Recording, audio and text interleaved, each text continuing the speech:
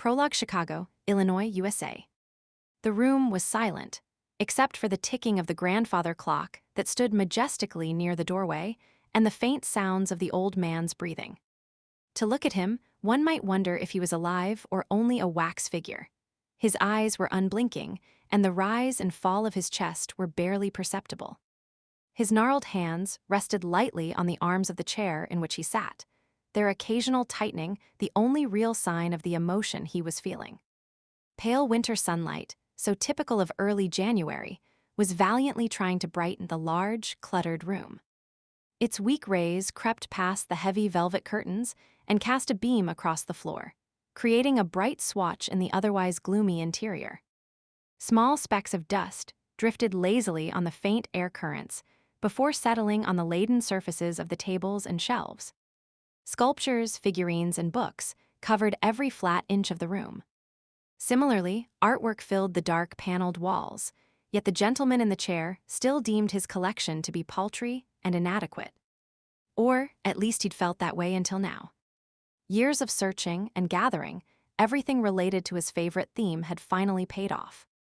The faintest movement near the corners of his mouth would let an astute observer know he was pleased. Over the fireplace, mantel hung his latest acquisition. Studying it with care, his gaze traced over the subject matter, analyzing and assessing. A quiet grunt and a slight movement of his head was the only acknowledgement he gave that here was what he had spent his whole life looking for. That will be all, Franklin. His voice was deep and strong despite his years, instantly commanding respect and obedience. A man, dressed in the formal garb of a butler, stepped out of the shadows that clung to the edges of the room and bowed at the waist. Yes, Mr. Grayson. If you need anything else, just ring. Silently, the servant picked up the step ladder he had used to hang the picture and left the room, quietly shutting the heavy mahogany door behind him. As Franklin's footsteps faded into the distance, the older man stood and advanced towards the fireplace. His steps were sure, his stride long, no decrepit shuffling for him, despite his years and the aching of his joints. Clasping his hands behind his ramrod straight back, he stood in front of the framed photo. Excitement was bubbling inside him, though his calm countenance gave no sign. This was what he'd been searching for. Everything else in the room was now worthless.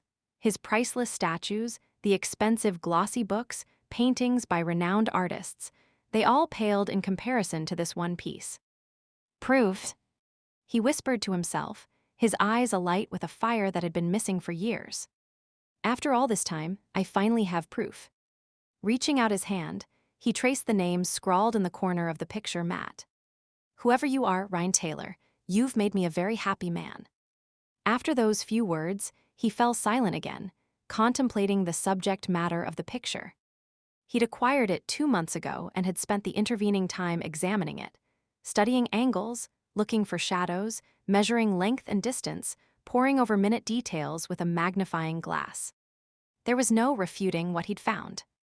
Now the amber eyes in the photo glared at him, challenging and arrogant, almost as if they knew his plan and were daring him to try and execute it. Eventually, the man looked away, staring at the thick carpeting beneath his feet. A dry chuckle rumbled in his chest. I can't hold your gaze. You're not even here, and still you manage to be dominant. Shaking his head, he made his way back to his chair and sat down heavily. Picking up the phone, he dialed a familiar number, and then waited impatiently for someone to answer, drumming his fingers on the arm of the chair. When the call was finally answered, he wasted no time on pleasantries. Grayson here. I need to talk to you, Aldrich. What about? He gave a short bark of laughter while looking up at the picture again. A wolf, of course. Stump River, Ontario, Canada. 700 miles northeast of Chicago. Ryne wiped his hands on a greasy rag and pulled down on the hood of the aging pickup truck. He sauntered to the far side of the garage and pitched the filthy rag in the garbage. Filters changed, Ben. Anything else? Ben Miller looked up from the service desk, where he was totaling the work orders. Nope. That's it for the day. Thanks for coming in to help. No problem. I can use the extra cash. That money pit I bought wants new plumbing. Ben rubbed the back of his neck as he contemplated the man before him. Not for the first time did he wonder why a young fellow like Ryne Taylor would choose to live in a godforsaken place like Stump River. Not that Ben didn't like his hometown, but he was aware of its limitations. No nightlife except for the local bar and Wednesday night bingo at the church. A 2-hour drive to the next largest community. Young people left Stump River, they didn't move here. Mind you, George and Mary Nelson were mighty happy that Taylor was bucking the trend. He had bought their crumbling house and the large parcel of land it sat on. There hadn't even been any quibbling over the cost. He'd paid the asking price without batting an eye. The sale had provided the town with nice bit of gossip to help pass the winter, as well as allowing the elderly Nelsons to retire to Timmins, a larger urban center, in relative luxury. Ben looked around his small business and smirked. Maybe Taylor would buy his place too, should he ever decide to retire. Watching Ryne get cleaned up at the nearby sink, Ben couldn't help but feel a touch of envy. All the local ladies positively drooled when Ryne was in town. Even his own wife wasn't immune. Ben had unwillingly eavesdropped on her conversation with a friend just last night, and had almost felt a tad inadequate after listening to them go on about his black hair, blue eyes, and devilishly sexy smile. Their words, not his, of course.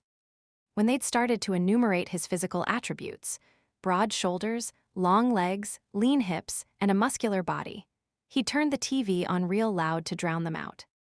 Ben shook his head.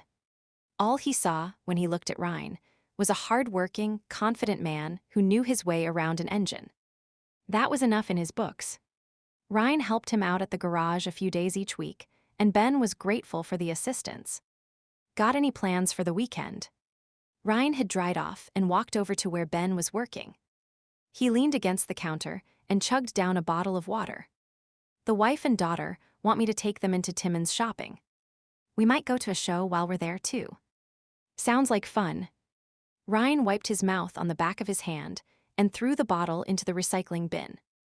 I am going to be working on the house as usual. It was a big project you undertook when you bought the place. I know, but I like the area, and it came with a lot of land.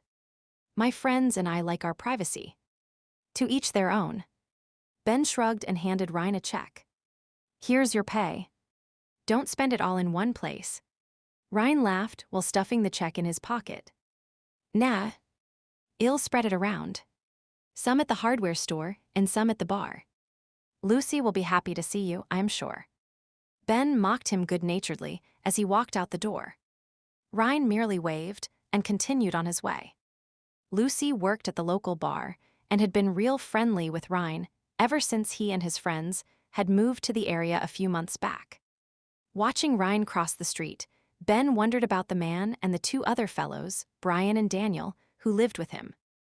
They weren't related, looking nothing alike, but something bound them together. At first, there'd been rumors that they were gay, but their behavior at the bar on Friday nights soon dispelled that rumor. The local lovelies swarmed around them, and they did little to discourage the attention, especially the younger 2. Ryne was a bit more discriminating. Oh, he'd been involved with a few of the local girls before settling on just Lucy, but for the most part, he held his liquor and was usually the one dragging the other 2 home at closing time, provided they hadn't hooked up with some female beforehand. Ben chuckled. Business at the bar was a lot brisker since the 3 had moved into the community. A few residents thought the newcomers were a bit strange, but except for the fact that they all lived together in the middle of nowhere, no one had any real complaints against them. The men were polite and didn't bother anyone. Most likely, it was as Ryne said, they'd moved here for privacy and because they liked the area. Nothing strange or mysterious about that. Chapter 1, Oregon, USA. Damn. There was a certain sick feeling in Mel's stomach as she lost control of the vehicle, and it began to slide across the snow-slicked roads into the oncoming lane. A horn blared as she narrowly missed a pickup truck, but that relief was short-lived as a telephone post loomed ahead. She clenched the steering wheel tighter, trying to steer into the skid, muscles tensed as she braced herself against the impact that was sure to come. When it didn't, she sent up a brief prayer of thanks. Stupid, snow-covered roads. Muttering to herself, she felt the car straighten out of the skid, wincing as the vehicle narrowly missed a farmer's mailbox. Moving back into her own lane, she blew a puff of air up over her face, causing her bangs to float up and then settle on her forehead again. Annoyingly, her long lashes kept catching in the too long fringe of hair. She really needed to make time for a cut, she reminded herself, but she didn't dare take her hands off the wheel to push her hair out of the way. Blinking rapidly, she managed to free her lashes and clear her vision. The forecast had called for light snow, but the weatherman was obviously an idiot and didn't know a high-pressure zone from a low. Heavy white flakes were falling on her windshield, and the wipers were having a hard time keeping up. Twice now, Shed stopped and wiped the accumulated white stuff from the blades. She shouldn't have trusted the fellow at the rental agency when he said the car was fine, but at 10 o'clock at night, after a long flight squished between a large man and a frazzled mother with a crying baby, all she had wanted to do was get a car, escape the confines of the airport, and find a room at the nearby motel. Now, she wished Shed been a bit more particular. A road sign proclaimed that her destination, Smythston, Oregon, was rapidly approaching, and she allowed herself to breathe a sigh of relief. Shed had a late start, being up half the night listening to planes land and take off, and now her 2-hour trip had turned into 4 hours of white-knuckle driving. She couldn't wait to get to the bed and breakfast where Shed booked a room. A hot shower and dinner, followed by a nap, were going to be her reward for surviving this trip. In the brochure that lay on the seat beside her, the Grey Goose Tea Room sounded quaint and boasted luxury rooms with home-cooked meals. Her stomach rumbled at the thought of food, and she knew that even if the place was no better than a mom and pop greasy spoon, she'd devour whatever they had to offer. Her stomach was telling her it was long past feeding time. She glared at the snow that was messing up her schedule, all the while hoping her room was still available once she finally arrived at her destination. An oncoming transport trailer uncaringly doused her car in slush, and Mel swore vigorously as her view of the road disappeared. Quickly flicking the wipers onto high, she peered out of the streaked windshield and wondered once again at the sanity of taking on this particular job. It was a ridiculous assignment, but paid well, and since she was next thing to being broke, she couldn't be too choosy. After years of working dead-end retail jobs, Shed finally gone back to school, earned her high school diploma, and then enrolled in the journalism program at Northwestern University. It wasn't the most practical course, her guidance counselors had pointed out. If she was looking for a secure career, computers were the way to go. Shed thanked them kindly for the advice, but knew she'd never be able to sit in an office all day, every day. Being in one place too long didn't suit her. She had itchy feet just like her mother, which was probably why Shed constantly drifted from one job to another. After the initial thrill of learning a new skill wore off, she soon lost interest and found herself searching the want ads for yet another new position. At least, once she was a journalist, an employer would pay for her to move around. It wasn't a great wage, but it was something she enjoyed and helped lessen the restlessness within her. Talking to people, visiting new locations, researching backgrounds, each day would be different, or at least that's what she hoped. Right now, she was taking a year off, being halfway through the 4-year program and completely out of funds. By juggling 2 waitressing jobs and writing a few freelance articles, she was hoping to make enough money to go back to school next year and finish the program. That was why this job was exactly what she needed. A lawyer named Leon Aldrich had contacted her on behalf of a client, a wealthy client, no less, to do some work as an investigative journalist. Mel had been a bit surprised to be contacted by the man, wondering how he'd come by her name. Mr. Aldrich claimed one of her college instructors had passed her name along, and Mel had hesitantly accepted the explanation. It was against college rules to show favoritism, and Mel was curious as to who had put in the good word for her. The lawyer had merely smirked at her, saying she had been chosen from a number of other candidates. He added it was best not to look a gift horse in the mouth. Not quite sure what to make of the man, Mel had shrugged and listened to his offer. She needed the money and couldn't afford to be too choosy. the man had presented Mel with a lucrative job offer. In exchange for a ridiculously large sum of money, she was to research a photographer named Ryne Taylor and write a piece on his life. It had seemed a bit strange at the time.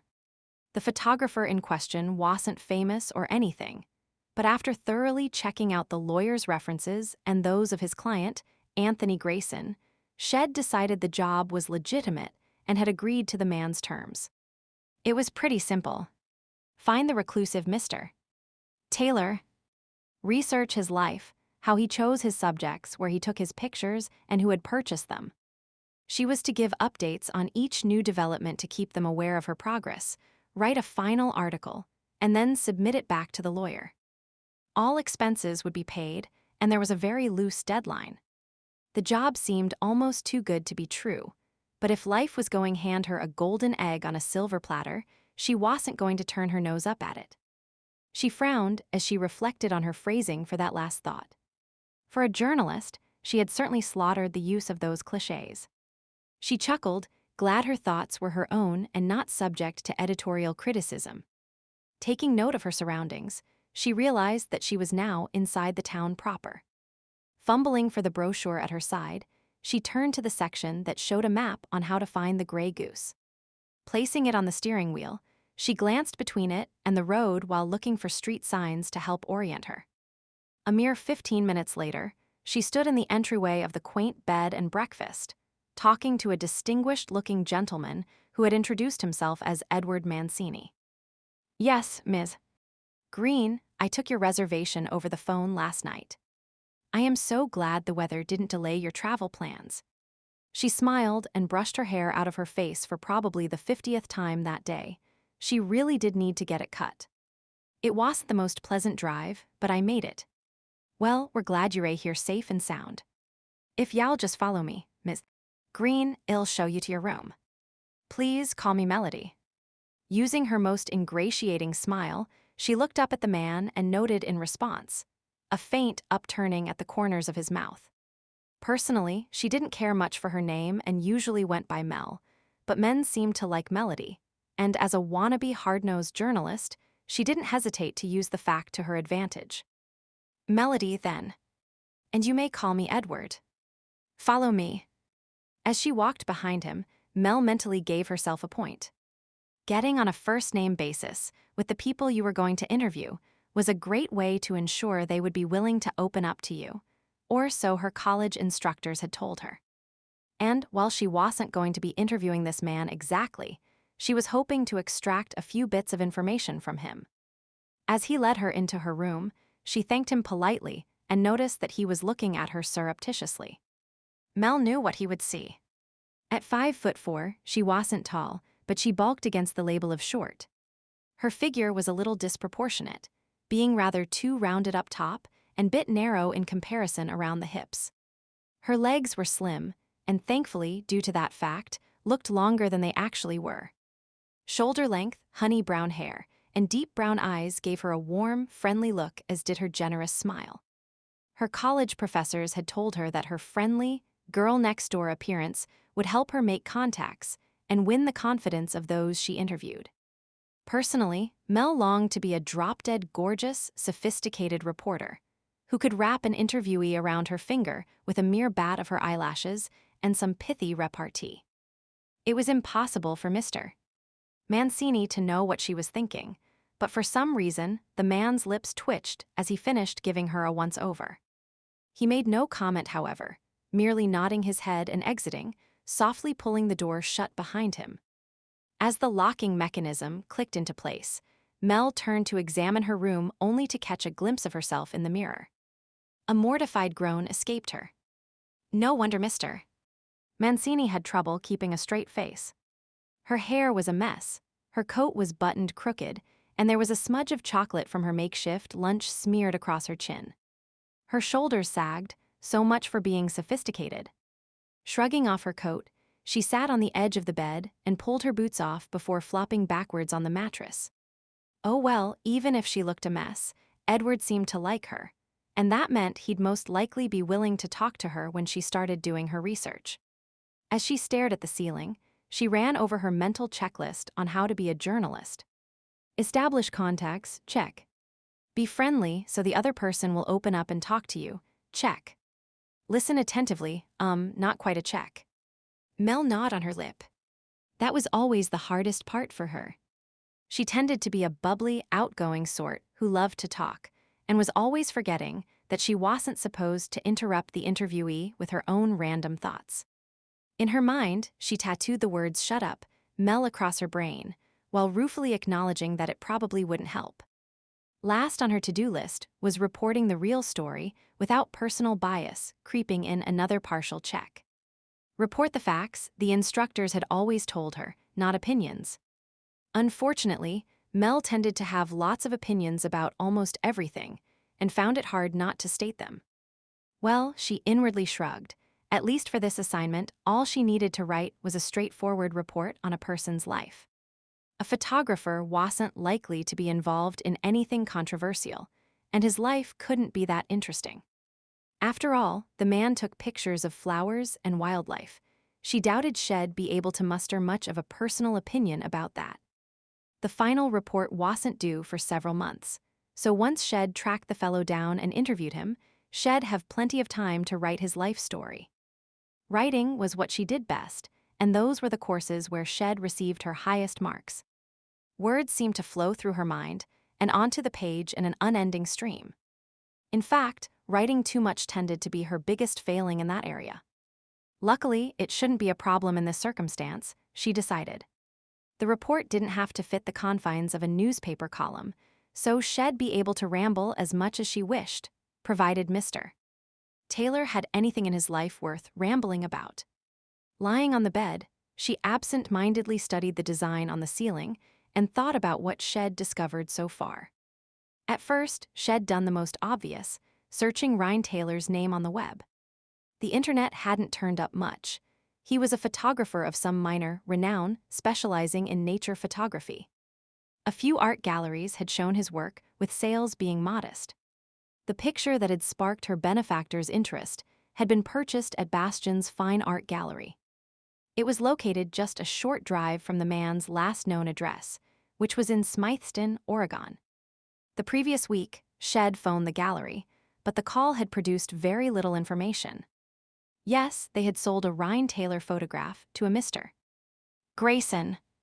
No, there was no information available to the public about the photographer himself. The fact that the information wasn't available to the public meant that there was information available. Mel just needed to find a way to get her hands on it. Unable to find an address or phone number for the mysterious Mr. Taylor, she was resorting to what was affectionately called old-fashioned legwork. Hence, she found herself traveling halfway across the country in the middle of February to this small, nondescript town. Stretching, she ran her hands through her hair and forced herself to sit up. While she would prefer to be investigating someone on a tropical island, her present location wasn't all bad. Giving a small bounce, she deemed the bed comfortable and looked around the room, for the first time taking real note of her surroundings.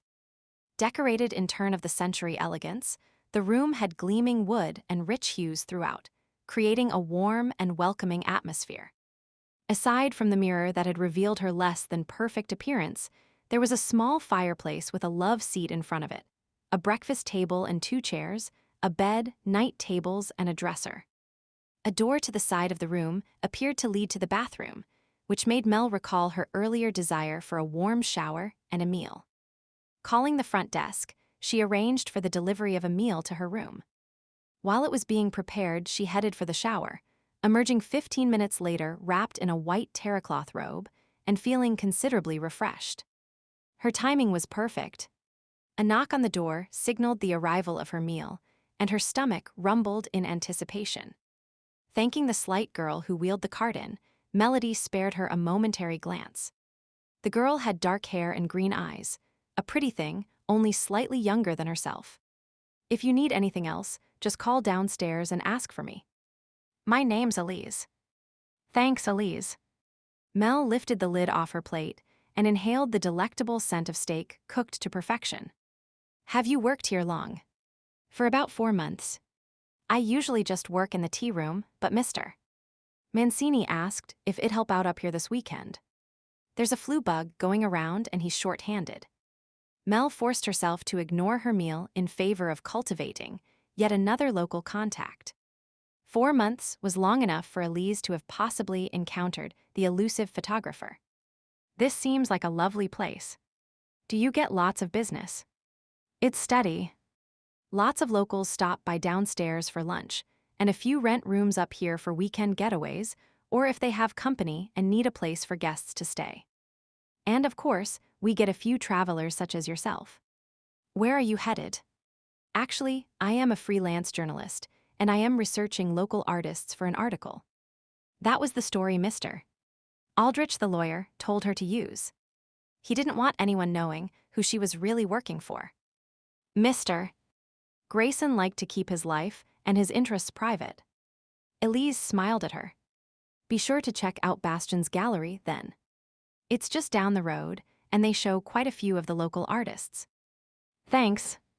I'll put them at the top of my list. Even though Shed already planned on going there, she didn't want to hurt Elise's feelings. Elise nodded, and Mel noticed how she was rubbing her stomach. Was the girl coming down with the flu, too? Or was she pregnant? Mel recalled how a fellow waitress, Nicole, had always been rubbing her belly when she was expecting. Eyeing Elise speculatively, Mel wondered if there was a slight thickening of her waist. It was hard to tell, with the apron wrapped around her. Oh well, it really wasn't any of her business. Well, I really should get back to work. I hope you enjoy your stay here. Elise headed towards the door. I am sure I will. It's been nice talking to you, Elise. Her stomach chose that moment to rumble again, and she pulled a self-deprecating face. Elise laughed softly and pulled the door shut behind her. With Elise on her way, Melody sat down to enjoy her dinner. As Shed suspected, the food was delicious and soon her plate was empty.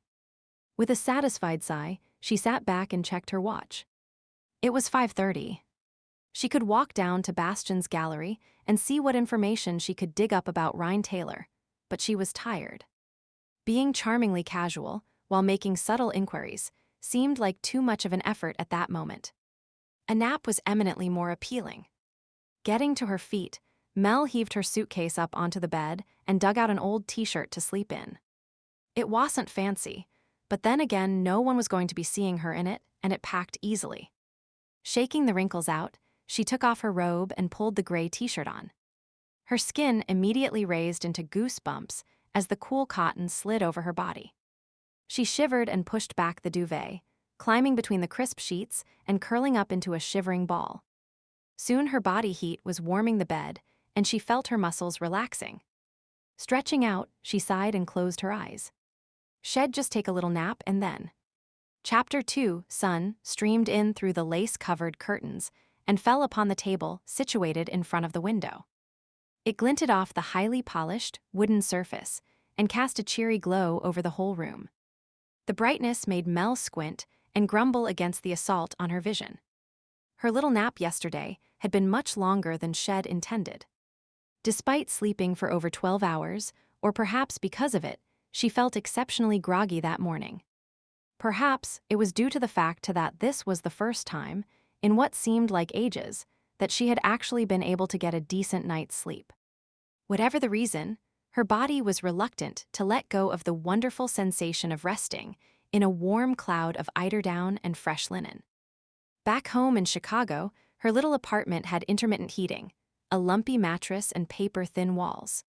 The latter provided her with the privilege of hearing the tenants on all sides of her arguing, watching TV, or engaging in physical relations at all hours of the day and night. That, on top of working 2 jobs in an effort to try and raise money for her education, meant she was chronically bleary-eyed and overtired. Friends told her to move, but being situated by the elevated train tracks meant the rent was cheap, and with the building located midway between her 2 jobs, she felt she could suffer through the inadequacies of her dwelling with the ultimate goal of being able to afford better someday. But now it appeared all that would be behind her much sooner than anticipated. Blinking sleepily, Mel propped her chin up with her hand while sipping her coffee and pondering yet again the providential turn of events that had landed her in her present situation. Researching this photographer was going to be a piece of cake, and the substantial windfall the assignment was paying would mean she could quit one of her jobs and go back to school earlier than planned. With any luck, today she'd find out where Ryne Taylor resided, and tomorrow she would be on her way to his home. A few days of talking to him, and the preliminary part of the job would be done. A smile passed over her lips as she thought of how Mr. Taylor would react when he finally heard the news that he was the focus of an article. He'd probably welcome the attention given him. After all, trying to make a name for yourself in the art world was no easy task. Perhaps Mr. Grayson even wanted to become the photographer's patron, and the article was destined to be published in some fancy art magazine. Mel brightened at that thought, since it would help her own career along, too. Mr. Taylor and she might both end up benefiting from their encounter in ways neither could even dream of at the moment. Feeling the caffeine finally activating the synapses of her brain, Mel began to take a more active interest in the happenings outside her window. The snowstorm had passed by overnight, and the sun was causing the temperature to rise. Icicles dripped from the eaves, and the fluffy white snow of yesterday was slowly melting into a miserable, soggy mess. Early morning commuters drove slowly down the narrow downtown streets, streams of slush spewing behind them. Snowplows must have been working during the night, as piles of snow lined either side of the roadway. Merchants were out shoveling walkways and spreading salt on icy patches so that customers wouldn't slip and fall while purchasing their wares. A silver pickup truck pulled in near the curb in front of the Gray Goose, and Mel watched the scene below her with increasing attentiveness. First, a tall, dark-haired man climbed out. From her second-story vantage point, she could easily make out his features, and her heart beat a little faster in appreciation of his male beauty. He circled the vehicle and opened the passenger side door, reaching in and lifting a woman out and over the piles of snow onto the safety of the sidewalk. Mel smiled, good-looking, strong, and chivalrous. Observing the man tenderly kissing the woman and then lingering to watch her walk away, she sighed with envy, her hidden romantic streak making itself known. The fellow was obviously smitten. Wasn't that just the way? The good ones always seemed to be taken. The woman turned to wave at the man, and Mel caught a brief glimpse of her face. It was Elise, the girl who had brought in her meal last night. What a lucky little thing she was to have a man like that. Maybe she should ask if he had a brother. Mel wrinkled her nose and shook her head, quickly dismissing the idea. Nah, hunky men usually didn't go for the girl-next-door types such as herself. They were after sultry beauties and sexy models that would look good hanging off their arm.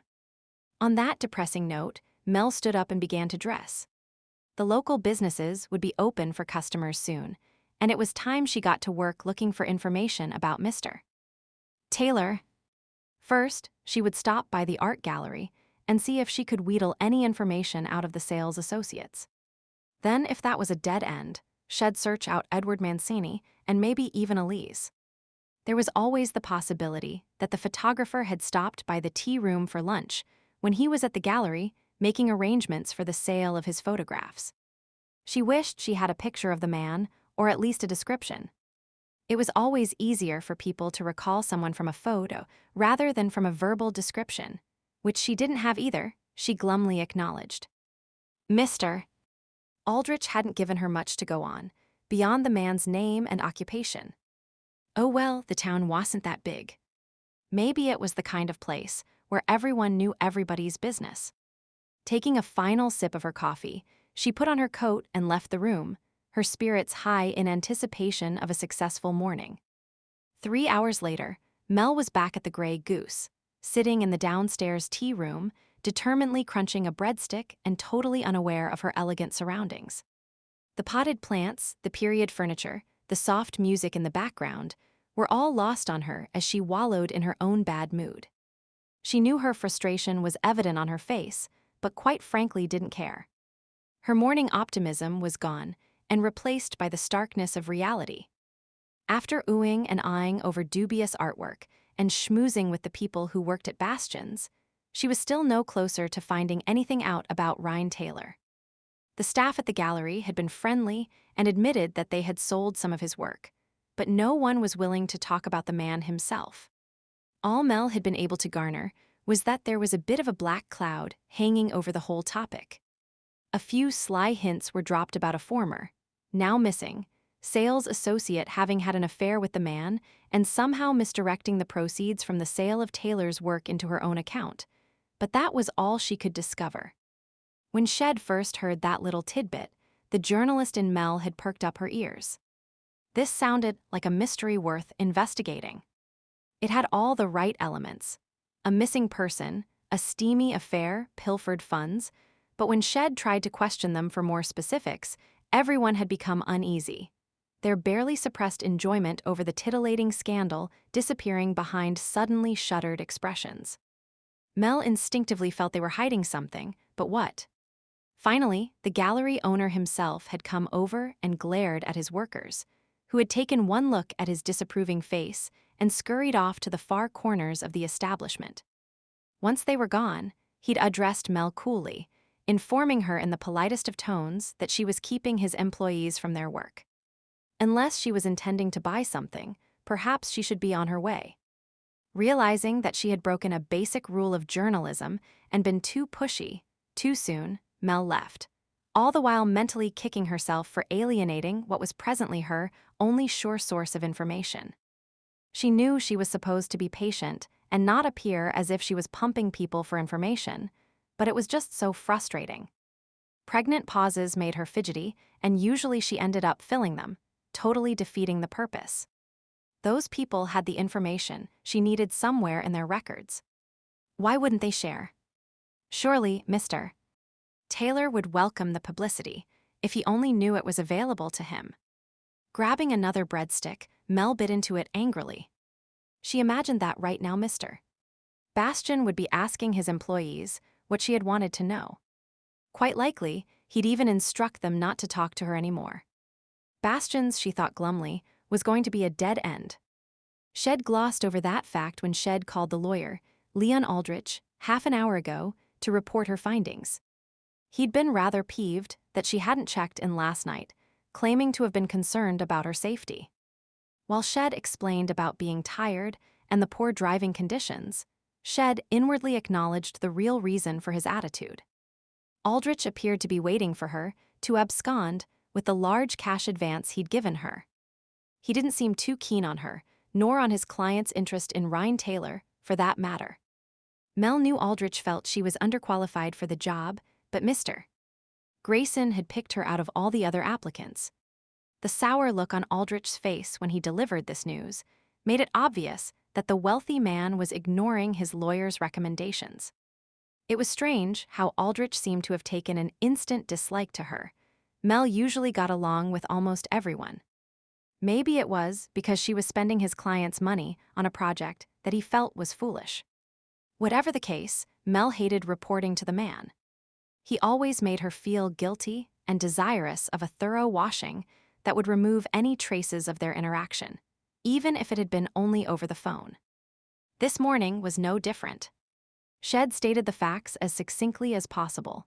Shed arrived safely at the Grey Goose, had been to Bastian's, but unfortunately hadn't found any new information. Her next move was going to be checking the archives of the local paper. Aldrich had reluctantly agreed with her plan, and Shed hung up, feeling his disapproval oozing down the phone lines. At least now that the unpleasant task of talking to the man was over, she was free to sit and brood about her morning in relative peace and quiet. Mel was doing so with great success, mowing down breadsticks and leaving a little array of crumbs all over the white linen tablecloth, oblivious of her surroundings. When a shadow fell across the table, she gave a start, having forgotten she was in a public restaurant. Looking up, she saw Elise standing beside her. "Hi. You look a bit down. Having a bad morning?" Elise's concerned inquiry immediately made Mel feel a bit better. Here, at least, was one friendly face. "Yeah. I was at Bastian's gallery all morning. There's one particular artist that I am trying to get some background on for my article, but I struck out. And they didn't have any information for you." Elise seemed rather surprised by the fact. "Well, they said they didn't, but I think they're holding out on me. That's strange. Wouldn't an artist welcome publicity? Mel snorted. You would think so. Someone called Elise's name, and she glanced over her shoulder. Oops, my order for table 3 is ready. Here's the menu. Our luncheon specials are listed on the front. I'll be back in a minute to take your order. Mel watched Elise's retreating form, thinking she could ask her about Ryne Taylor. Bastion's was a dead end, but maybe the local people knew something about the man. After all, he had lived in the area before disappearing off the face of the earth. Determined not to be quite so eager for information this time, she purposely engaged Elise in casual conversation when the girl returned. I saw you getting out of a pickup this morning. Was that your husband? Yes. Elise rolled her eyes and appeared exasperated. Kane's so overprotective right now. He wouldn't even let me drive in by myself this morning because of the snow. You mean he's not always like that? Elise blushed prettily. Well, a bit, but it's getting worse now.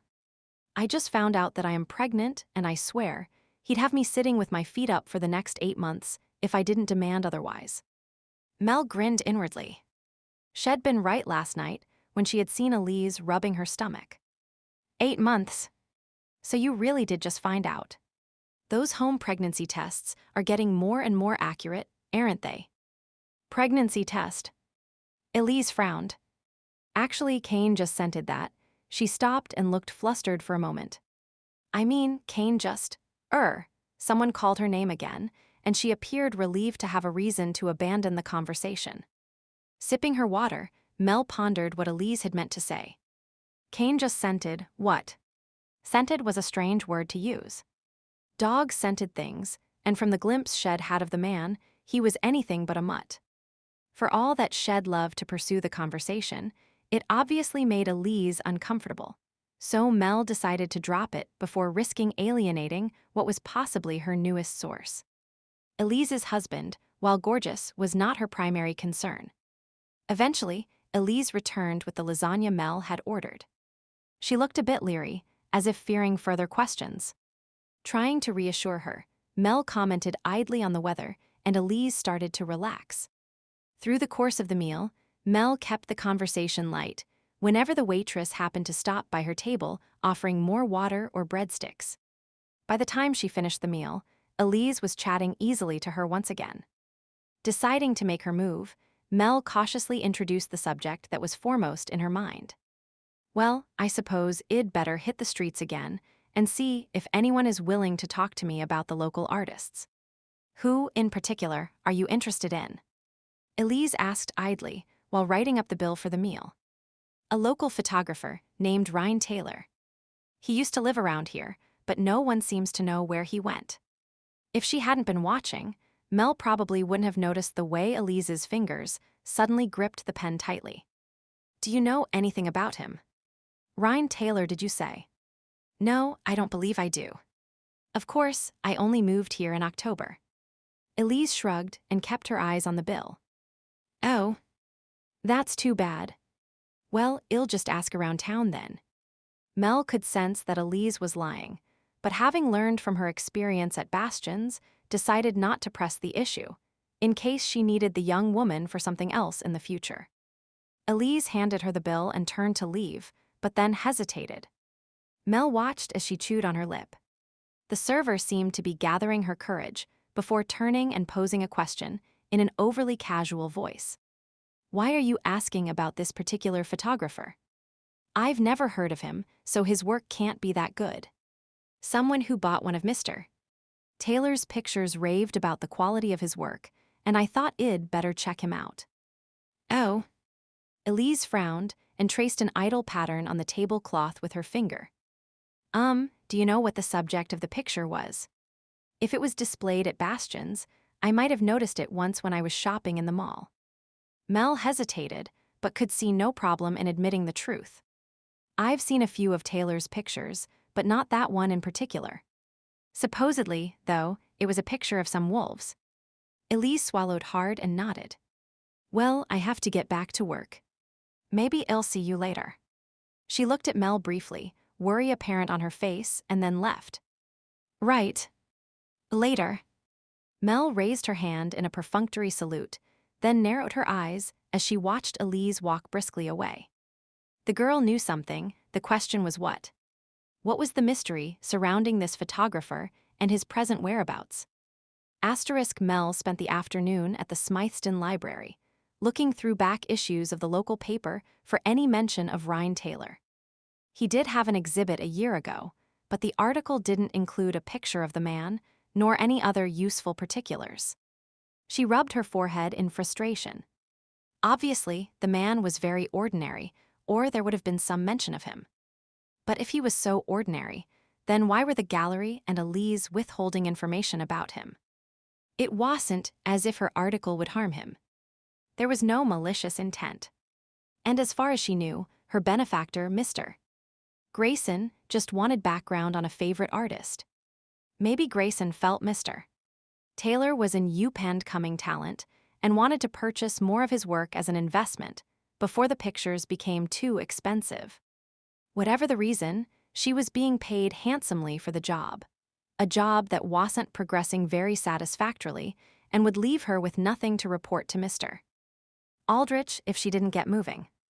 Arching her back, she pulled out yet another edition of the paper and got back to work. Several hours later, Mel stood on the steps of the library, muttering under her breath and contemplating her next move.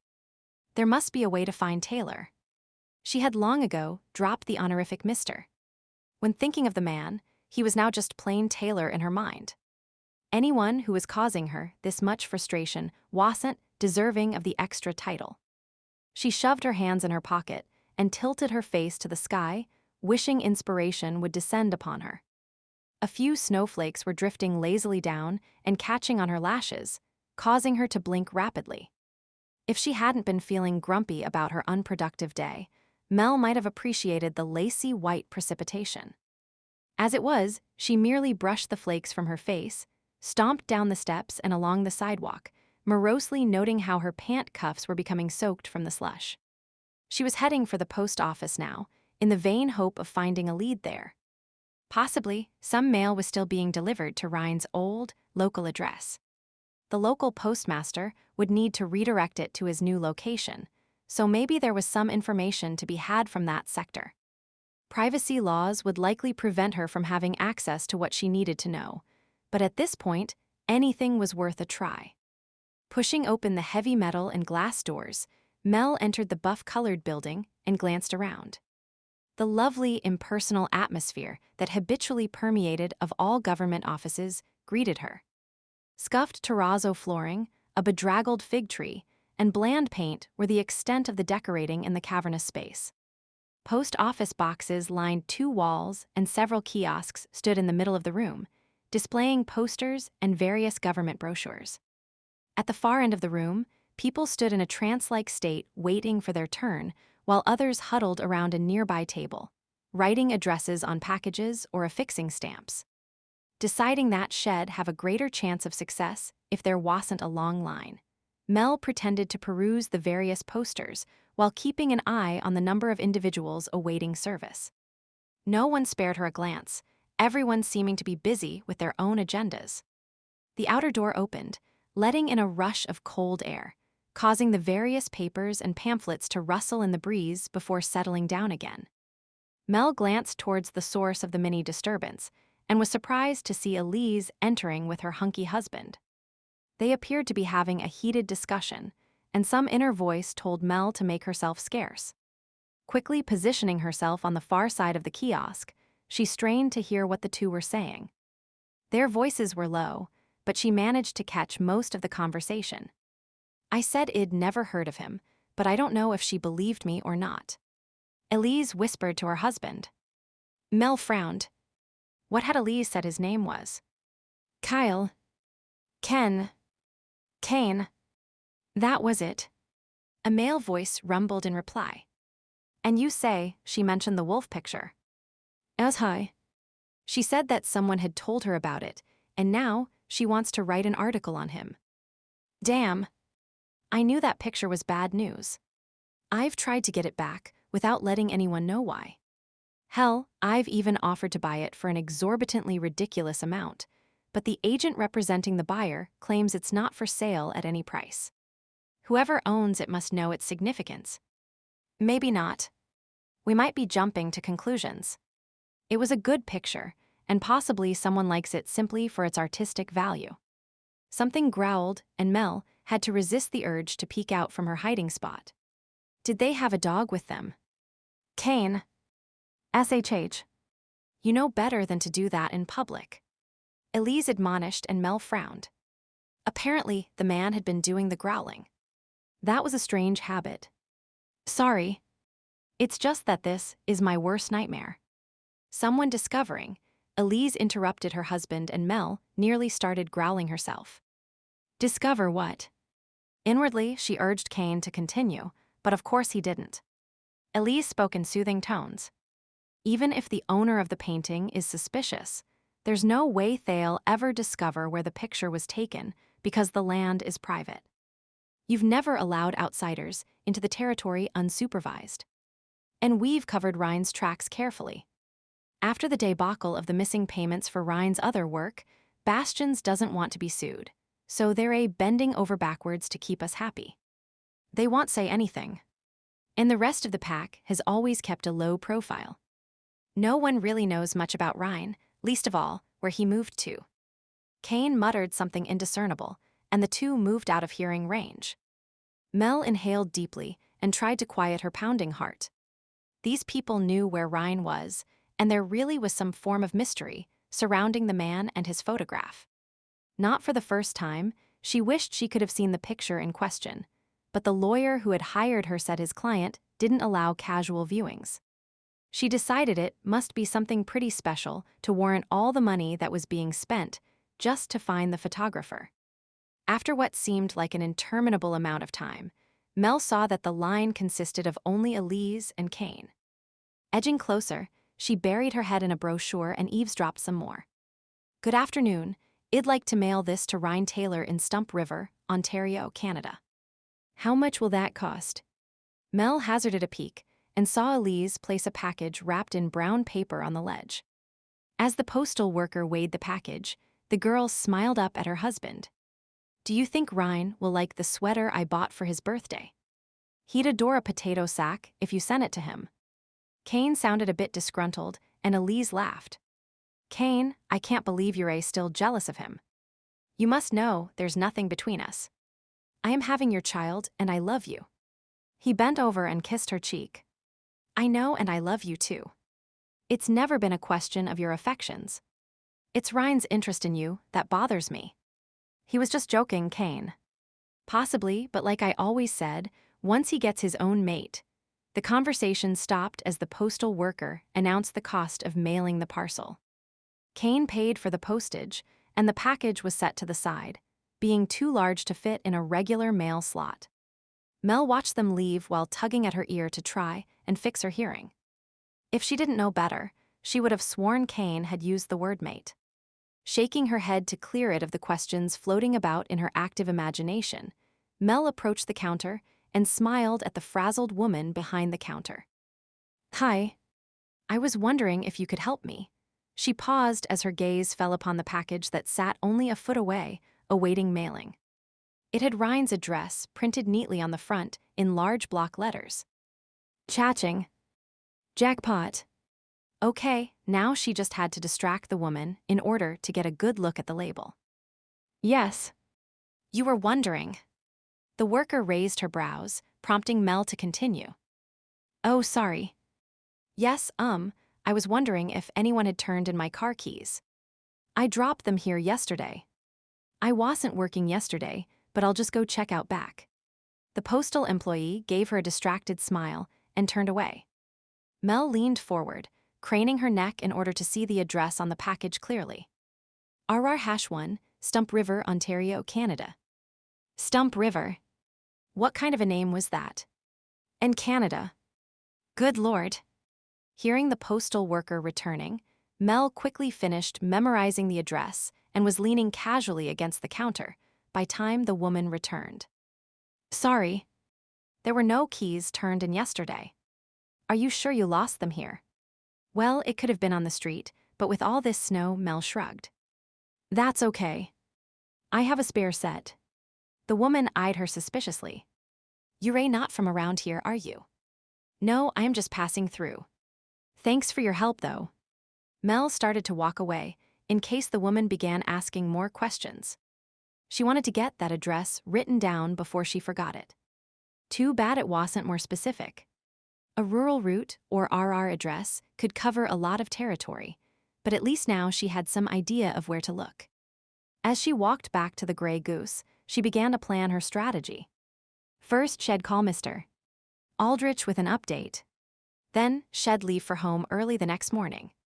It would probably take her about a week to research Stump River, Ontario, and look for any record of Ryne Taylor in Canada. Her previous search had focused on the United States, since she'd never imagined the man would actually leave the country.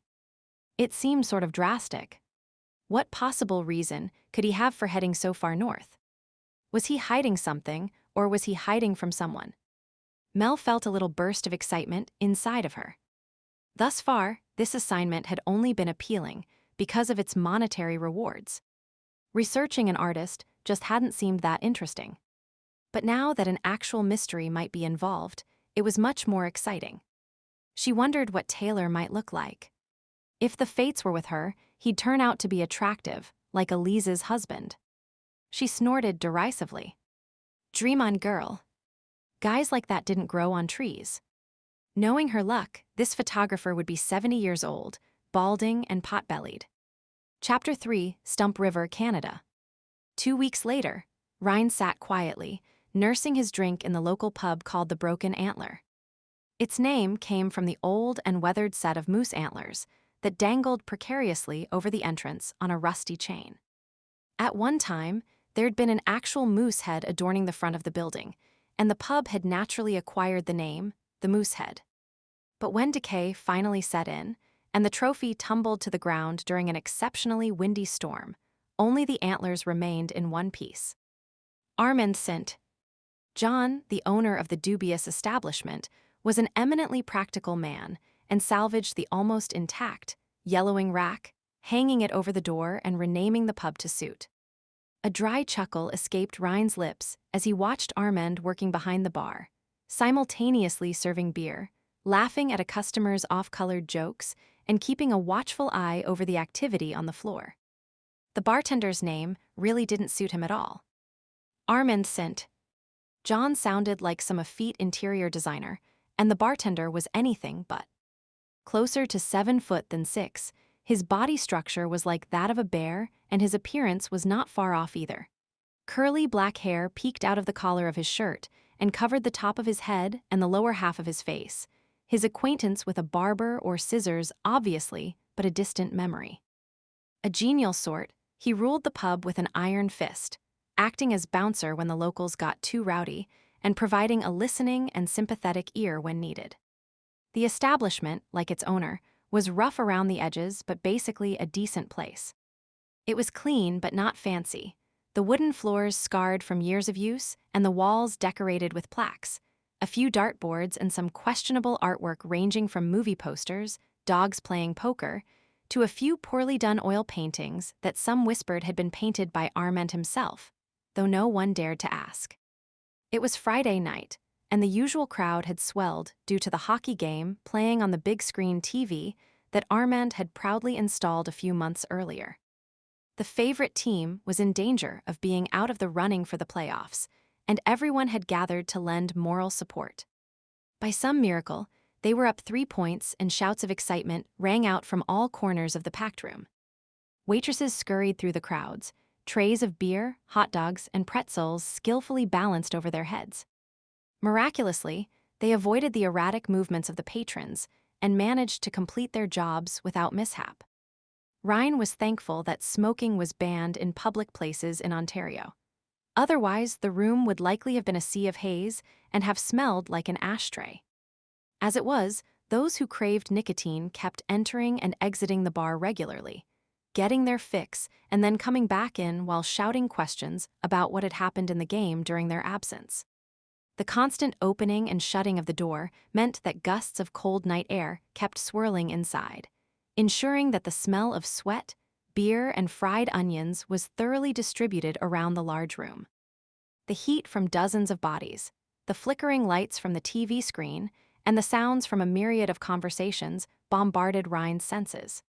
He let it all wash over him as he sat in the far corner, content to hide in the relative peace and darkness it offered. His eyes were half closed as he watched the activity around him, his breathing deep, and even his body appearing relaxed. He was in his own isolated bubble, detached from his surroundings, yet still aware on some instinctual level, in case something occurred that required a quick reaction. Hockey was a fine game, the company was good, but tonight he had no interest in either the sport or in socializing. It was only at the insistence of his friends, Daniel and Brian, that he'd conceded to leave the house. Lately, he'd been feeling out of sorts, and he was sure they were trying to cheer him up, not only as part of their duty as friends, but because they were tired of dealing with his moods. Maybe the problem was the fact that it was his birthday, and he was another year older. He didn't feel older, despite what the calendar said. Tired, yes. Older, no. The renovations on his house were extensive, and almost every waking hour was spent trying to repair the place. It was hard work, but he didn't mind it. Sitting and doing nothing all winter would have driven him insane. The work gave him a purpose, even if it wore him out. So yes, he was tired, but that wasn't the problem. Taking another sip of his beer, he thought about the package he'd received in the mail this morning. His sister-in-law, Elise, had sent him a sweater for his birthday and a collection of cards from other members of the pack. It had been nice to read their well wishes, but now he was feeling melancholy, missing the family he'd left behind when he'd moved here. It wasn't as easy as he'd thought it would be, striking out on his own. The hard work and lack of money weren't that difficult to deal with. It was the absence of an extended family. He was used to being part of a large group, and now there was only himself and his two friends. They got along fine, but sometimes the large house he'd purchased seemed empty and cold. Lately, he'd find himself looking around and imagining what it would be like to have happy voices and friendly faces filling the place. Shifting in his chair, he absent-mindedly watched a leggy blonde walking by his table for the third time. She gave him a thorough once-over and flashed a smile his way. Automatically, he grinned back and winked, even though he had no real interest in her. After all the years he'd spent carousing, such a reaction was ingrained into him. Maybe. The problem was that he needed to find a permanent companion. It was spring after all, time for all healthy males to look for a mate. The only difficulty was that no one appealed to him as much as his sister-in-law did. She was a sweet thing, usually quiet and trying to please everyone, but with a strong, feisty side to her as well. It just didn't appear that often. He quirked his lips as he thought about how much he enjoyed provoking her, seeing her temper flare and her cheeks start to flush. Elise was lovely, with big green eyes and dark brown hair that fell about her shoulders in a glossy sheet. Her voice was soothing, and her smile could brighten even the darkest of days. Too bad she was madly in love with his half-brother Kane. They made a great couple, and Ryne knew he'd never have a chance with her. But still, some part of him longed for a partner like Elise. He snorted ruefully and took another swig of beer, wiping his mouth on the back of his hand. It was all a pipe dream. Someone like Elise would never put up with him. There were too many rough edges to his personality for a girl like that. His sense of humor was too offbeat. He was too impulsive and too quick to anger. Mind you, once he made a mistake, he owned up to it and faced the consequences. But then again, that was what any real man would do. This made him think of last fall's debacle. His then-girlfriend, Marla, had turned out to be a scheming bitch, intent on forcing Kane into selling his land to an oil company just so she could get her hands on the proceeds through computerized bank fraud. The woman had even stooped to murder to get her own way, killing the man that had been like a father to both himself and Kane. She then pitted brother against brother, for a while totally alienating them from each other.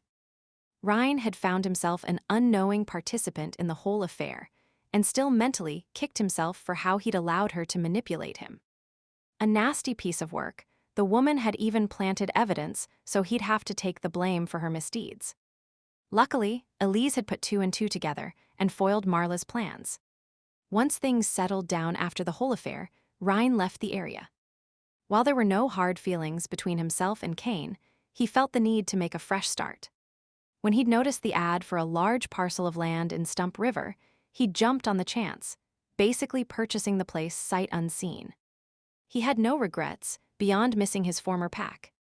The place needed lots of work, but it was his, and there was plenty of room for growth with the possibility of purchasing even more land in the future, as the aging population moved to larger centers that supplied more services for seniors. Yes, it had been a good move. Ryne glanced toward the bar to see how Brian and Daniel were faring. The two tended to get a bit rowdy at times, and for all that Ryne hated playing the heavy, he felt a certain responsibility towards them. More than once since coming to Stump River, he'd had to step in and remind them to toe the line. After all, he was in charge of this grand undertaking, and he wouldn't tolerate their stupidity messing up his plans. The younger men had asked to come with him when he announced he was moving here. Both had been eager to make a fresh start after circumstances in their own lives had turned sour. Ryne was grateful for their help and companionship, even if they did irritate him at times. He watched them indulgently. Right now, they seemed to be behaving. Each had an arm around the waist of some local beauty, and he was sure he knew how their evenings would end. A lot of wild oats were sown around Stump River lately, and as long as the oats didn't start to grow and cause a population explosion, it was fine with him.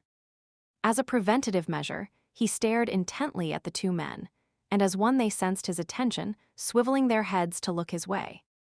Meaningfully, he raised his eyebrows and nodded towards the girls. Daniel immediately dropped his gaze and nodded, indicating he'd follow the rules. Brian smirked and raised his beer in a mock toast before tilting his head in acquiescence. Ryne couldn't help but grin at the fellow's mock impudence. He and Brian hadn't known each other long, but the two had forged a good relationship. Brian liked to push his buttons, but knew when to back off. He was also Ryne's right-hand man and could be depended on to watch his back if the going got rough. Armand looked up at that moment and caught Ryne's eye. He nodded in response to the implicit question. Soon another beer would be in front of him. He'd already had several and was planning on having several more, drowning his sorrows in the golden liquid. Tomorrow he'd regret the action, but for tonight it seemed to be a good idea. The beverage appeared in front of him, and he looked up to thank the server. An impressive cleavage met his eye with a name tag affixed to it, proclaiming the owner of the bosom to be Lucy. Interest stirred low in his body, and he moved his gaze up higher. Lucy had full red lips and big baby blue eyes that seemed to be stripping him naked. His body twitched in response to her silent invitation. Ryne felt his lips begin to curve into a predatory grin, and he snaked an arm around her waist, pulling the woman down onto his lap. He and Lucy had become well acquainted in the few months since he'd moved to Stump River. Possibly, she was the distraction he needed tonight. She giggled and ran her fingers through his hair, wiggling in his lap. "Is it time for your break?" He rumbled into her ear. She glanced towards the bar. Armand had his back turned, watching the game. Their team was on a power play. Lucy leaned forward and nipped at his ear. "I don't think Armand will mind if I spend some time with a lonely customer." Ryne smirked and stood up, quickly leading the girl down the dark hall towards the employee's washroom. He barely had the lights on in the small room before she was pulling at his clothing. Reaching behind her to turn the lock, he growled as an animalistic hunger surged through him. He pushed her back against the wall and kissed her roughly. In no time at all, they were coupling. Lucy's legs wrapped around his waist as he grasped her buttocks and thrust into her. The beast inside him wanted out, but Ryne kept a firm rein on himself. It wasn't safe to let himself go completely, not when this was just a casual relationship that would lead nowhere. There were parts of him that were too dark to reveal to the likes of a girl such as Lucy. Lucy was digging her nails into his back and sucking on his shoulder, her release obviously close. Ryne moved faster, pounding into her, her bleached blonde curls and large breasts bouncing up and down from the rhythm. She threw her head back, crying out as her orgasm hit. He continued to rock his hips until she was done. Then, with 3 more hard thrusts, he found his own release, grunting with pleasure as his seed spilled from his body. He quickly withdrew and Lucy kissed him, gushing about how good it had been. Murmuring appropriately, he turned to the toilet, removing the condom and cleaning himself up. In the mirror, he could see Lucy making herself presentable. Once they were both dressed, she kissed his jaw and whispered in his ear, "Happy birthday, Ryne. Brian and Daniel told me what day it was, so I thought I'd better give you something." "Why, thanks, Lucy." It was the perfect gift for the man who has everything. He responded with his trademark grin, patting Lucy's rear and giving her a kiss before she left the bathroom and headed back to work, a satisfied smile gracing her face. Ryne stayed behind, leaning against the wall of the darkened hallway, thinking about what had just happened. He wasn't sure if he should thank the other 2 men or hit their heads together for interfering in his life. They probably meant well, and noticing that he was sitting by himself in a dark corner, decided to cheer him up by sending Lucy over. Usually a romp with the waitress would have raised his spirits, and he'd spend the rest of the evening enjoying her company. But not tonight.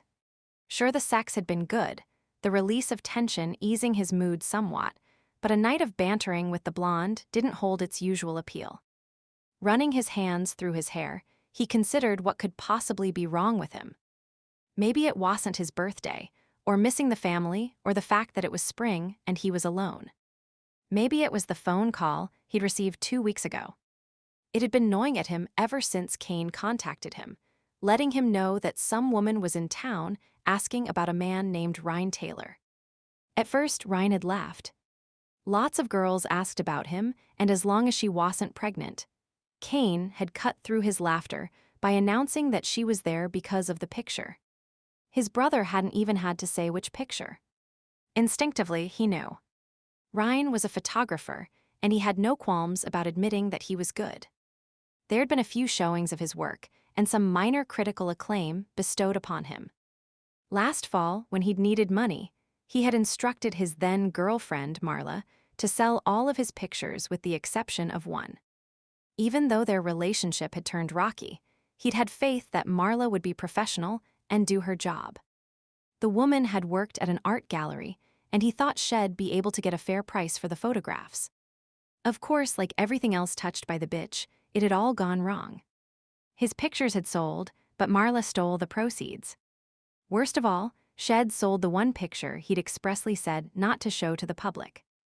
Now the picture was out there somewhere, and everyone was just waiting for the proverbial other shoe to drop.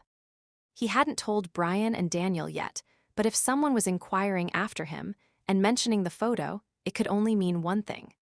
The secret was out, and now he had to prepare for the fallout. Chapter 4. It was the middle of March. Spring was making its presence known, and the snow was finally starting to melt in northern Ontario. Bits of green were poking out of the ground, and buds were beginning to swell on tree branches. The air contained that indescribable quality of warmth and promise that the last of the wintry weather was past and fairer days were ahead.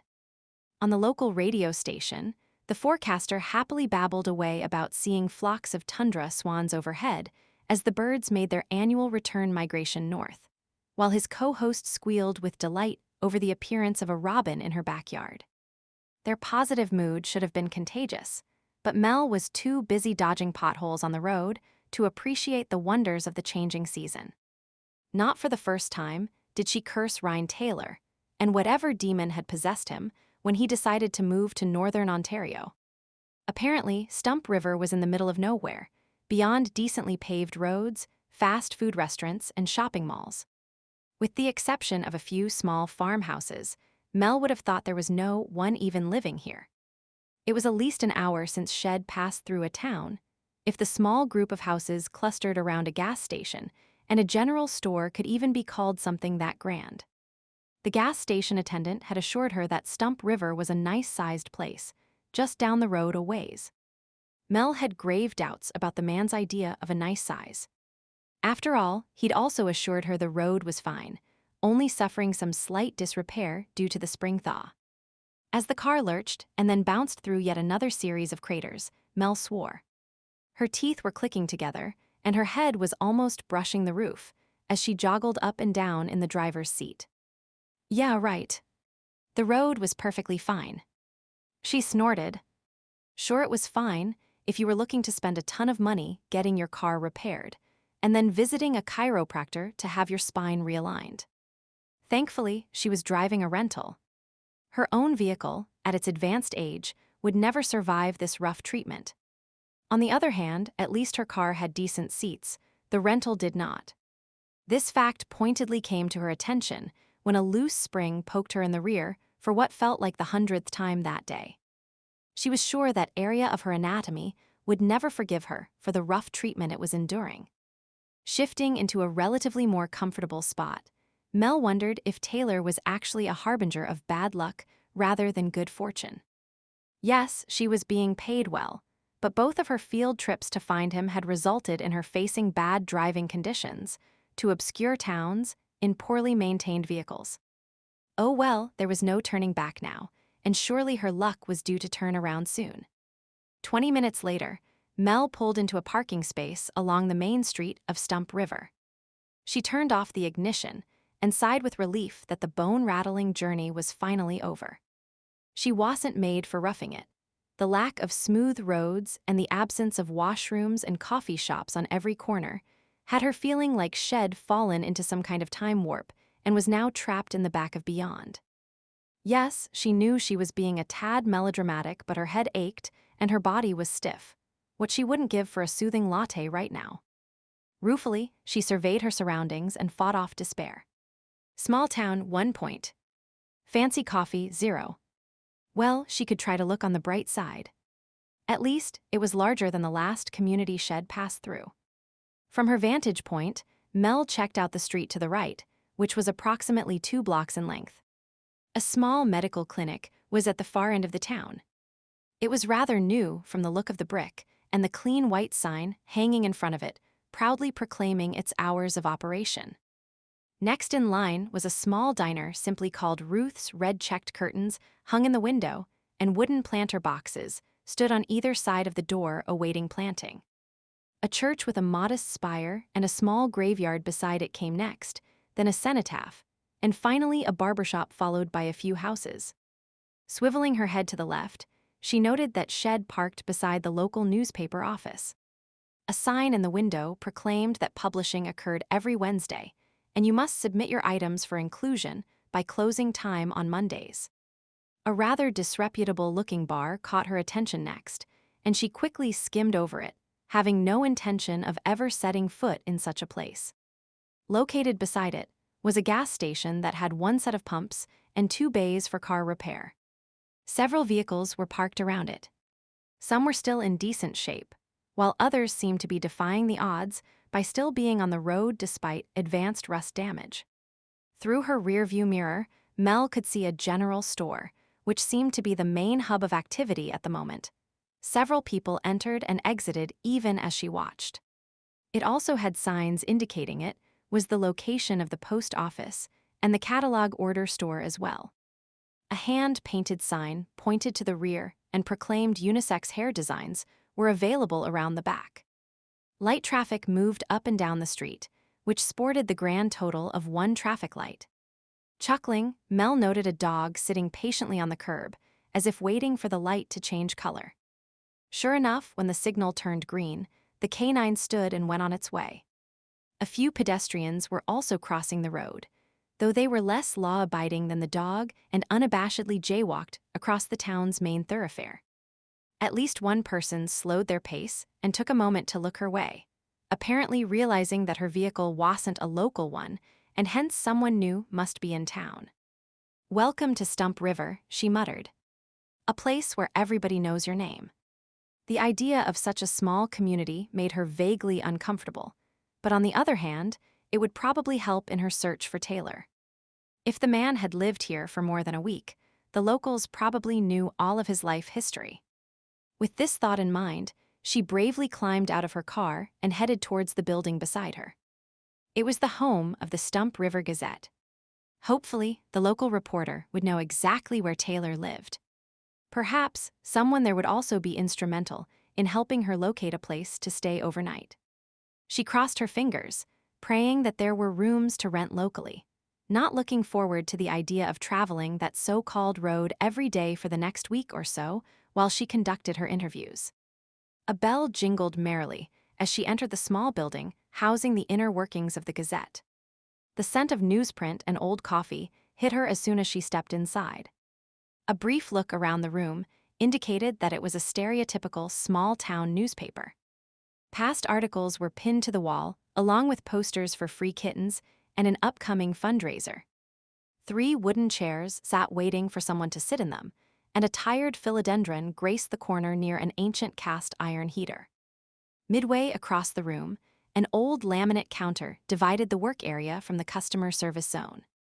Behind it, a middle-aged woman sat frowning at a computer screen, the piece of technology rather at odds with its surroundings. A short distance from the computer station, a man of similar age was engaged in a conversation on the phone, occasionally jotting notes as he nodded at something the caller must have said. He glanced Mel's way and raised a finger, indicating he would just be a moment.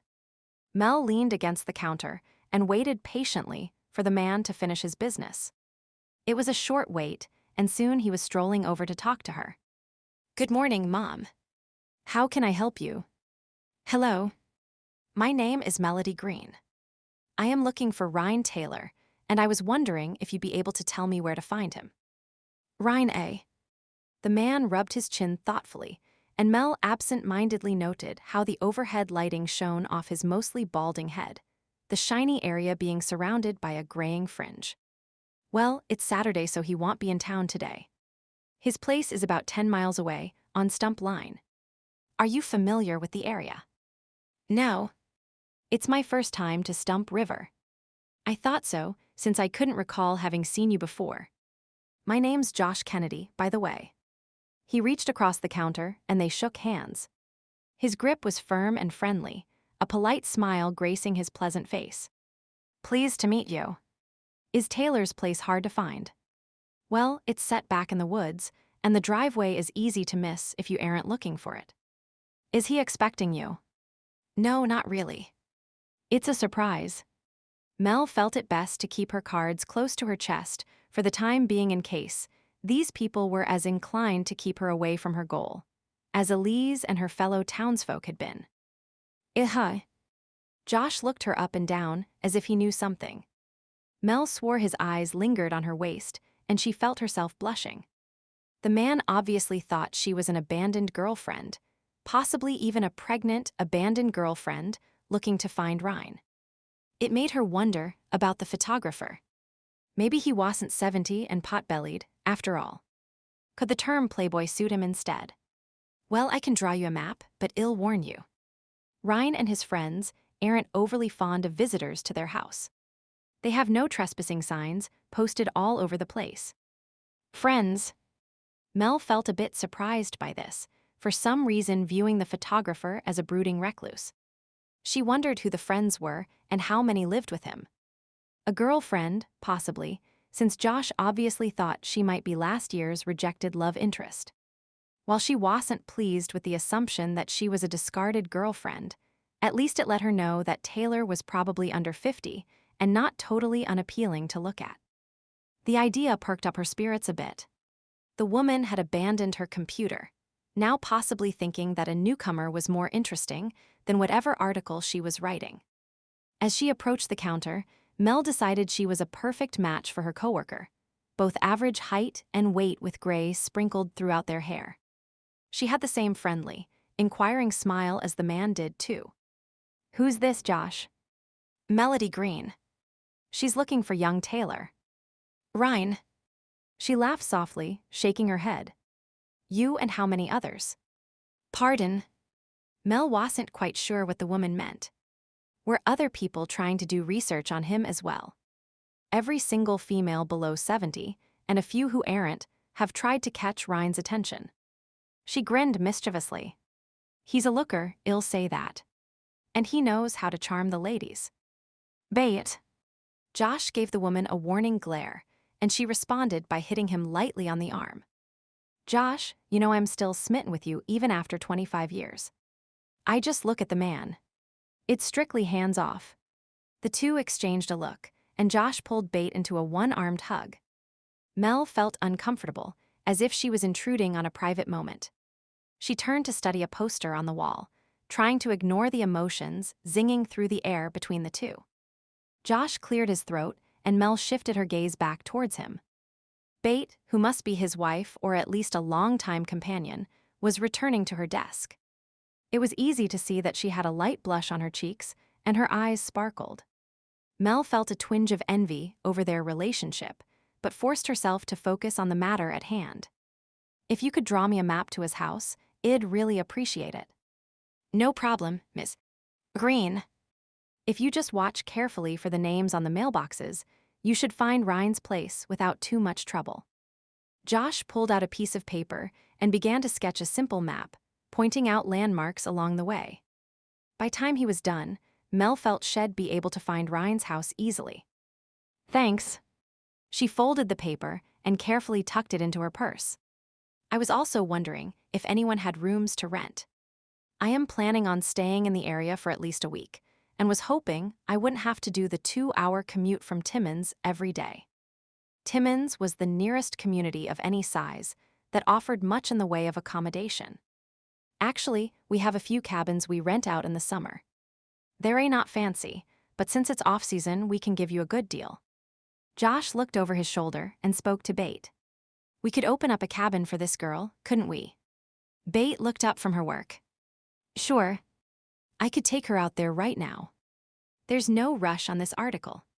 Mel grinned, pleased at her good fortune. "I'd really appreciate it. Is there a grocery store where I could buy some supplies? Brown's General Store probably has everything you need. I'll show you where it is on the way to the cabin." Bate grabbed her purse and coat, and soon they were on their way. The Kennedys' cabins were about 5 miles outside of town, located at the back of their property, but secluded from view by a thick woodlot and backing onto a forest. There were 3 of them, each set a nice distance from the others. Made from logs, they sported a stone fireplace located in a cozy open-plan kitchen and living room, a small bathroom, and a bedroom. The fireplaces are safe to use, and there's wood stacked beside the cabin. "I'll turn on the electricity for you, but I am afraid there's no phone hooked up," Bate explained as she dug out a set of keys for her guest. Mel peered into the small bath area, pleased to note a refurbished clawfoot tub, complete with a rainforest shower head. The kitchen had a microwave, stove, and fridge, and the bed appeared to be comfortable. "This will be perfect. Thank you so much. I should be thanking you. These cabins sit empty for a good part of the year. We get a few vacationers in the summer, some spring fishermen, and some hunters in the fall, but that's about it. You're a bonus. Because of you, I might be able to convince Josh that we can afford that new dishwasher I've been eyeing up in the catalog." Chuckling at the woman's practicality, Mel bid her goodbye and went back to the car to get her suitcase and laptop computer. It would be nice to have a temporary home base. She'd flown into Toronto 2 days ago, taken a smaller flight to Sudbury yesterday, and had spent the day driving to Timmins and doing some sightseeing. The area really was beautiful, with incredibly blue skies, a myriad of waterways and miles upon miles of forests. Inhaling deeply, she appreciated the cool, crisp air that seemed to contain more oxygen than her urbanized lungs had ever thought possible. Used to the staler air of city life, she found this to be almost intoxicating and eagerly looked forward to taking a few walks in the forest during her time here. Mel eyed the heavily treed area situated behind the cabins and wondered how safe it was. Were there many dangerous wild animals in there? She'd have to ask when she stopped in town to get groceries. Glancing at her watch, she saw that it was almost noon. Quickly, she finished emptying the car, locked the cabin door, and drove back to town. The small diner shed seen earlier would probably serve a good lunch. The thought of food was rather appealing at the moment. After that, she'd drive out to Taylor's, introduce herself to the man, and maybe even arrange an interview schedule. Once that was done, she'd get some groceries and head back to her cabin. Asterisk standing outside the locked gate, Mel furrowed her brow and considered the situation. While at the diner, she'd checked a phone book and there was no listing for Ryne Taylor. Contacting him at his house seemed the next best solution, but it wasn't going to be as easy as Shed thought. Signs stating no trespassing and no hunting hung in clear view, but so was the mailbox with the name Taylor printed in block letters. The man she wanted to see was somewhere behind that gate, and she needed to get to him. She could leave a note in the mailbox, but making personal contact with him seemed important. She got out of the car and approached the gate, giving it an experimental shake. It creaked slightly, and the no trespassing sign slipped a bit to the side. Chewing her lip, Mel considered the idea that had popped into her head. What if the no trespassing sign fell off the gate? If it was lying face down in the mud, then she couldn't see it, and no one would be able to blame her if she went on the property, would they?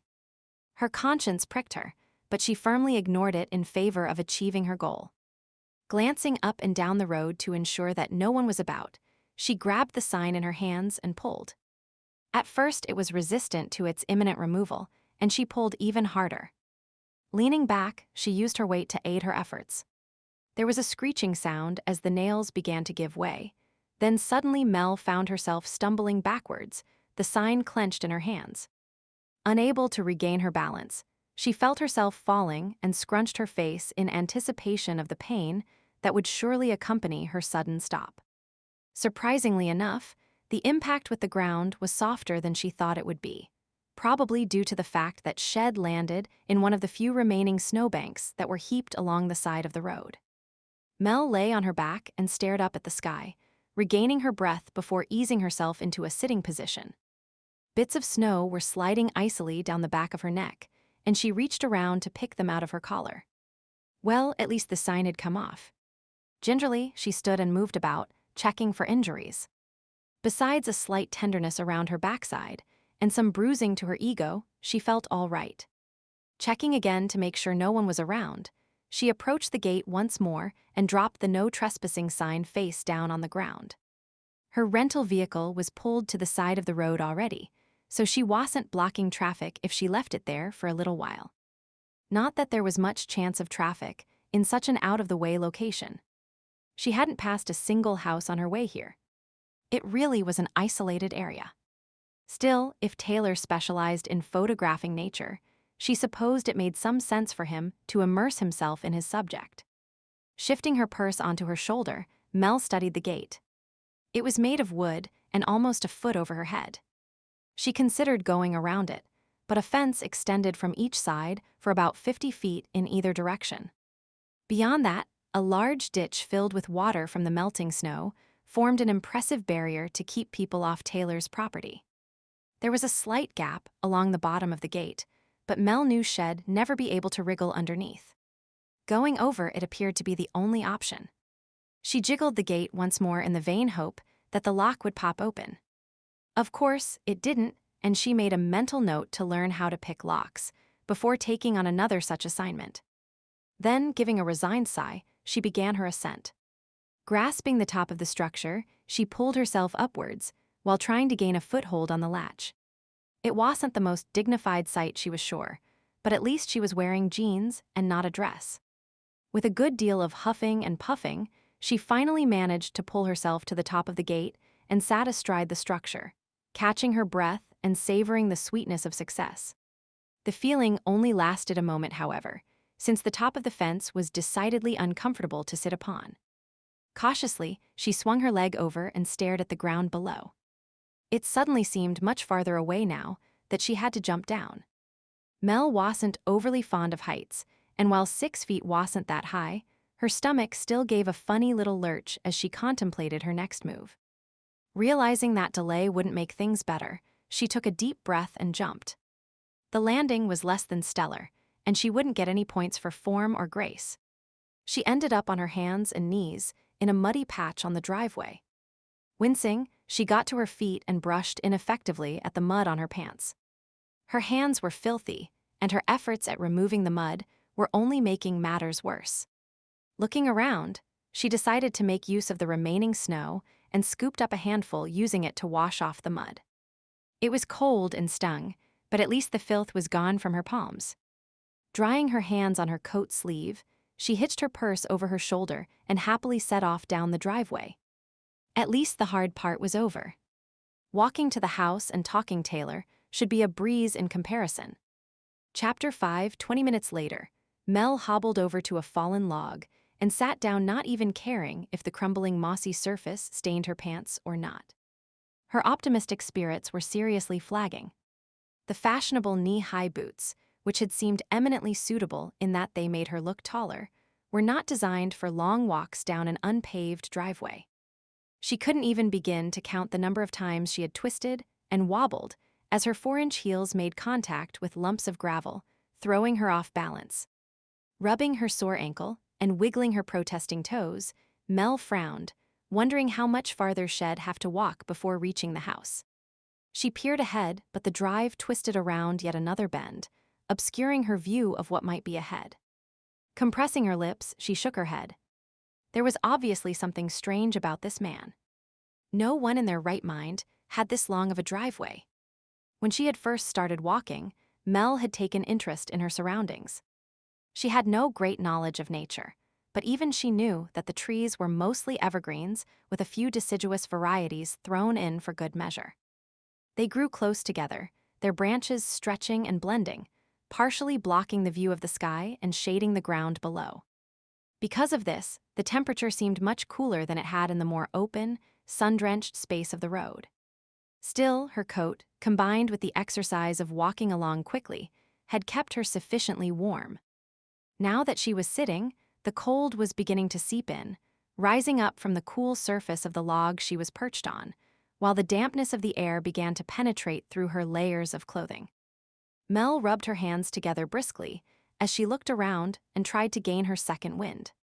Now that she was deeper into the forest, there was considerably more snow lingering on the ground, though some bare patches did exist. Little animal footprints could be seen here and there, and she wondered what type of wildlife lived in the area. Nothing too large, she decided based on the size of the tracks. It was quiet, and beyond the occasional chirping of a bird, the only sound Mel could hear was her own breathing. She inhaled deeply, appreciating the crispness of the air, the scent of pine, and the faint mustiness of the damp ground. The peacefulness seemed to engulf her, and she could feel her earlier tension and frustration slipping away. Maybe Taylor wasn't so crazy. There was a certain sense of calmness, of being one with nature, when you sat in a place like this. She wondered if he'd taken many pictures of the woods yet, and if this was where the wolf photograph had originated. This thought reminded her that she had a job to do, and Mel heaved herself up from her temporary seat. Her feet protested, but she promised them a nice long soak in a hot tub if they'd just carry her a little farther. She'd only walked a short distance when she sensed something different. A feeling of unease washed over her, a certain prickling of her skin, an awareness that the atmosphere of the forest seemed to have changed suddenly. The birds were quiet now, and the air seemed charged. It was a ridiculous thought, considering she was in the middle of nowhere, but it felt like something was watching her every move. Looking around, she peered into the depths of the trees, but only saw trunks and underbrush, patches of snow and muddy ground. Nonetheless, she hurried her pace. Years of living in the city had ingrained in her the idea that walking alone in deserted parking lots or alleys was a bad idea. The concept probably transferred to forests as well. The feeling of anxiety grew, and she walked even faster, her senses heightened. She was aware that her breathing had quickened, and a faint layer of sweat was forming on her skin. Wiping her palms on her pant legs, her gaze darted from side to side as she stumbled down the drive, no longer watching where she placed her feet. A noise to her left had her whirling around to face the source, and her breath caught in her throat. At first, all she was aware of was teeth. Large, shiny white teeth with pointy ends designed for puncturing and tearing flesh. Then her focus widened as she noted black noses and gleaming eyes, surrounded by thick fur. A pair of very large guard dogs were staring at her, licking their chops as if she just became the main selection on tonight's dinner menu. Some instinct told her they weren't too pleased to see her, or maybe they were. She'd be a change from a diet of dry kibble, she thought inanely as she stood frozen in place. A low, rumbling sound came from one of them and snapped her out of her statue-like state. They were holding their heads low and had raised the fur on their backs. She was sure Shed read somewhere that indicated an attack was imminent. Mel started to back away, not wanting to lose eye contact. The fact that these might not be dogs was niggling at her mind, but she shied away from examining that thought at the moment. Adding additional reasons to fear for her life would not be helpful at this point. Slowly, the beasts followed her, exactly matching her pace. Icy terror was working its way through her body, despite the rapid beating of her heart. Surely, her blood should be rushing through her veins right now, oxygenating her muscles in preparation for flight. Where was that adrenaline rush everyone talked about?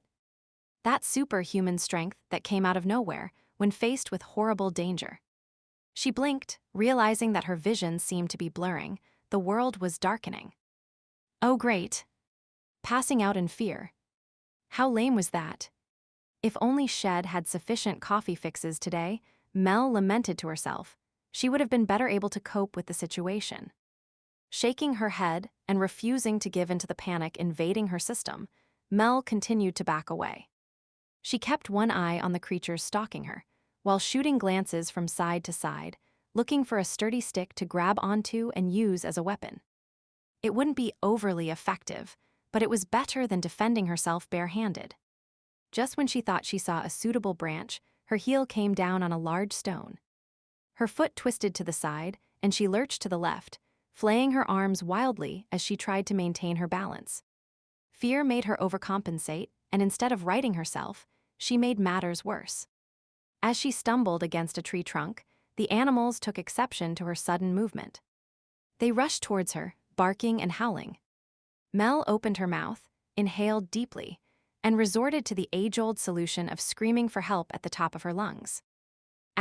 Ryne groaned as the sound of howls and barks penetrated his alcohol-soaked brain, forcing him from his sleep. He was seriously hung over from last night and was contemplating the benefits of death over the way he was presently feeling. Dark thoughts ran through his mind as he determined the source of the noise that had dragged him from blessed oblivion. Obviously, Brian and Daniel were out acting like idiots, and it was the last thing he needed today.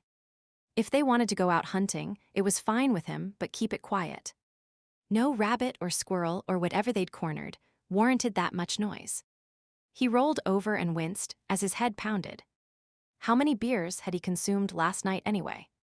It was all sort of blurry. The favored team had won the hockey game, and everyone had started buying rounds and then. Gingerly, he opened one eye and squinted against the assaulting rays of light that streamed in around the window shade. He swore and let his eyelid fall shut, raising his hand to his throbbing head. At least his stomach wasn't protesting the treatment he'd subjected it to. Having a cast iron stomach was one of the genetic benefits his parents had passed on to him.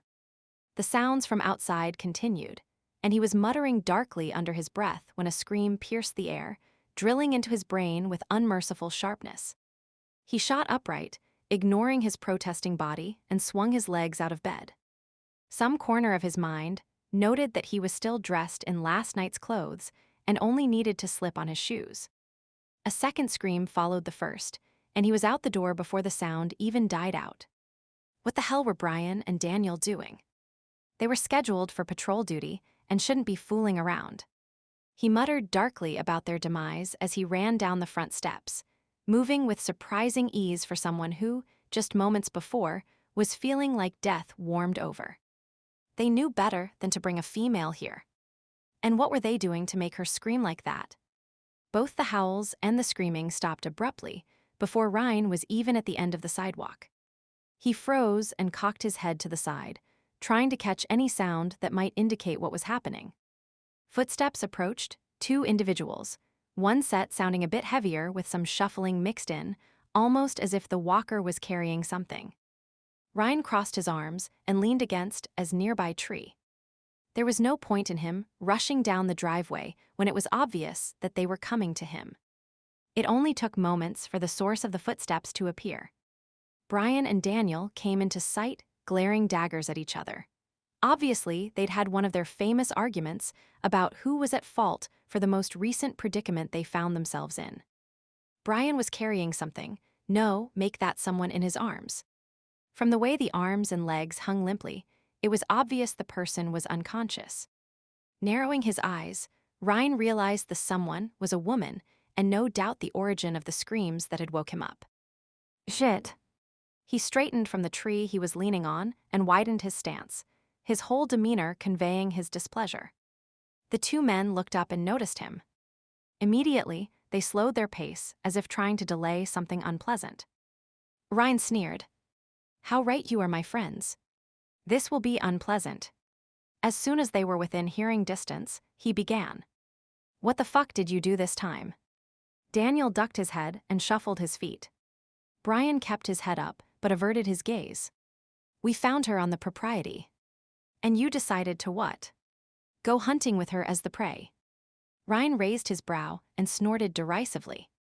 Brian flushed but didn't back down. No. We just thought we'd scare her off. You know, chase her a bit and shed run back to wherever she came from. Your plan doesn't appear to have worked very well since she's now here at the house. Ryne folded his arms and jerked his head towards the unconscious woman. What happened? Daniel decided to speak, shooting glances up at Ryne as he spoke. We stalked her a bit and she was backing up towards the road, but moving real slow, so we thought a bit of noise might hurry her along, Brian explained. But then she tripped or something, just as the barking started and she began screaming. And then it was the weirdest thing, just like you'd see in a cartoon. Daniel jumped in, his wonder at the event he was describing causing him to momentarily forget he was in trouble. She turned to run and bang. Clapping his hands together, he gestured to show what happened. She ran right smack into a tree and then just sort of slid down the trunk. He shook his head. I never thought that sort of thing happened in real life. Ryne bit back the chuckle that the mental picture evoked. Is she all right? I think so. There's a lump on her head, and that's why we brought her here. We didn't think we should just leave her lying there on the ground.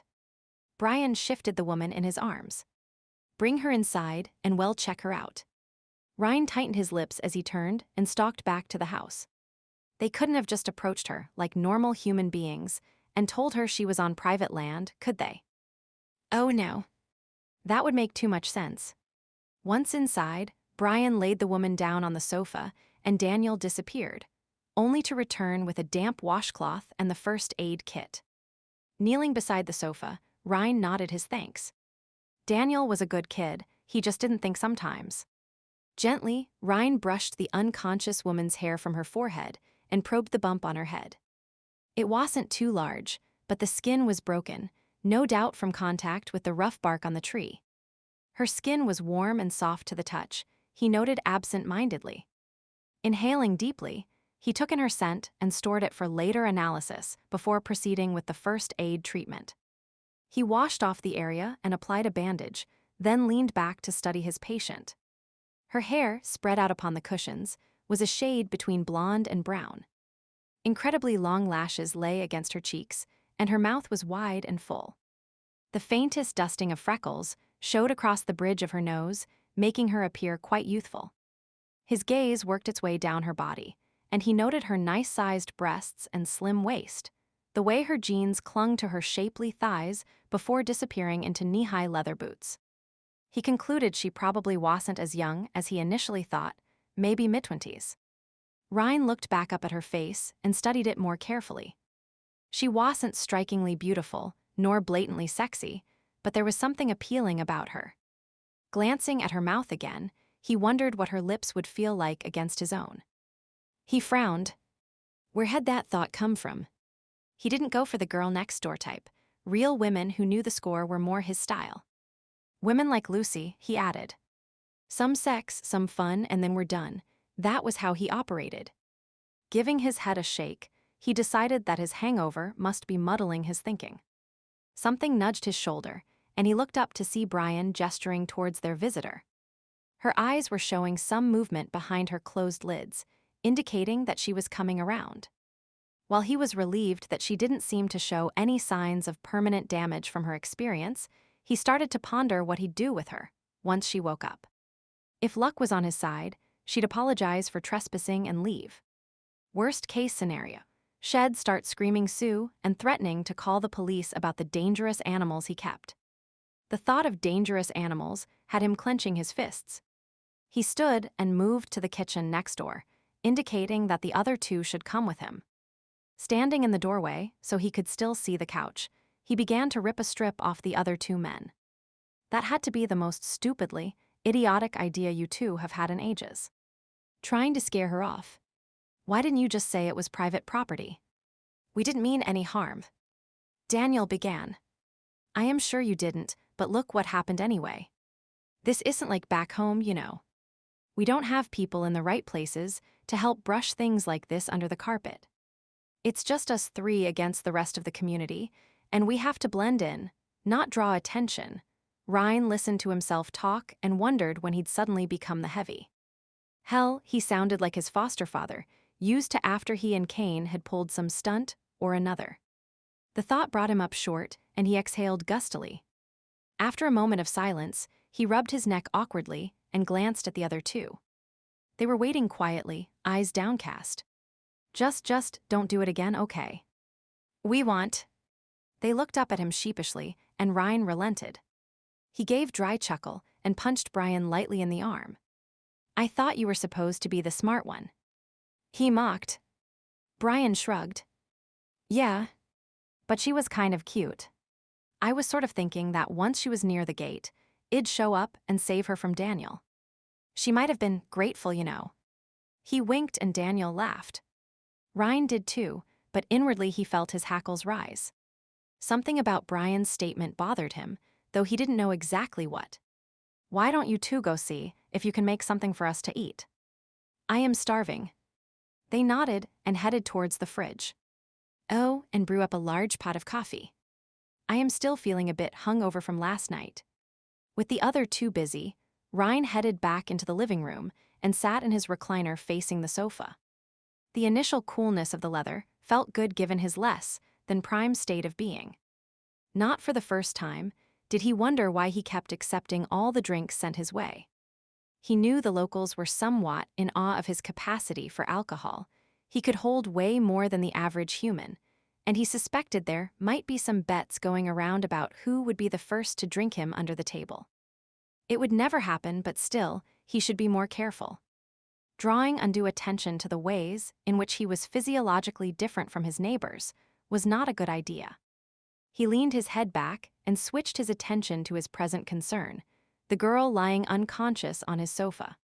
Through half-closed eyes, he watched and waited while speculation ran through his mind. Why had she been on his land? She wasn't a local. Stump River residents would never go walking in boots like hers. Maybe somebody's relative, visiting for the weekend and out for a stroll. Possibly. After all, who else would have a reason to be roaming around Stump River? Chapter 6. Mel opened her eyes and blinked, momentarily confused. Where was she? Her dumpy, little apartment in Chicago. No, that was last week. This week she was in Canada, looking for that photographer. She'd driven to Stump River and rented a cabin and then, oh damn. She sat up quickly and immediately regretted it, clutching her head as it throbbed in protest. I wouldn't move that fast if I were you. A deep, sexy voice spoke to her right, and she turned her head to see who owned it. Ow. Her head protested again, and she grasped it in her hands, propping her elbows on her knees. It seemed too much of an effort to hold her head up unsupported. The recent events, which had resulted in her present pain, came rushing back to her, sending a jolt of fear through her system. A quick inventory revealed that her head appeared to be the only area of damage, and her body slumped in relief. See, I told you not to do that. The voice laughed dryly, and she was immediately annoyed that this person, whoever he was, found her pain amusing. Squinting, she stared across the room, trying to get a good look at the fellow. Unfortunately, the angle of the bright light entering through the window cast him in a shadow, and she only could see his outline. Sorry. I don't usually take advice from complete strangers. Mel replied sarcastically, thinking the man must be a total jerk. She had just survived an animal attack and was suffering from a head injury, for heaven's sake. Where was the sympathy she deserved? You don't talk to strangers. Awa, what a good little girl you are. He mockingly praised her using a tone of voice, most often associated with young children. Then, without warning, he switched to a harder, more accusing form of speech. Too bad you don't follow the rules when it comes to wandering onto someone's land, completely ignoring the no trespassing signs. She didn't respond for a moment, recalling how Shed removed the sign so that she could claim ignorance of its existence. Well, in for a penny, in for a pound, Shed tried to bluff her way through this. I didn't see any sign. Where was it? Right on the gate that blocked the driveway you walked down. Really? I didn't notice it. Maybe it fell off. She concentrated on brushing some dust from her pants to avoid looking his direction. And maybe it had some help from you. Mel gave a noncommittal shrug and kept silent. He continued on in the nasty, mocking tone he seemed to favor. And of course, the 6-foot-high locked gate didn't give you any clue that you should stay out. Not really. She cast a saccharine sweet smile in his direction. Though, of course, if there'd been a sign stating that there were vicious dogs roaming free, I would have been more cautious. Dogs. Those weren't dogs. They were wolves, and you're lucky they didn't rip you to shreds. He sounded quite pleased to deliver that piece of news. Mel swallowed hard. Shed had a sneaking suspicion they weren't dogs, but thought Shed'd throw the idea out just in case. If the man owned dogs that were out of control, she could always threaten to sue him if he got nasty about her trespassing. Now, with that gone, she had to acknowledge how much danger she really had been in. Guilt and a ton of regret for her impulsive actions also came into the mix. She knew she should have gone back to town and tried to make a proper appointment with Taylor, rather than sneaking up on him. Her college instructors would berate her over this stunt if they ever heard about it. Sitting up a bit straighter, Mel faced the mystery man head-on, thinking she should try to smooth things over a bit, for the sake of the interview she hoped to get. Before she could even open her mouth, everything got a bit dark and her vision blurred. Feeling the blood drain from her face, she clutched the cushion she sat on and closed her eyes until her equilibrium settled. Damn, but this wasn't going at all the way she planned. Like many of her ideas, it had seemed like a good one at the time. She was supposed to be confidently walking up to Ryne Taylor's house, knocking on his door, and coolly requesting an interview. Taylor's surprise at her unexpected presence would have had him immediately agreeing to her request. Instead, she knocked herself out and wound up talking to this ill-mannered person, whoever he was. At least he wasn't Taylor. From the way everyone spoke, the photographer was a bit of a ladies' man and likely had smooth banter down to a science. Unlike someone else, she added, glaring towards the chair housing her tormentor. He must be one of the people who lived with Taylor. Good Lord, how did the photographer put up with this fellow's sarcastic attitude? Shed only known him for less than 5 minutes and already wanted to smack him.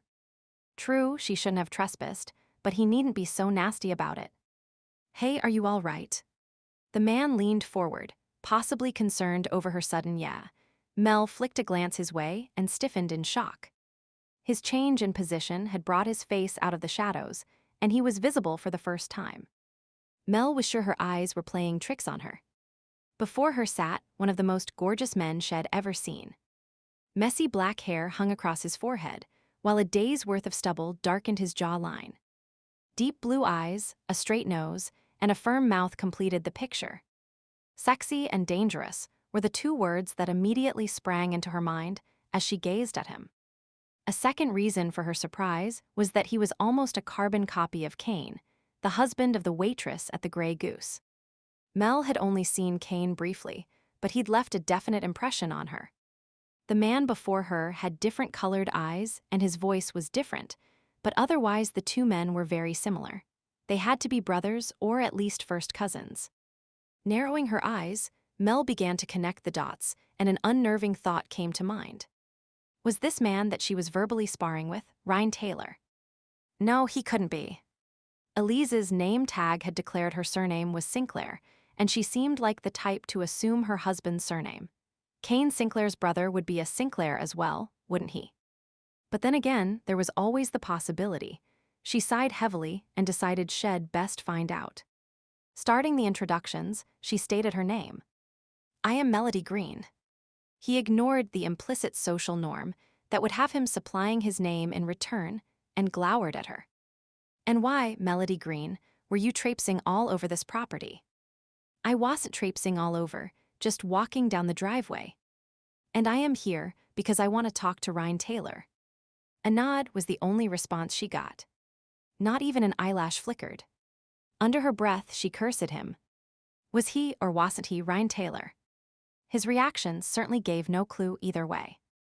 "Why do you want to talk to him?" Mel noted the use of the word him. So this person wasn't Taylor.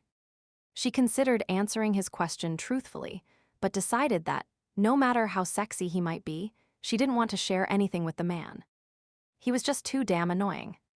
If he wasn't willing to even provide his name, then she wasn't going to give away any extra information either. For all she knew, he even might try to sabotage her attempts to talk to the photographer out of pure spite. "That's between the two of us." She added a bit of a mysterious smile and watched with satisfaction as the man's eyebrows rose in surprise. "Make what you want of that," she thought to herself. Abruptly, the man stood and switched topics. "It's time for you to go." "Pardon?" The sudden change left her feeling confused. "You need to leave." "I trust you can make it back to your car by yourself." "Well, yes." But he merely extended his arm towards the doorway. A wave of temper, at his cavalier dismissal, washed over her, and she knew her cheeks were flushing. "Fine." She snapped the word out. Spying her purse lying near her feet, she snatched it and jumped up, only to stagger as her head once again protested the sudden change in elevation. A gusty sigh filled the room as the man reluctantly caught her and steadied her on her feet. "Obviously, you're in no shape to operate a vehicle. I suppose I'll have to drive you home." With that, he scooped her up in his arms without even so much as a "by your leave" and walked out of the house. Mel knew her mouth was opening and closing like a fish, gasping for air, but she couldn't begin to formulate the words needed to express sufficiently both her surprise and indignation. Finally, choosing the direct route, she issued a succinct command. "Put me down." "No." He didn't even look at her and continued to stride down the driveway, his long legs covering the ground at an astonishing pace. "Let me go." She struggled, pushing against his chest. He merely tightened his grip. Doubling her efforts, she began bucking and kicking her legs. It made her head throb, but at least he took notice and stopped walking. "Thank you. Now put me down. You aren't steady enough on your feet to walk the length of the driveway at the speed I want you to go. Nor are your boots suitable for walking on gravel. Now be still before I throw you over my shoulder. Hanging upside down won't do your head any good, but if that's what it takes." He began to shift his grip on her, and Mel had no doubt he'd make good on his threat. "Fine." Crossing her arms, she pointedly stared straight ahead, gritting her teeth when she felt his chest quiver against her body.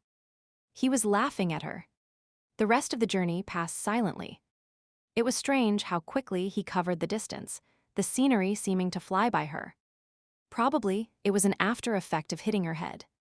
Her visual perception was likely a bit off. They finally arrived at the gate, and he set her down. Reaching into his pocket, he pulled out a set of keys and unlocked the gate, relocking it after they'd passed through. He looked at her rental car and then at her.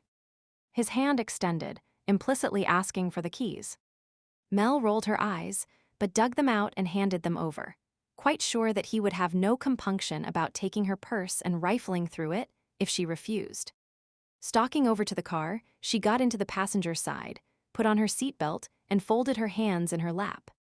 The annoying man followed at a much slower pace, climbing in, adjusting the seat and mirror, before finally putting the key in the ignition. "Where are you staying?" "At the Kennedys. I've rented a cabin from them.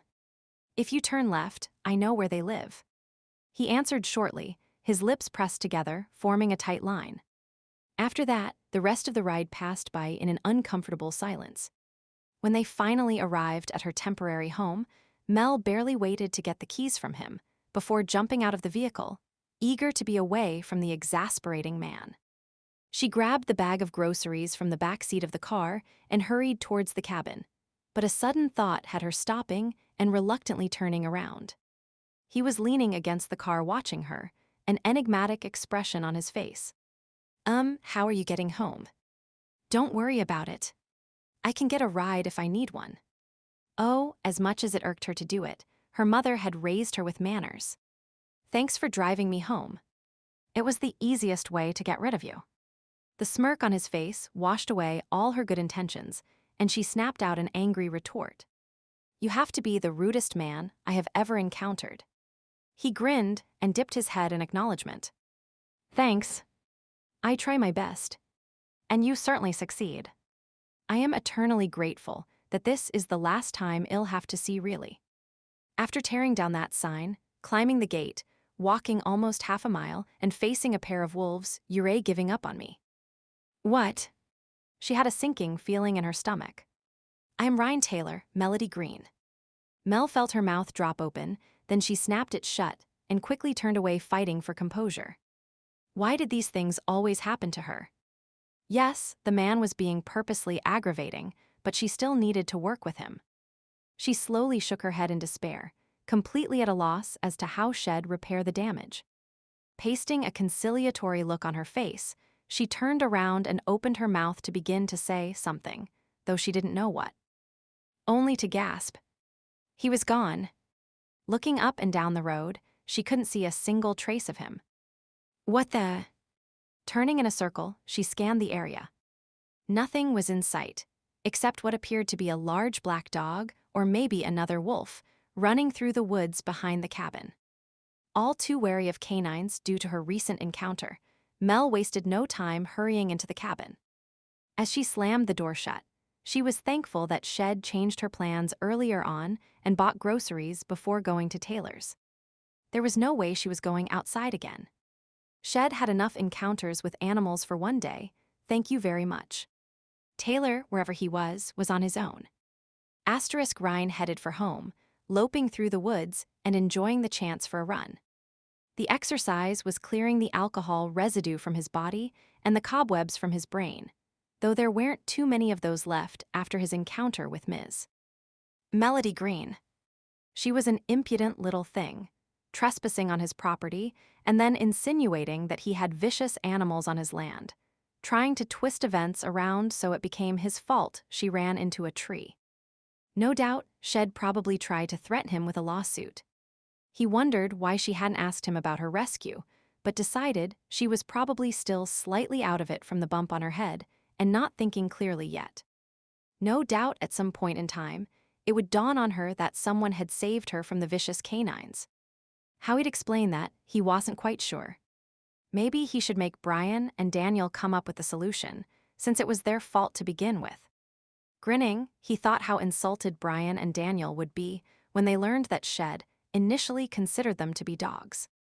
And the look on her face when he'd said wolves had been priceless. If he'd told her the whole truth and said werewolves, she would probably have passed out again from shock.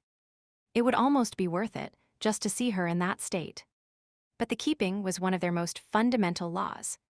Breaking it on a whim was a serious offense. Even pups knew better than that. From his earliest memory, he could recall his mother drilling the keeping, as they commonly called the law, into his head. Non-wers could never know their true identities. Ensuring the pack's existence remained hidden from the human population was their first duty. Of course, out of necessity, some humans were aware of the truth, but selecting who to reveal the secret to was carefully considered by the Alpha and his council and had to be for the overall good. Telling Ms. Greene she was in the alpha den of a werewolf pack was definitely not in their best interests. Ryne slowed down his pace, not tired but thirsty. Damned alcohol always left him feeling dehydrated.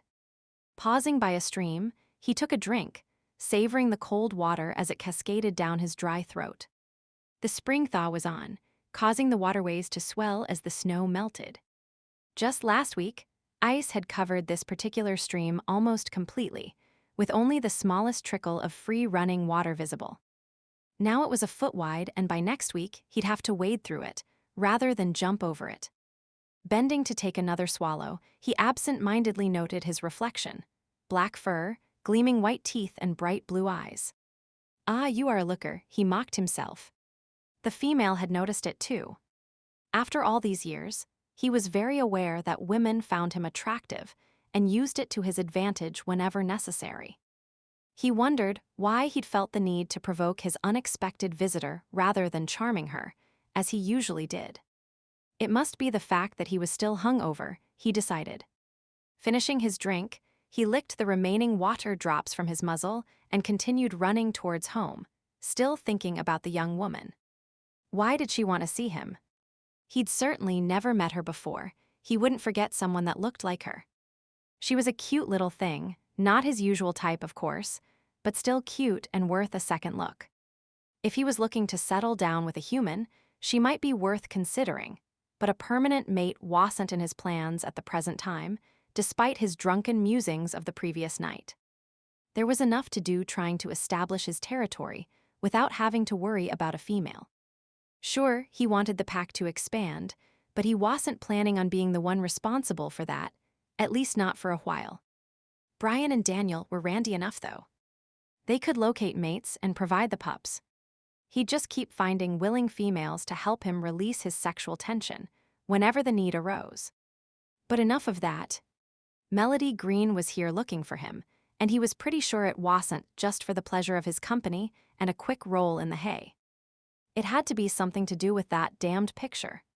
After all, what were the chances of two different strangers looking for him in the course of a month?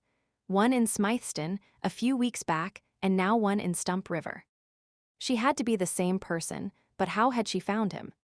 He and Kane had gone to great lengths to bury the trail that connected them. Ms. Greene must be one hell of an investigator and incredibly determined, if she'd been able to ferret out his whereabouts. His house came into view, and he paused in the backyard, phasing back into his human form before walking to the building. The smell of frying chicken and fresh coffee drifted towards him, causing his mouth to water.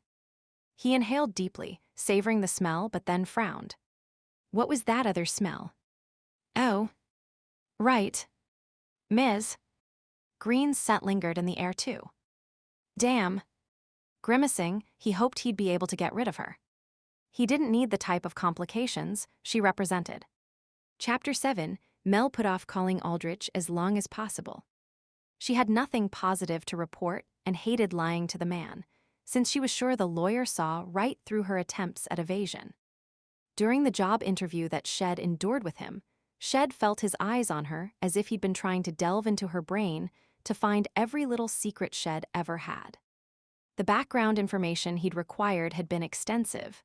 Family background, medical history, school records, letters of reference, a police background check. Given the large amount of money involved, she supposed he couldn't be too careful, but it had seemed a bit excessive.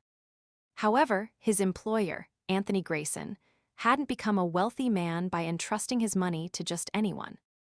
She still recalled sitting in the upscale office, trying to remain calm as Aldrich interviewed her and gave a few generalized hints as to what the job might entail.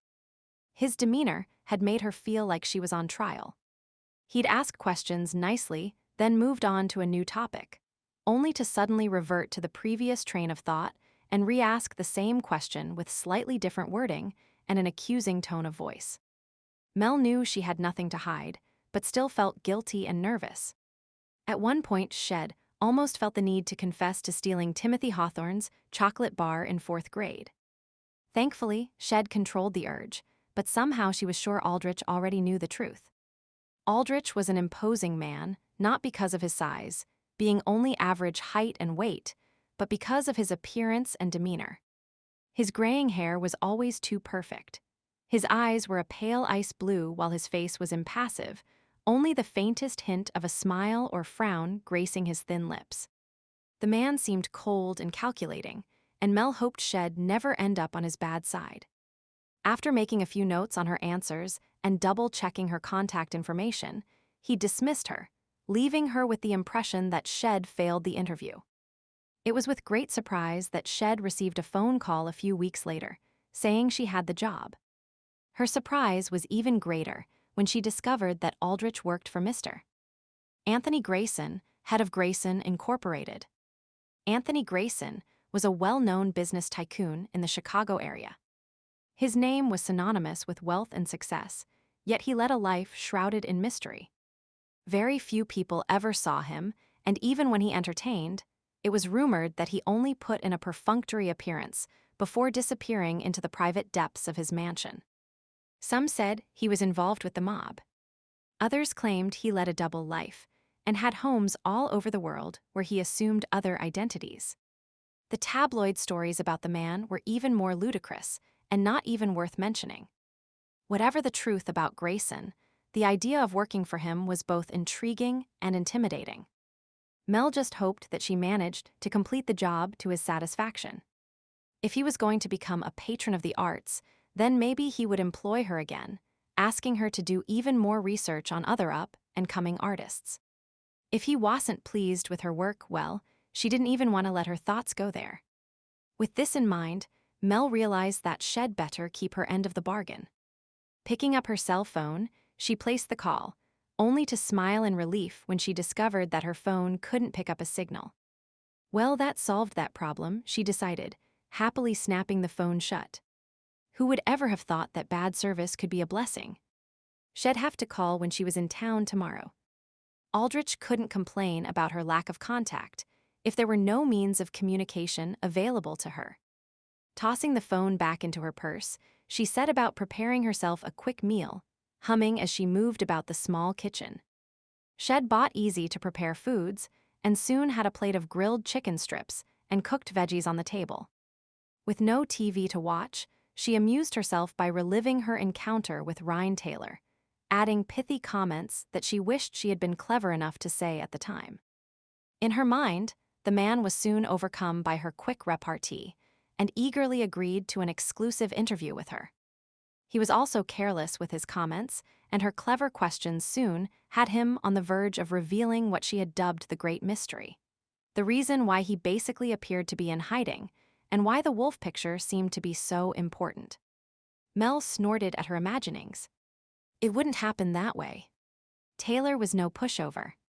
Instead of trying to annihilate him with her scathing remarks, she should be thinking of ways to win him over with her pleasant personality so he'd be willing to talk to her. Usually, she got along with everyone, but for some reason, he seemed to bring out the worst in her. Well, no matter. She'd just have to try harder to get on his good side. Right now, she didn't have any great hopes that such a thing would occur in the near future, but it was all she could think of at the moment. Once dinner was done, she investigated the delights of the large clawfoot tub. It was big enough and deep enough that she could completely submerge with only her head and neck above the water line. It was at times like these that Mel actually enjoyed being a little on the short side. A lanky model would have her knees and shoulders sticking out over the top of the tub. Chuckling at the mental image that accompanied the thought, Mel leaned her head back and let the relaxing warmth creep into her body. Steam rose about her, coating her face in dewy dampness. Her hair would be curling and frizzing soon. Since no one would see her, she didn't really care. The heat was turning her skin pink, and she stuck one foot up out of the water, wiggling her toes and observing their appearance. She needed to redo her polish. She thought lazily before letting her foot sink beneath the water line once again. Bubbles drifted by, gathering around her neck and clustering in little islands that floated here and there in response to the slight current she created whenever she moved. It was a great tub, almost big enough for two. Idly, she speculated at the chances of meeting anyone locally to share the tub with. The odds were probably slim. Still, she daydreamed about someone sitting behind her. She'd lean against his chest, and he'd wrap his arms around her, cupping her breasts and pressing wet kisses to her neck. His hands would drift down over her stomach to her thighs, and then a dreamy smile spread across her face as she lived out her own little fantasy. By the time the water had cooled, both her brain and her muscles felt like mush. Mel barely had the energy to get out of tub and drag herself into the bedroom. Throwing on her traditional sleepwear of an old t-shirt and a pair of fuzzy socks, she crept into bed and curled up into a ball, quickly drifting off to sleep. As was so often the case in bad dreams, she was trying to run, trying to escape, but her legs felt like they were stuck in quicksand. She pulled on her limbs, forcing each slow, plodding step, knowing that the terror behind wasn't suffering from the same impediment. The air was cold and damp, tree branches slapped against her face as she made her way through the dark woods. Whatever was chasing her was getting closer, its heavy footsteps sounding louder and louder. She opened her mouth to scream, but nothing came out. Hot breath hit her neck, long canines bit at her, tearing her clothing and piercing her flesh. Struggling to escape, she swung her arms wildly, gasping in surprise when her hand encountered something solid and warm. Now fingers clutched her upper arms, pulling at her, forcing her to turn around and face the horror that was attacking her. Heart pounding, she clenched her eyes shut. Like a young child, she hoped if she couldn't see it, it wasn't there. "Look at me." A strong voice commanded her, and she was helpless to refuse. Of their own volition, her eyes opened, and she looked up into the face of the wild beast that was tormenting her. Light gleamed off of its long teeth, their whiteness accentuated by the black fur that covered his face. Her gaze traveled higher, and then froze as it locked onto its bright blue eyes. They stared at each other for what seemed like ages, and then the wolf's face began to shift and take on a human form. His hazy features refused to come into focus, but his eyes remained clear and deep blue. He gazed at her, a low rumble emanating from his chest. Mel tried to inch away, still fearful, but her limbs refused to cooperate. The man leaned closer. She tried to say something, but he covered her mouth with his, kissing her softly. It was strange. She knew she was dreaming, but everything seemed so real. The slight roughness of his hand touching her skin, the warmth of his breath, the softness of his lips. Mel felt herself relaxing and sighing as she sank into the kiss. Okay, the nightmare was turning into a sex dream now, and it promised to be one of the best ones Shed had in ages. Giving a slight wiggle of delight at this unexpected turn of events, she prepared to enjoy the fantasy her mind was concocting for her. Without warning, their location changed. No longer in the woods, she was now in her bed at the cabin, and the man was still with her, kissing her quite thoroughly. He nibbled on her lower lip and then sucked on it before kissing her deeply again. His body pressed hers into the mattress, and she enjoyed the feel of his hard muscles and long limbs entwining with her own. She wasn't exactly sure when the covers had disappeared, but it didn't matter. There was enough heat generating from him to keep her warm. She felt him working his hands along the bottom of her t-shirt and moaned encouragingly when he finally touched her bare stomach and hips. He left off kissing her and moved lower, trailing his lips down her throat and capturing her nipple in his mouth. Her t-shirt quickly grew damp, and the combined warmth of his mouth and the roughness of the material had her gasping in pleasure. Heat pooled between her legs, and she moved restlessly. As if knowing what she needed, he moved his hand to her core, brushing against her soft curls and then cupping her femininity. Heat radiated from his hand, and she wiggled against his palm, aching to feel his fingers between her folds. Gripping his back, she began to whimper with need, and he finally relented, stroking and teasing her eager flesh. Mel felt herself growing wet, the aching need increasing. When he finally slipped a finger inside her, she nearly cried out in joy.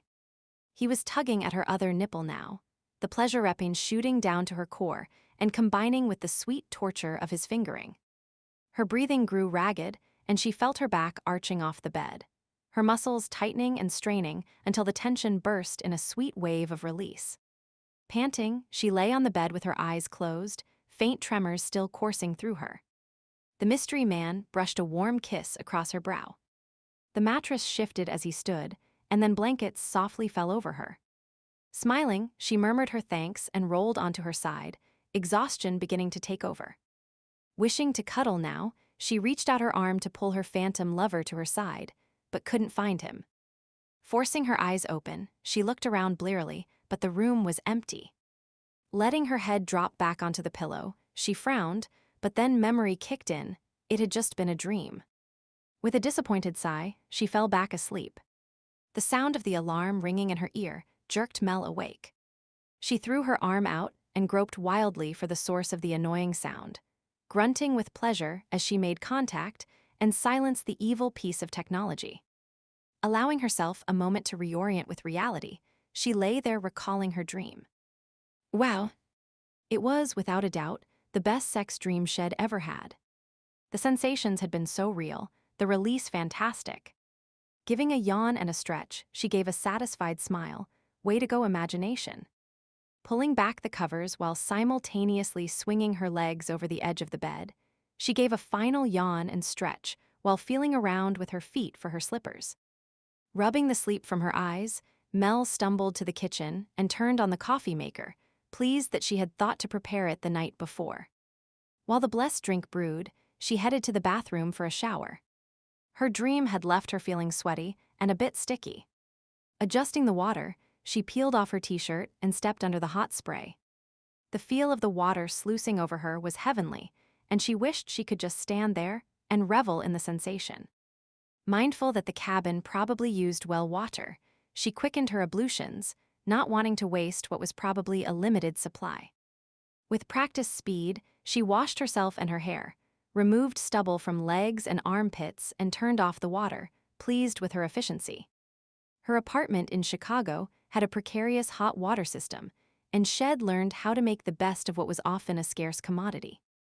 Wrapped in a terry cloth robe, she grabbed her t-shirt and headed for the bedroom, intent on tucking the garment under her pillow for use the next night. Casually folding the makeshift night shirt, her hands stilled as she stared at the front. That was strange. 2 distinctly wrinkled spots stood out on the front, right where her breasts would be. Huh? She frowned and ran her fingers over the area, recalling her dream from the previous night. Her imaginary lover had suckled her through the t-shirt, but it hadn't been real, so how? A blush washed over her face. Had she been groping herself in her dreams?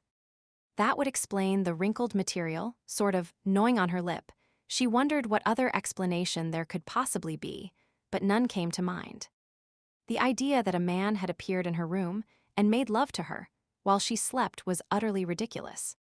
Giving her head a shake, she finished putting the t-shirt away and made her bed, then went in search of her coffee. The wonderful smell of fresh caffeine was floating through the small cabin, perking up her senses and further activating her brain. Leaning against the counter, she contemplated her day. She'd have to contact Aldrich and let him know that she had found where Taylor lived, but hadn't yet made an appointment to interview him. That was the truth. Her contact with the man yesterday didn't need to be part of the report. Mentally, she gave herself another kick for trying to sneak onto the man's property. It had been foolish and amateurish, more suited to a cheap spy novel than a journalist who had a paying client.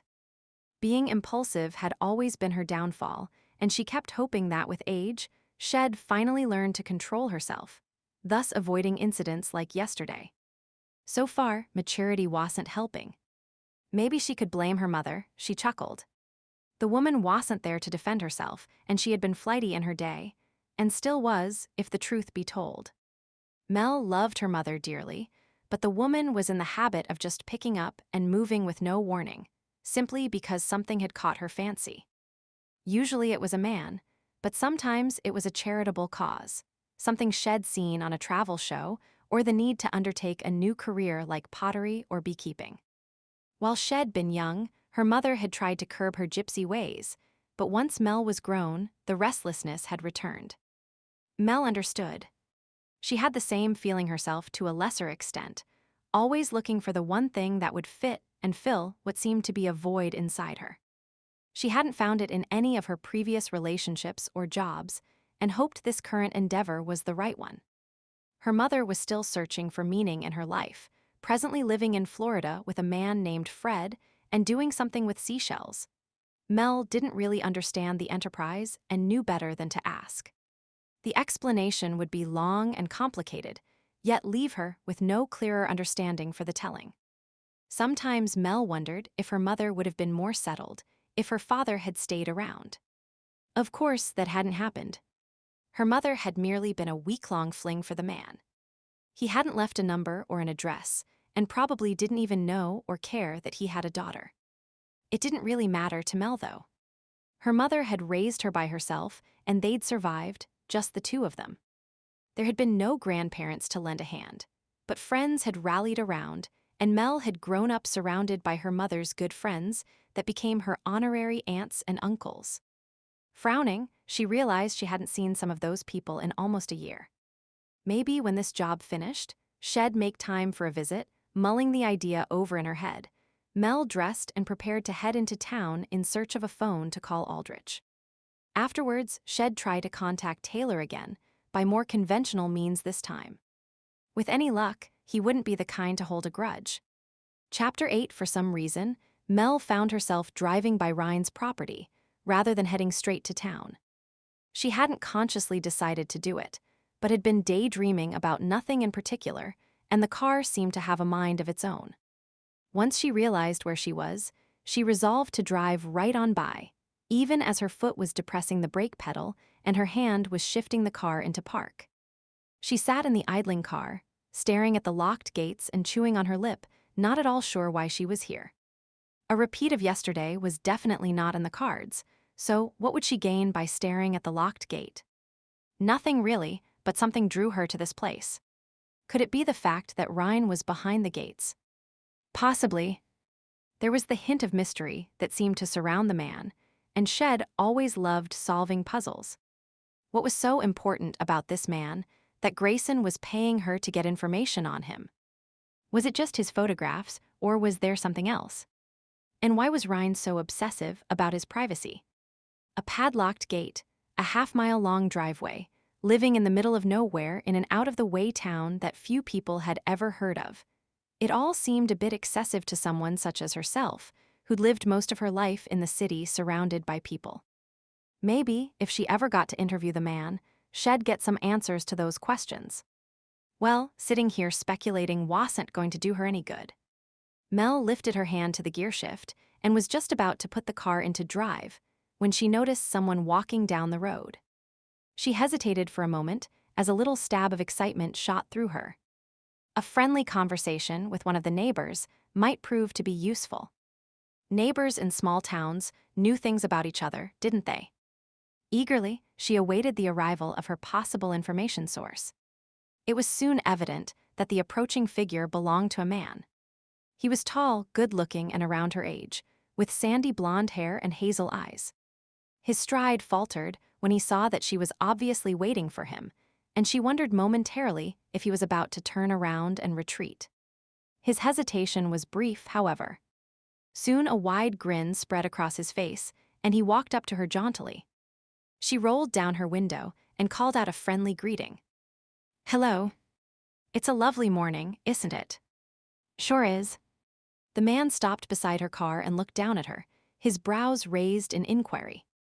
"I am surprised to see you. I mean someone out here. We don't get too many visitors." "I imagine not, given how off the beaten path it is. Actually, I am interested in meeting Ryne Taylor. I've heard he lives here." "Do you know him?" The man seemed to be suppressing a chuckle, and Mel quickly glanced at her face in the rearview mirror. It wouldn't be the first time she'd had something on her face accidentally. Nope, all was clear. Maybe the guy was just the cheerful type. "Yeah, I know Ryne. He's my friend, so you live around here." Mel felt her spirits perk up. This man just might prove to be a fount of knowledge about her photographer. I actually live with him. We've been together for about 5 months now." "Really?" Hopefully, her shock didn't show on her face. The idea that Taylor might be gay had never crossed her mind. Darn, it was always the cute ones. She felt herself inexplicably wanting to pout over the fact, not that she'd really been interested in the man, of course. But still, something niggled in her brain. No. That couldn't be right. Taylor couldn't be batting for the other team. From the way everyone spoke, he was a ladies' man. A switch hitter. Nah, this fellow must mean something entirely different by the term "been together" than the popular vernacular. Refocusing, she gently probed for more information. "So it's just the two of you?" "No, Daniel lives with us too." "I am Brian, by the way."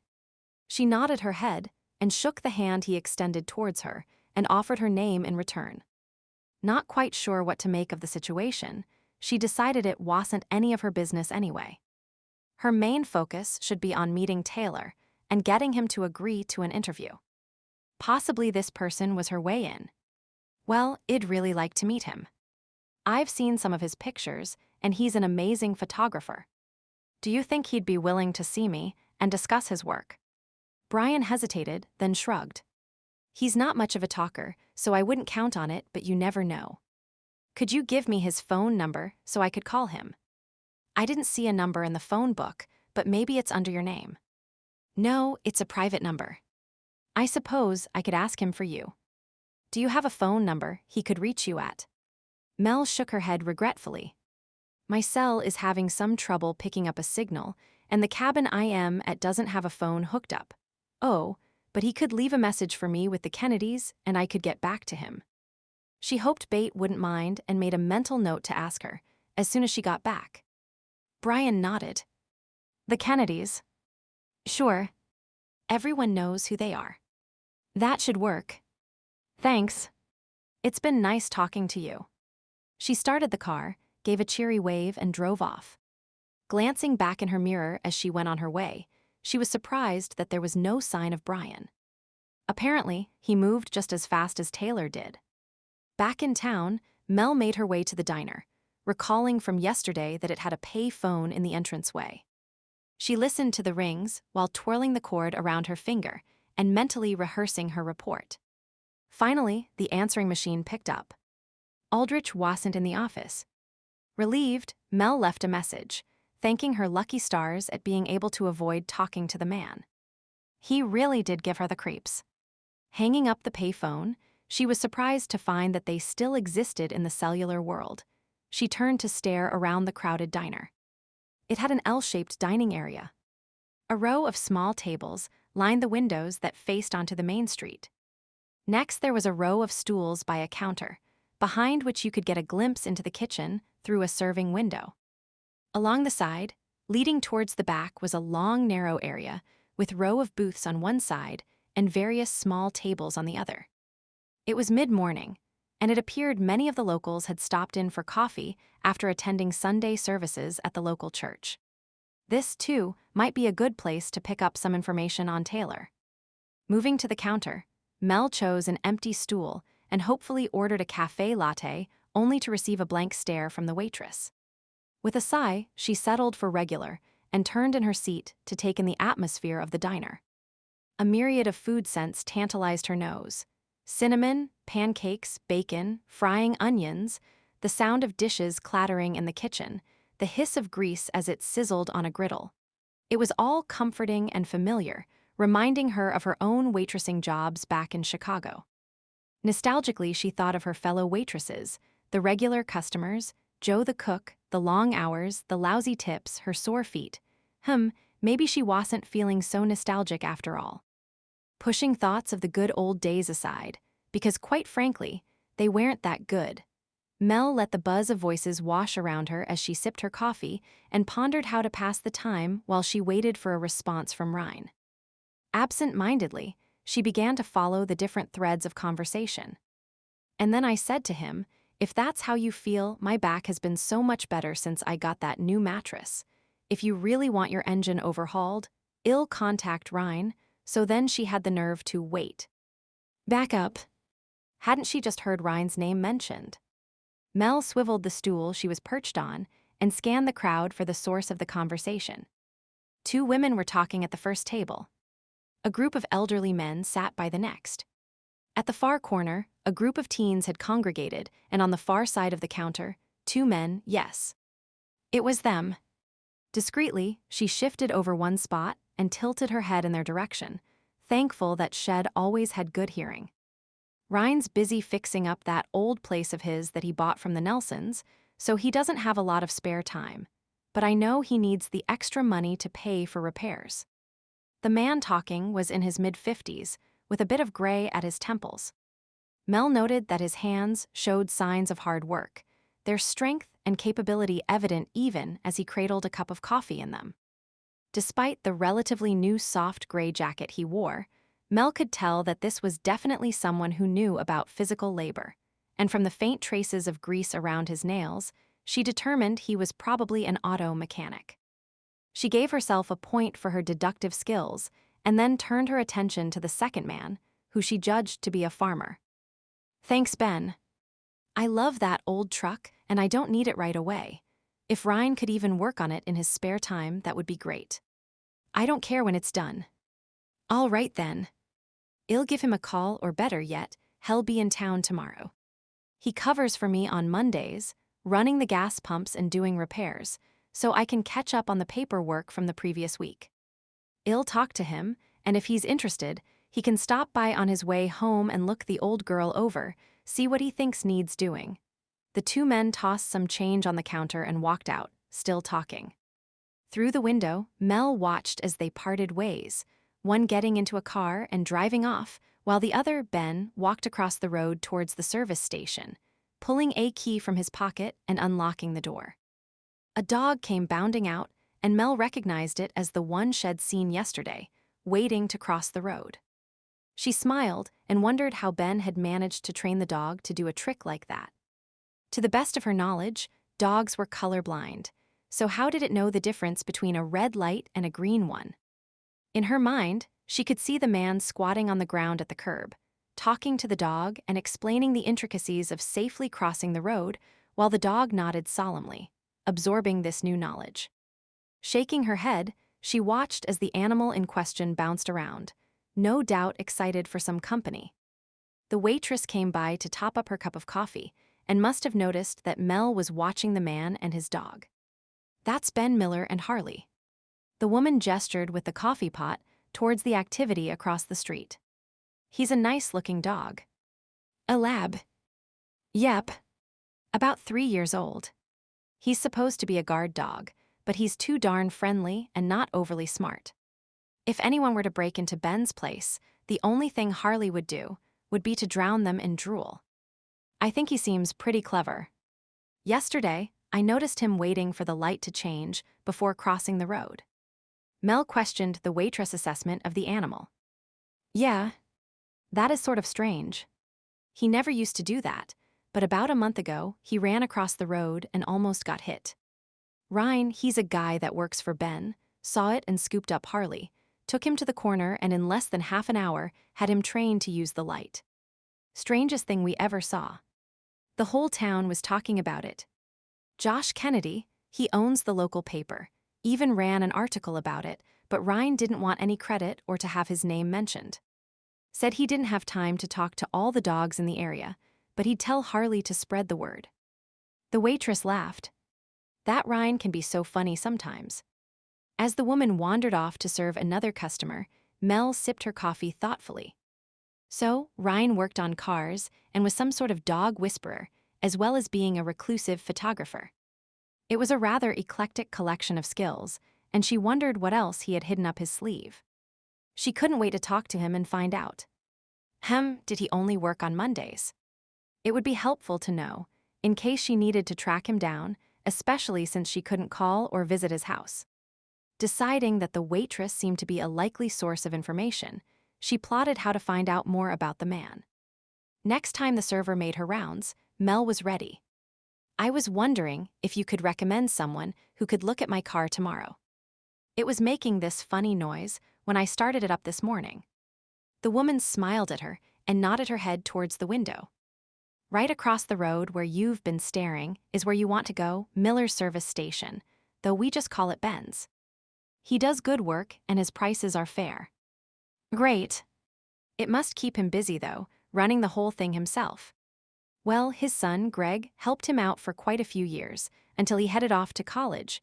But Ben was real lucky 'cause soon after the boy left, Ryne moved to town. "Ryne."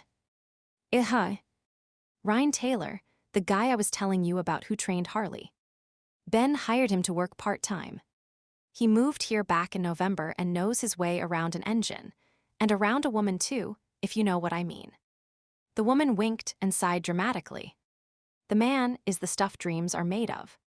Mel grinned as her mind flitted back to her own dream last night. Was Taylor as talented as her dream lover? This woman seemed to think so.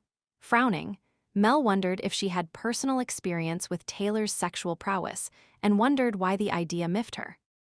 Taylor was a job, that's all. What he did, and with whom, was no concern of hers. Getting a firm grip on her wandering mind, she focused on the waitress. Thanks for the information. You're a welcome. Oh, and y'all see the oh-so-sexy Ryne tomorrow if you take your car in. He works Mondays, Wednesdays, and sometimes on Fridays if Ben's real busy. You seem to know his schedule quite well. Mel sipped her coffee and eyed the woman speculatively. Yeah. Ryne and I are good friends. He comes in here a lot, and to the bar too. That's my second job, working at the Broken Antler. So he's your boyfriend. A pang of jealousy shot through her, and she frowned. Sort of. I mean, we see each other, but Ryne's not the type to be tied down, you know. The woman shrugged, tucking a stray lock of bleached blonde hair behind her ear. Mel made no comment, merely nodding. Leaning her hip against the counter, the waitress appeared to be settling in for a long conversation. You just came to town yesterday, right? Melody's your name. Melody Greene. But you can call me Mel. Mel it is, then. Bate Kennedy was in earlier today and told me how Shed rented a cabin to you. She was all excited because now she can order a new dishwasher and Josh can't. Her train of thought was interrupted by a bell ringing, signaling that someone wanted service at the cash register. The woman sighed. Damn, that's for me. Well, I hope you enjoy your stay. Mel nodded. I am sure I will. Thanks for your help, She checked the woman's name tag before continuing. Lucy. Chapter 9, Mel headed back to the cabin, making a brief stop at the Kennedys first. It was a modest brick rancher with a few shrubs in the yard and some spring bulbs beginning to poke their way up through the ground. She rounded to the back door and hoped the husband and wife team didn't think she was too presumptuous, just assuming they'd take messages for her. As it turned out, they didn't mind, and in fact, Brian had already called with a response for her. Taylor was considering her request and would let her know in a few days. Thanking her temporary landlords, Mel hid her disappointment at the vague response. She climbed back in her car and drove around the woodlot that separated the Kennedys' house from the rental units. Parking her car, she sat inside the vehicle, a cloud hanging over her head as she mulled over Taylor's response. He would consider it. Let her know in a few days. Who did the man think he was? Rembrandt or something? This was a big break for him. If Grayson liked the article, Taylor could be famous. His face and his work might become recognized throughout the art world. There could be gallery displays and talk show interviews.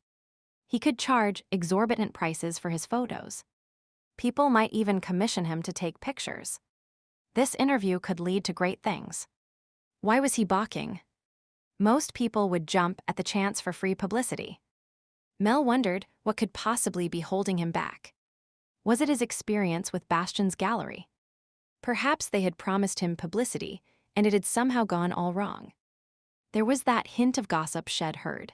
Something about an affair with a sales associate who had disappeared and missing money. Her eyes widened as a thought occurred to her. Had Ryne flown into a rage, murdered the woman, and was now hiding out? It certainly would explain his reticence. Forcing herself to rein in her imagination, she tried to consider her theory with calm logic. He wasn't eager for an interview, but that didn't make him a criminal. The woman was missing, but maybe Shed run off with the money to some tropical island. And Ryne was considering an interview, not flat-out refusing. Surely, a murderer would have said no right away. Feeling relieved that her wild imaginings were, in all likelihood, just that, she climbed out of the car and wandered over to the edge of the cabin, where she stared at the forest beyond. It was frustrating, having to wait, especially since patience wasn't her strong suit, but grinding her teeth and getting all in a stir would serve no purpose. Willing herself to relax, she inhaled deeply, letting the crisp early spring air invade her lungs. Taylor was getting under her skin, and he wasn't even here. That would never do. She needed to calm down and take things one step at a time. There was no firm timeline. Just because she, herself, had decided on a week in Stump River didn't mean it couldn't take longer. Aldrich said Grayson would allow her up to a year to complete the task if need be. Maybe Grayson knew something about Taylor already, such as the fact that he was shy and didn't like interviews. That would explain things a bit. Leaning against the side of the cabin, Mel tried to resign herself to the idea that she would probably be here longer than she thought. She consoled herself with the fact that it didn't really matter, well, except for the lack of decent latte. No one was waiting for her in Chicago. She had quit both of her waitressing jobs and paid her rent for the next month. Maybe she should look on her time here as a vacation. Aldrich couldn't complain if she had nothing in particular to report. Having to wait for Taylor's decision wasn't her fault. Closing her eyes, she made herself focus on the sensation of the warm sun beating down on her. After a long, snowy winter, it felt good to absorb the rays. By the time summer came, she'd be back in Chicago with waves of blistering heat bouncing off the pavement, and everyone would be worrying about the UV levels. See, here was something positive. For this moment in time, she could just enjoy the sun. With her eyes closed, her other senses heightened. The solid wood of the cabin behind her, the slight breeze that caused her hair to brush against her cheek. In the distance, birds were twittering and an occasional squirrel chattered. Water steadily dripped off the edge of the roof and hit the ground in a dull rhythm as the remaining snow, trapped in the eaves troughs, melted. She could feel the coiled tension unwinding from her shoulders and her jaw. Why had she allowed herself to get so upset over Taylor? It didn't really matter if he took his time making his decision. As long as he eventually agreed, that was all that counted. Mel gave a little chuckle. As a matter of fact, the longer he took the better. It meant more downtime for her. She could do some writing, put some polish on articles she wanted to submit for publishing. Maybe she'd even get a repeat of last night's dream. Now, that was something to look forward to. Pushing off from the wall, she glanced down and noticed a few bits of green poking out of the ground. She frowned, not being a gardening expert, and wondered what might be growing this early in the spring. Crocus, maybe. She bent down to take a closer look, and then nearly fell back in surprise. Large paw prints were evident in the mud right under her bedroom window. Even more surprising were two sets of large human footprints, just two. One set was facing towards the cabin, and the other was facing away. Mel stood and studied the surrounding ground carefully. There were no human prints leading to her cabin, nor away. How could that be? The ground was soft, and even her slight weight was leaving indentations in the soil. Stepping back, she studied the roof line, the location of the porch, and the walls of the cabin. Could someone have come down off the roof? Possibly, but how did they get up there? It was quite high, and she saw no sign of a ladder. Technically, she supposed a very determined person could even have stood on the porch and then scrambled to the window without touching the ground. The cracks and crevices between the logs would provide toe and finger holds, but why would anyone go to all that trouble? It made no sense. And why were they outside her bedroom window? A frisson of fear jolted through her as several unpalatable possibilities popped into her head. Regardless of how they got there, someone had been peering in her bedroom window. Had they watched her sleeping? Changing her clothes? Mel shivered and wondered how much screening the thin curtains on the window provided. She hadn't even checked if they were closed properly, thinking that it didn't matter, out here in the middle of nowhere. What if the person had come back and broken in while she was gone today? What if they were still inside? Looking at the cabin with something akin to horror, she backed away until she was halfway across the yard, then turned and ran to the Kennedys, intent on calling the police, just in case. Mel pounded on the Kennedys' door, and almost immediately Bate appeared, a paintbrush in her hand. She'd been repainting the bedroom when Mel had stopped by earlier, and was still engaged in the task from the looks of things. "Melody, I am surprised to see you again. Is something wrong?" "Well, sort of. I mean, there's a possibility, you see, there were these footprints." She was having trouble catching her breath and organizing her thoughts after her headlong flight. "Slow down, you're not making any sense. Come on in and sit down, and we'll talk about whatever has you so upset." Mel gratefully collapsed onto the kitchen chair and pushed her tangled locks back from her face. Running definitely had a detrimental effect on her hair, which was why she avoided the activity whenever possible, she thought inanely. A bubble of hysterical laughter threatened to escape, and she squelched it back down. Why was she worrying about her hair at a time like this, yet alone laughing about it? Bate was already looking at her like she was half crazy. No need to add to her suspicions by giggling away like some schoolgirl. Composing herself, she took a deep breath and explained what she had discovered in a relatively calm and collected manner. Bate frowned and called Josh into the room. He'd been watching TV in the den and staying out of Bate's way while she painted. This was one of the secrets to their long and successful marriage. The woman had informed Mel earlier. After hearing the details, Josh frowned and decided to take a look around himself. No point in calling the police just yet. This is a small town, and we don't have our own police force. The OPP, the Ontario Provincial Police, are in charge, but it's a large area and it could take up to an hour for a patrol to get here depending where the nearest cruiser is. I'll check the cabin out, and if someone really has broken in, then we'll call. But what if someone's in there? Mel twisted her hands in agitation. She didn't want Josh to face an intruder. What if the criminal was armed? Honey, did you have anything valuable in there? Mel mentally searched her luggage. Not really. Just my laptop.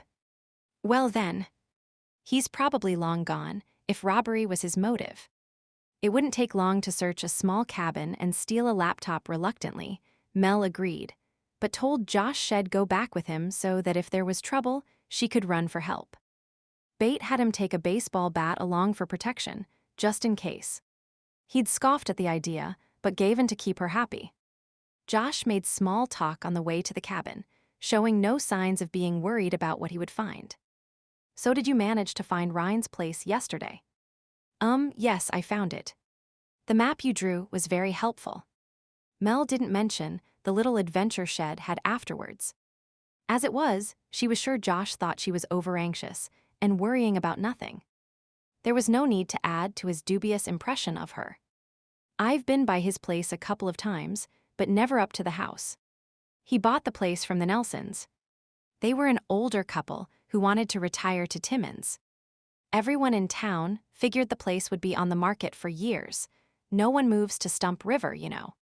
So we were all surprised when Ryne bought the place practically the day it went on the market. Why he and his friends moved up here, none of us can figure out. Mind you, we're not complaining. It's nice to have some young blood in the town. Mel murmured noncommittally and filed that bit of information away for future reference. It wasn't much, but compared to what she already knew about the man, which was next to nothing, well, she'd take what she could get. By this time, they'd arrived at her cabin. While Mel stood some distance away, Josh went inside and looked around, then came back out, with an I-told-you-so expression on his face. There's no one inside Melody. And no sign that anyone but yourself has been in there. Breathing a sigh of relief that some pervert hadn't been going through her underwear drawer, she led Josh to the side of the house, pointing out the mysterious footprints. See, there's one set facing each direction, like someone entered and then exited, but there are no other prints showing how the person came or left. Josh rubbed his chin. Well, that is a bit puzzling. Let me think about it. Just as she had, he stared at the ground, the roof, the walls, and the porch. He got down and pressed his hand to the ground, observing the imprint it made in the soft mud. Only explanation I can think of is that the ground was frozen when this fellow came around. It still goes below freezing most nights, but the ground nearer the house would have been softer from the heat seeping out. These cabins aren't very energy efficient, you know, so his prints would show here, but not farther away. Mel nodded slowly. It sort of made sense. But why was someone here in the first place? Shrugging, Josh wiped his muddy hand on a handkerchief he pulled from his coat pocket. Most likely a transient. He was probably looking for a place to spend the night or wondering if there was anything worth stealing. You know, I am not a skilled tracker or anything, but these prints could be days old. See how the dog prints are on top of the man's. No telling exactly when any of these were made. Are you sure they're dog prints? Couldn't they be from a wolf? Mel was thinking of the wolves' shed encountered on Ryne's property. Had they tracked her here? Wolves? I suppose. But they don't usually come near town unless the hunting is really bad. and the winter wasn't that harsh this year. Nope, these are most likely from a stray dog. Oh, okay. Mel felt a bit deflated, as well as relieved at the logical explanation Josh had come up with. As usual, her imagination was getting the best of her. She wasn't exactly sure what she thought was going on, but it hadn't been anything as mundane as what Josh had come up with. Well, I am sorry to have bothered you. No problem. I know how skittish you ladies can get. Better to check it like Bates said. Then everyone can rest easy. With a nod of his head, Josh headed home. Mel watched him leave and then went inside. She walked into her bedroom and looked around. Everything was as Shed left it. Approaching the window, she pushed the curtain aside and stared at the casing. It was old, but in good repair, though there didn't seem to be a locking mechanism. Crime in Stump River probably wasn't a major concern, so no one worried about locks on windows. Shed heard that rural areas could be pretty lax when it came to home security. She chuckled. What would they think if they ever saw her apartment in Chicago? She had deadbolts, chains, a keypad, and a peephole to check who was at the door at times. She felt like she was in a prison, but crime rates were high. If you didn't want to become another statistic, you did what you had to. Experimentally, she tried to open the window and was surprised when it slid open with hardly a sound. Josh obviously kept the cabins in good repair.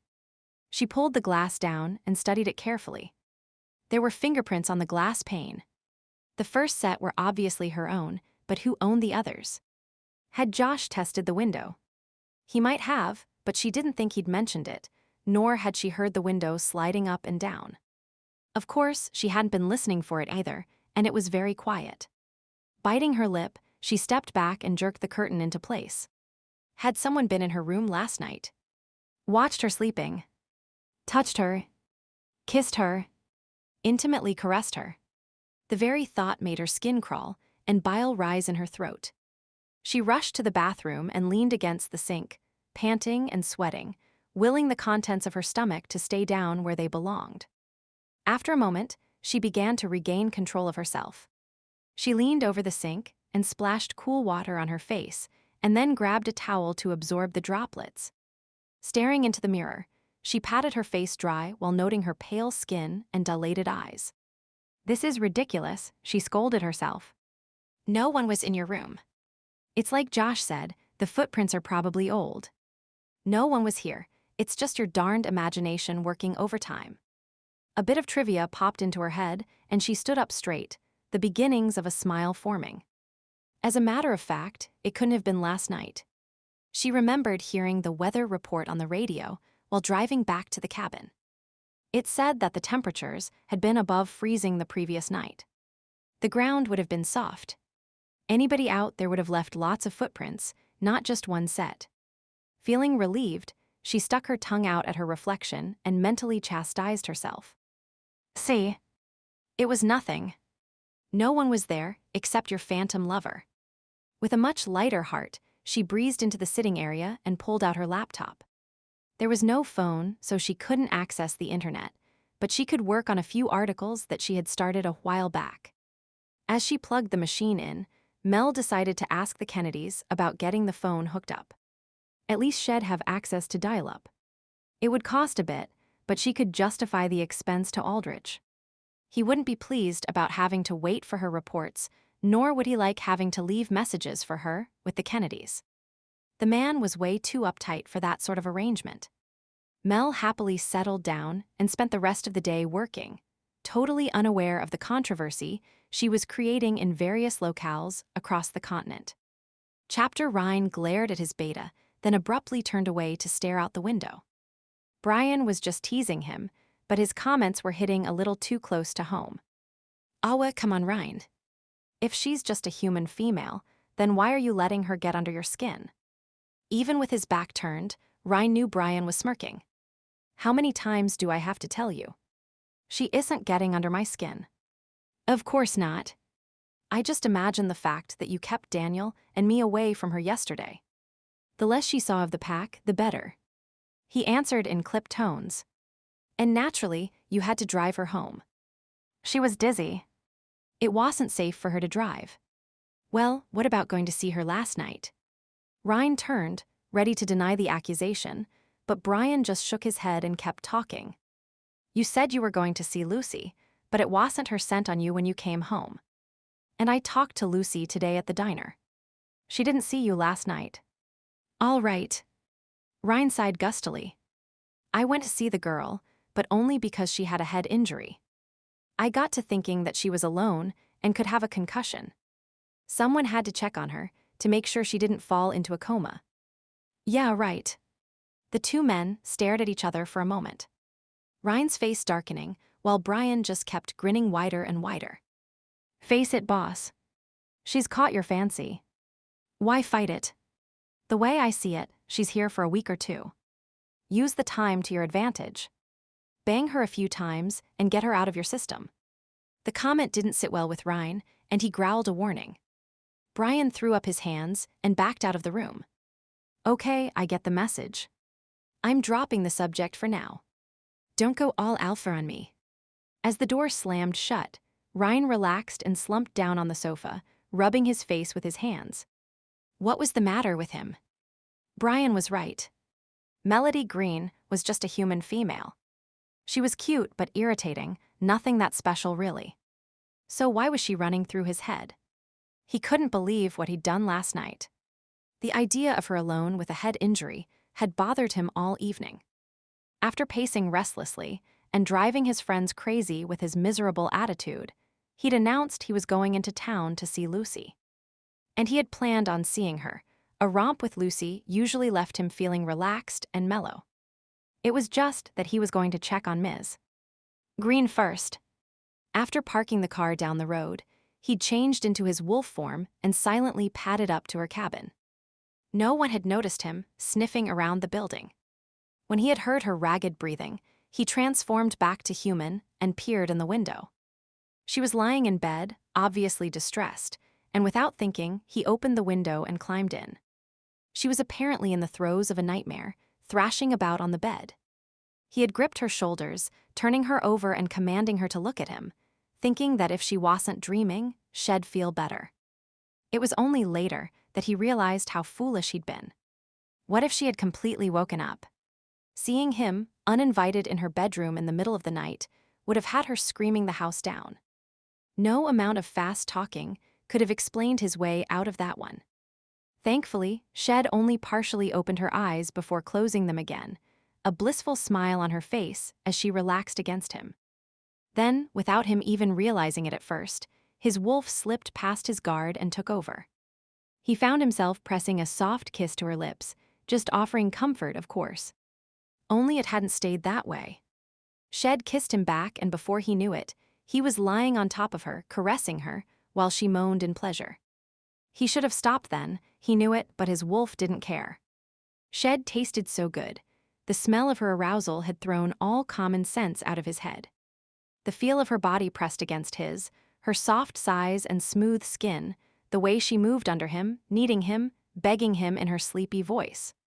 Ryne could still taste her, still remember how her pebbled nipple had felt against his tongue, still recall the slick moisture that had seeped from her body onto his hand as he moved his fingers within her.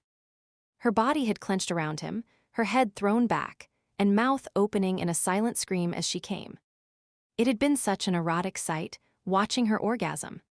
Her uninhibited response had left him hard and aching, but he'd wrenched back control from the beast within, knowing he couldn't ease his discomfort with her. Instead, he'd covered her up and left. Once outside, he'd morphed back into a wolf and run through the woods until he could run no more, the ache in his body replaced by exhaustion. For a moment, he had considered visiting Lucy, as he had initially planned. She would have taken him in, regardless of the late hour, but he had no heart for it. The very idea seemed wrong, to go from one woman to another. He had some scruples. Not many, but they were there. And so he'd headed back home. At least Daniel had been in bed, but Brian had still been up, watching a movie. Ryne had known he must look a mess, his hair tangled, his breathing rough, the smell of sweat and sex emanating from him.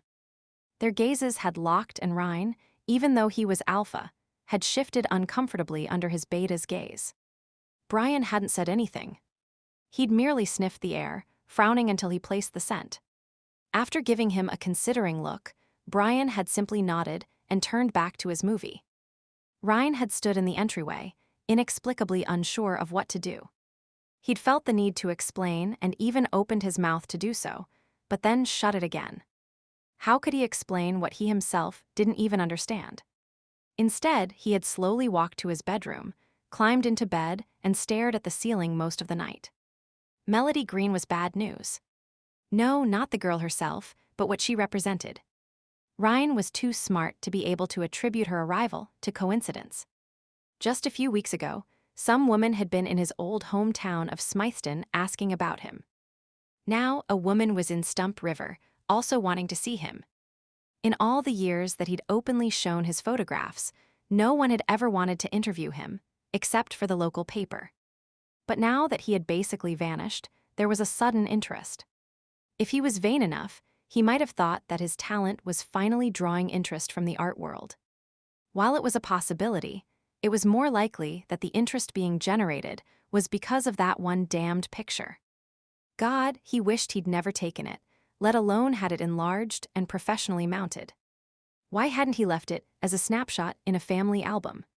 Sighing deeply, he steepled his fingers and pondered what he should do about the problem Melody Greene was about to create. He hadn't told Brian, but just minutes before his friend had come in, Ryne had called his brother Kane to double-check some facts about the inquisitive person who'd been asking about him. He'd been hopeful that it hadn't been Miss Greene, but of course that would have made things too easy. Instead, Kane had confirmed that it was the same person, and that had led to a very uncomfortable conversation about options. If he ignored her, would she go away?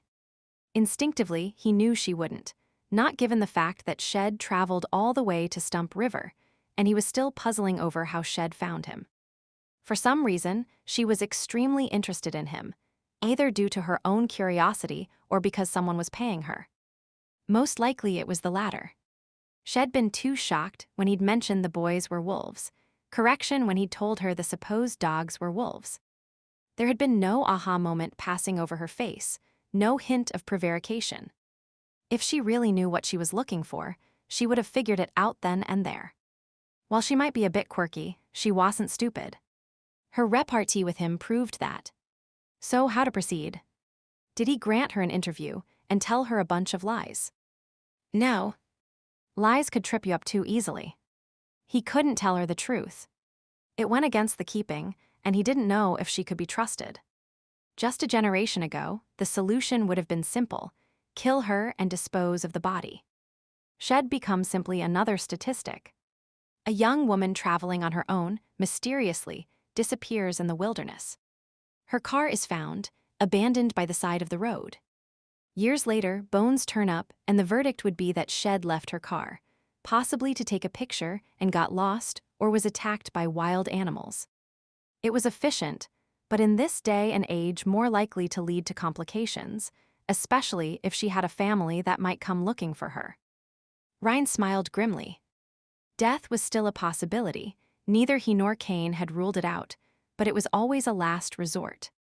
They'd both agreed on that before ending their conversation. Leaning his head back, Ryne studied the ceiling and hoped for inspiration. The keeping was their most important law. It wasn't just a matter of what he wanted to do. It existed to protect the whole pack, even the whole race. Their safety took precedence over the individual every time. If Melody Greene became too nosy, if it appeared she was on the verge of discovering the truth, well then, getting up, Ryne walked over to the cupboard where he kept the liquor. Pulling out a bottle of whiskey, he took a swig, not bothering to dirty a glass. The golden liquid burnt as it slid down his throat and joined the knot that was forming in his stomach. "Here's to you, Melody Greene." The sound of his mocking toast filled the silent room. "Why the hell did you come here and fuck everything up?" Chicago, Illinois. Leon Aldrich sat stiffly in the burgundy plush chair. It was directly in front of a large, leather-topped desk. As per usual, the room was dimly lit, and on the cool side, despite the fact that there was plenty of money to pay for electricity and heating.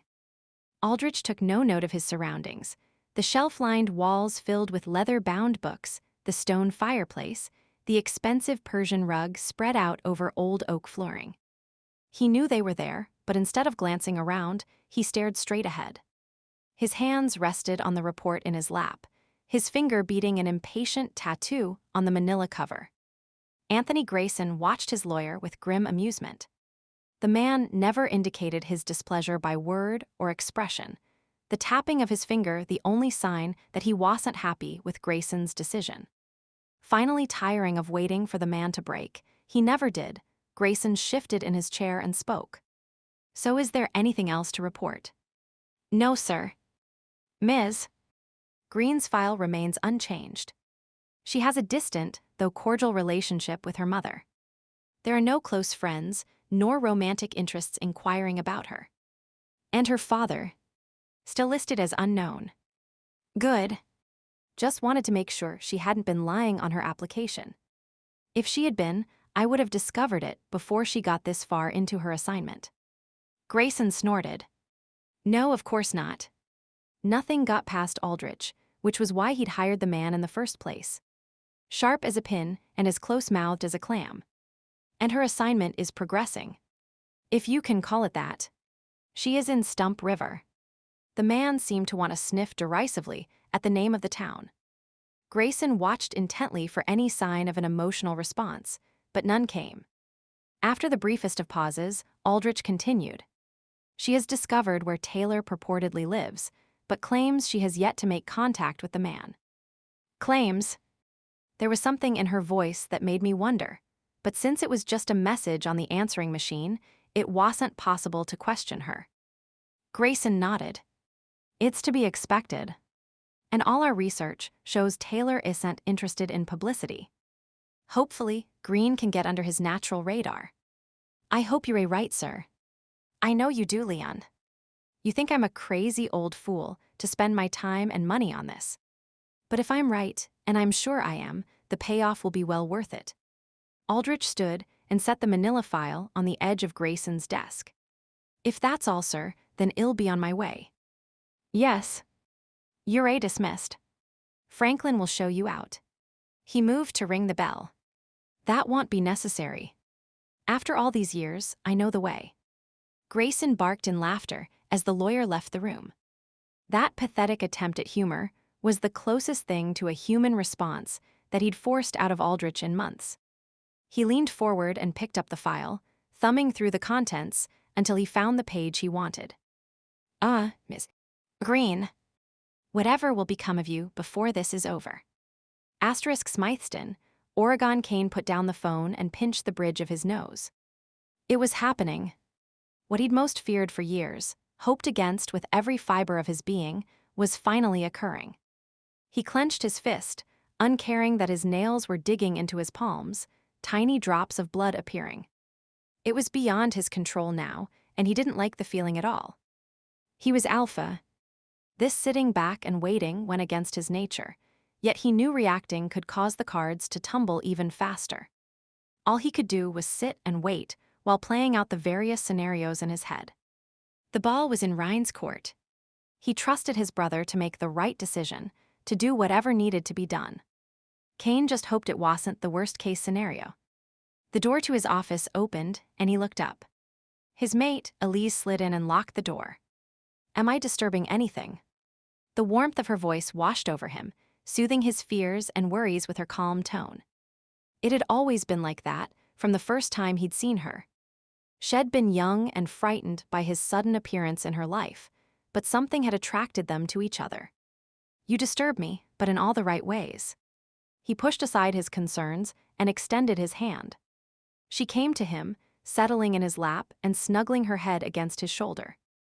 To what do I owe the honor of this visit? I was lonely. She pouted up at him and blinked her eyes innocently. Lonely. Or lusty. He wiggled his eyebrows at her, knowing that the hormonal changes from her pregnancy were sending her libido into overdrive. Both. She laughed and then pulled his head down for a kiss, tracing his lips with her tongue.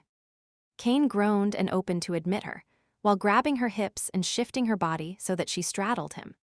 Pulling her shirt free, He worked his hands under the material while she sucked on his tongue. Her skin was warm and smooth. He moved his hands higher, searching for the clasp of her bra, and was pleasantly surprised to discover she'd neglected to put on that piece of clothing. He broke away from the kiss and looked at her questioningly, while moving his hands to cup her breasts. She purred in pleasure.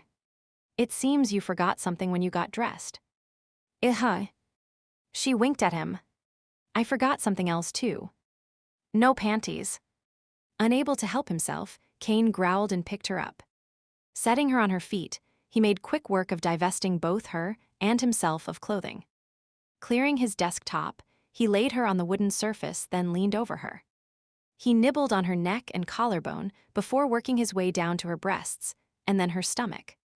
Pausing there, he kissed the slightly rounded surface. His child was in there.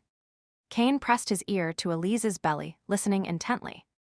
Sometimes he was sure he could hear its heartbeat. Despite that fact, the Nadia, their resident nurse practitioner, said it was way too soon. He gently rubbed the skin and whispered, "I love you," to the child within. Feeling Elise's fingers combing through his hair, he looked up and flushed, feeling slightly embarrassed. She was smiling at him tenderly. "I love how much you love our baby already."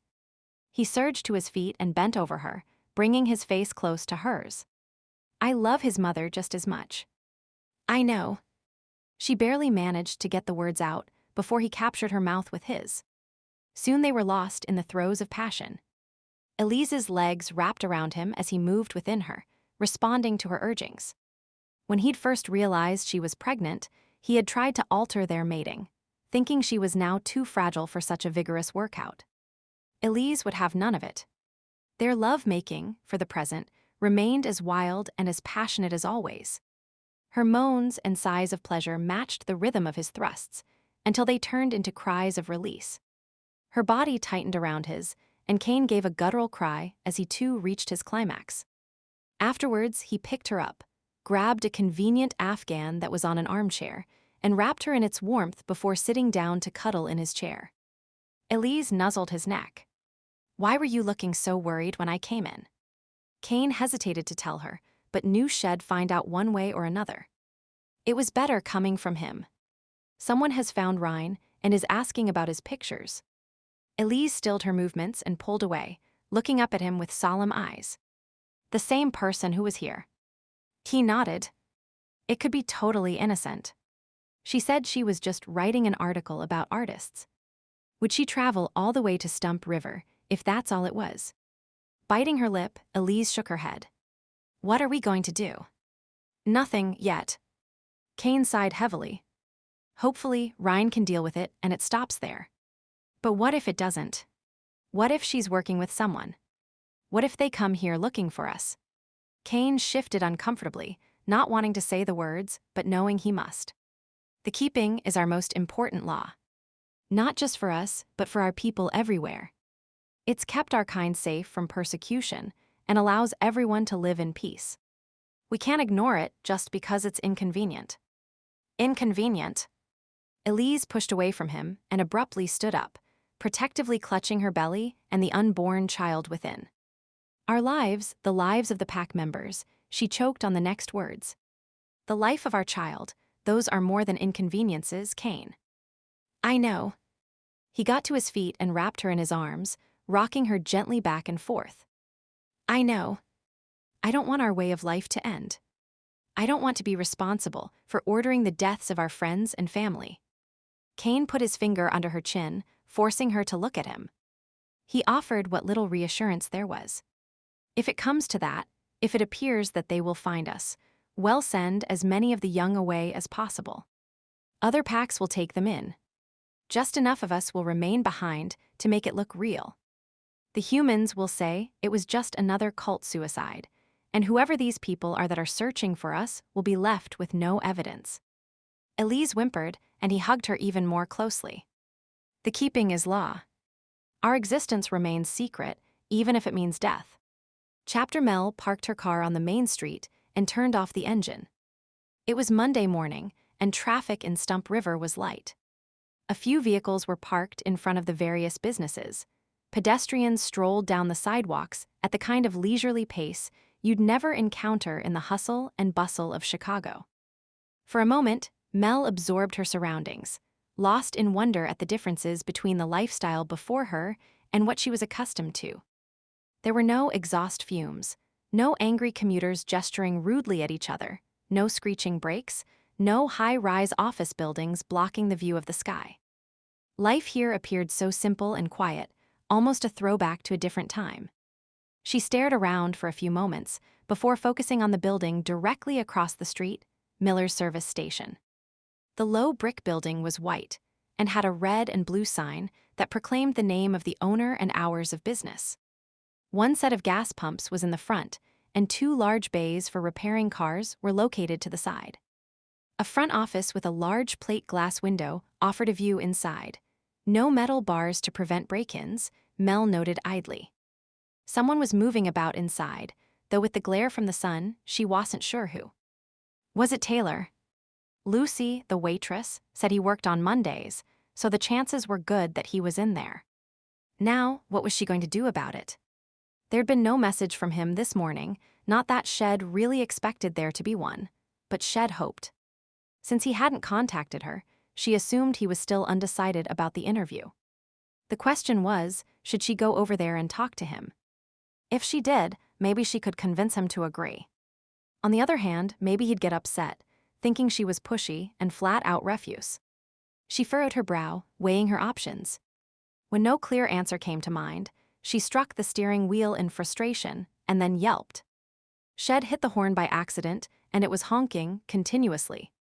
Startled, Mel stared at the wheel for a moment before her brain finally kicked in, and she began frantically jiggling the annoying feature. By the time she stopped the noise, everyone in the entire 2-block expanse of downtown Stump River was looking her way. Even Josh and Bate Kennedy were standing in the doorway of the Gazette.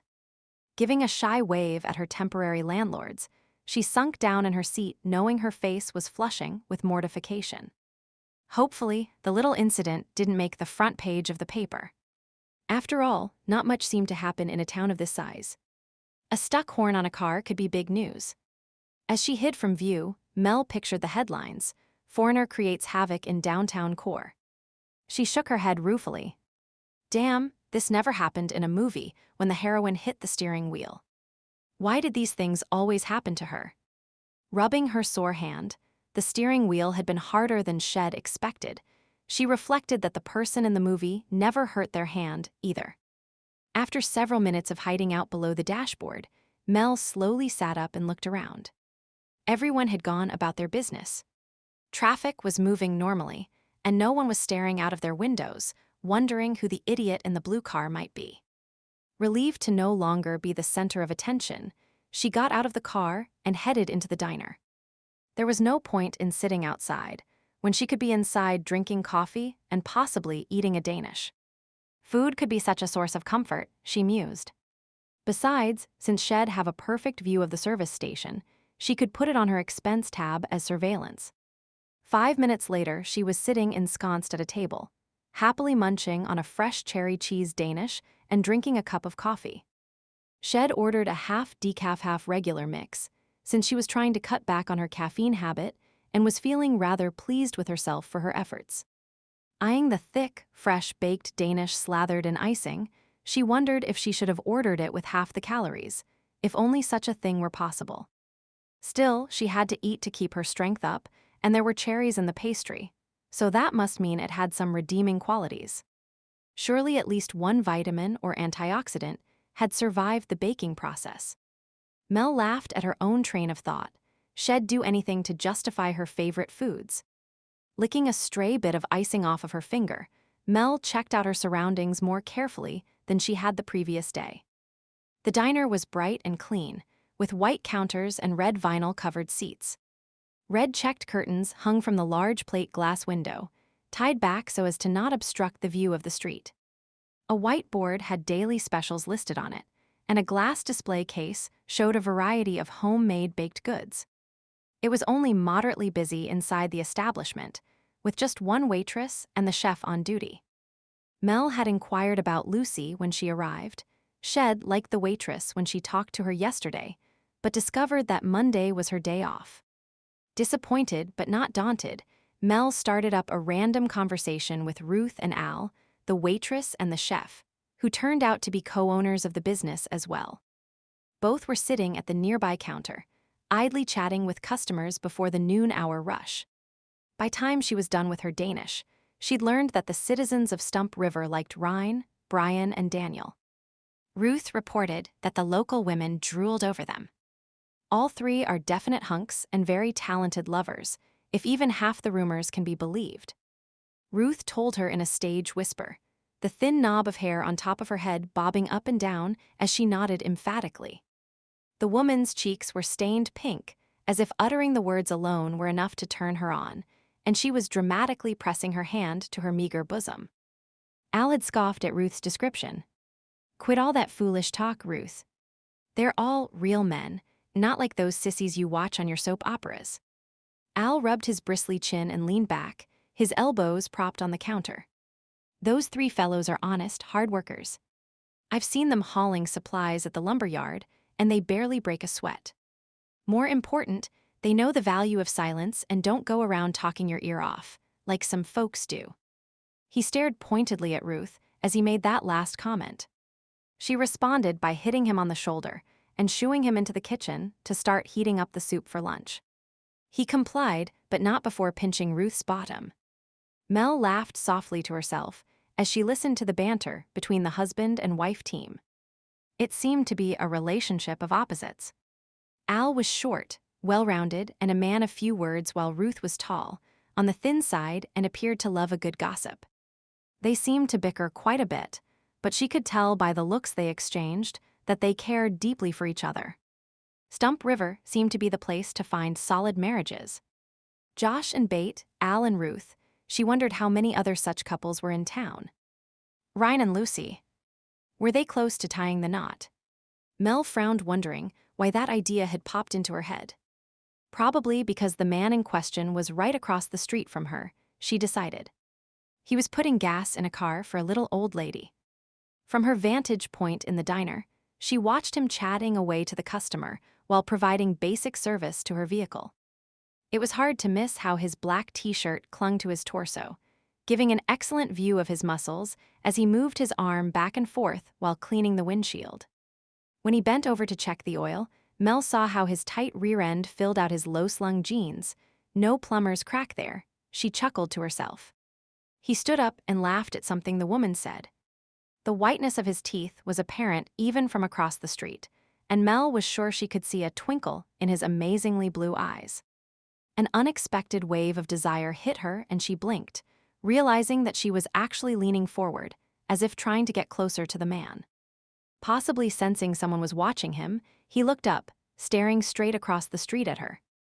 Mel drew back and snatched up the menu from the table, pretending rapt interest in its contents. Surely he hadn't seen her ogling him. She peeked over the edge of the menu and then hid again. He was still looking her way. Mortified at being caught acting like a schoolgirl with a secret crush, she wondered why she was so intent on checking out his physical attributes.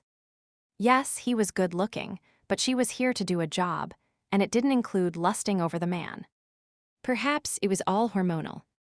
It had been quite a while since she'd been with someone, so of course, a hot-looking guy would seem even more appealing than usual, regardless of his personality.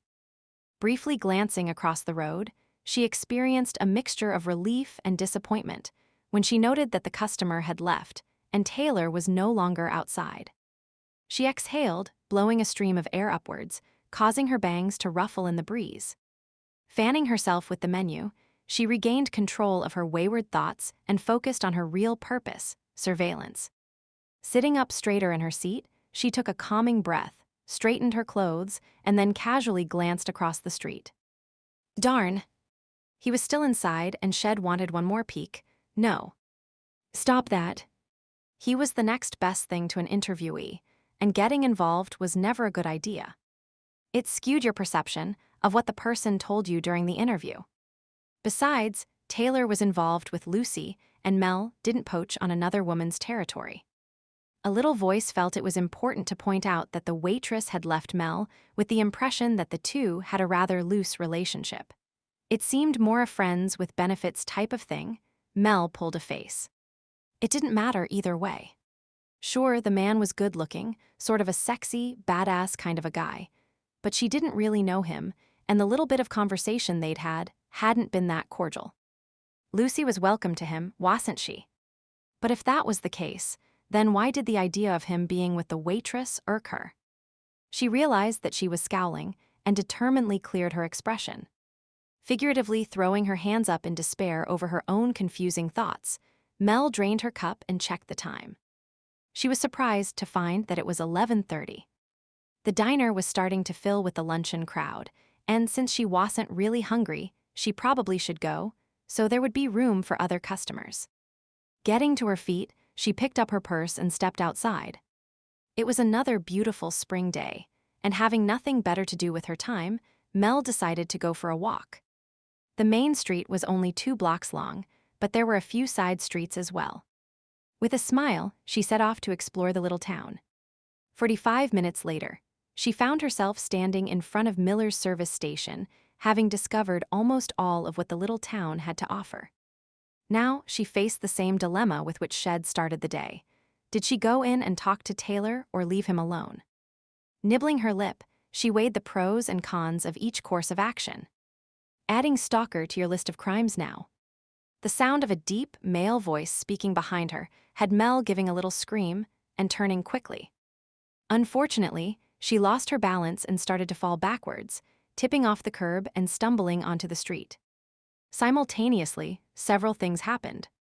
A horn blared, Ryne grabbed her, pulling her flush against his body, and a truck whizzed by. It had happened so quickly, all she could do was gape up at him. Suicidal, too. Ryne was staring down at her, his expression somewhere between anger and exasperation. Mel was mesmerized by the intense blue of his eyes and only slowly became aware of the way their bodies fit together. Her mouth was level with his throat, her hands pressed to his chest, and his hips snugly cradled her stomach. She could see his throat move as he swallowed, feel the strong beating of his heart, and smell the very male scent of him wrapping itself around her. Unthinkingly, she allowed her fingers to spread out over the hard planes of his chest, while her gaze focused on his lips. They were firm, the lower one slightly fuller, and curved into a smirk. Suddenly recognizing the situation she was in, Melody looked him in the eye. He was laughing at her, oh, not out loud, but she could tell from his expression he was laughing at her. She struggled to step away, but he merely locked his arms more tightly around her. "Let me go. That's all you ever say to me." He sighed and pretended to pout. "That's because you're always grabbing me. And you'd rather I let you fall into the street, right into the path of a delivery van." Ryne tilted his head questioningly. Mel stopped struggling as the gravity of what almost happened hit her. "No. I suppose I should thank you." Ryne nodded and looked at her expectantly. "What?" Mel frowned and then realized what he wanted. She huffed, still thoroughly put out by the man, even if he did save her life. "Okay. Fine.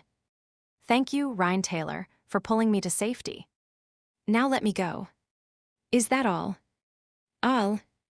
Just a thank you.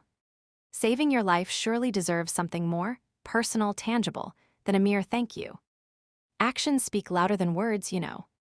He winked at her and then grinned evilly. Mel closed her eyes and counted to 10, knowing exactly what he wanted. "All right."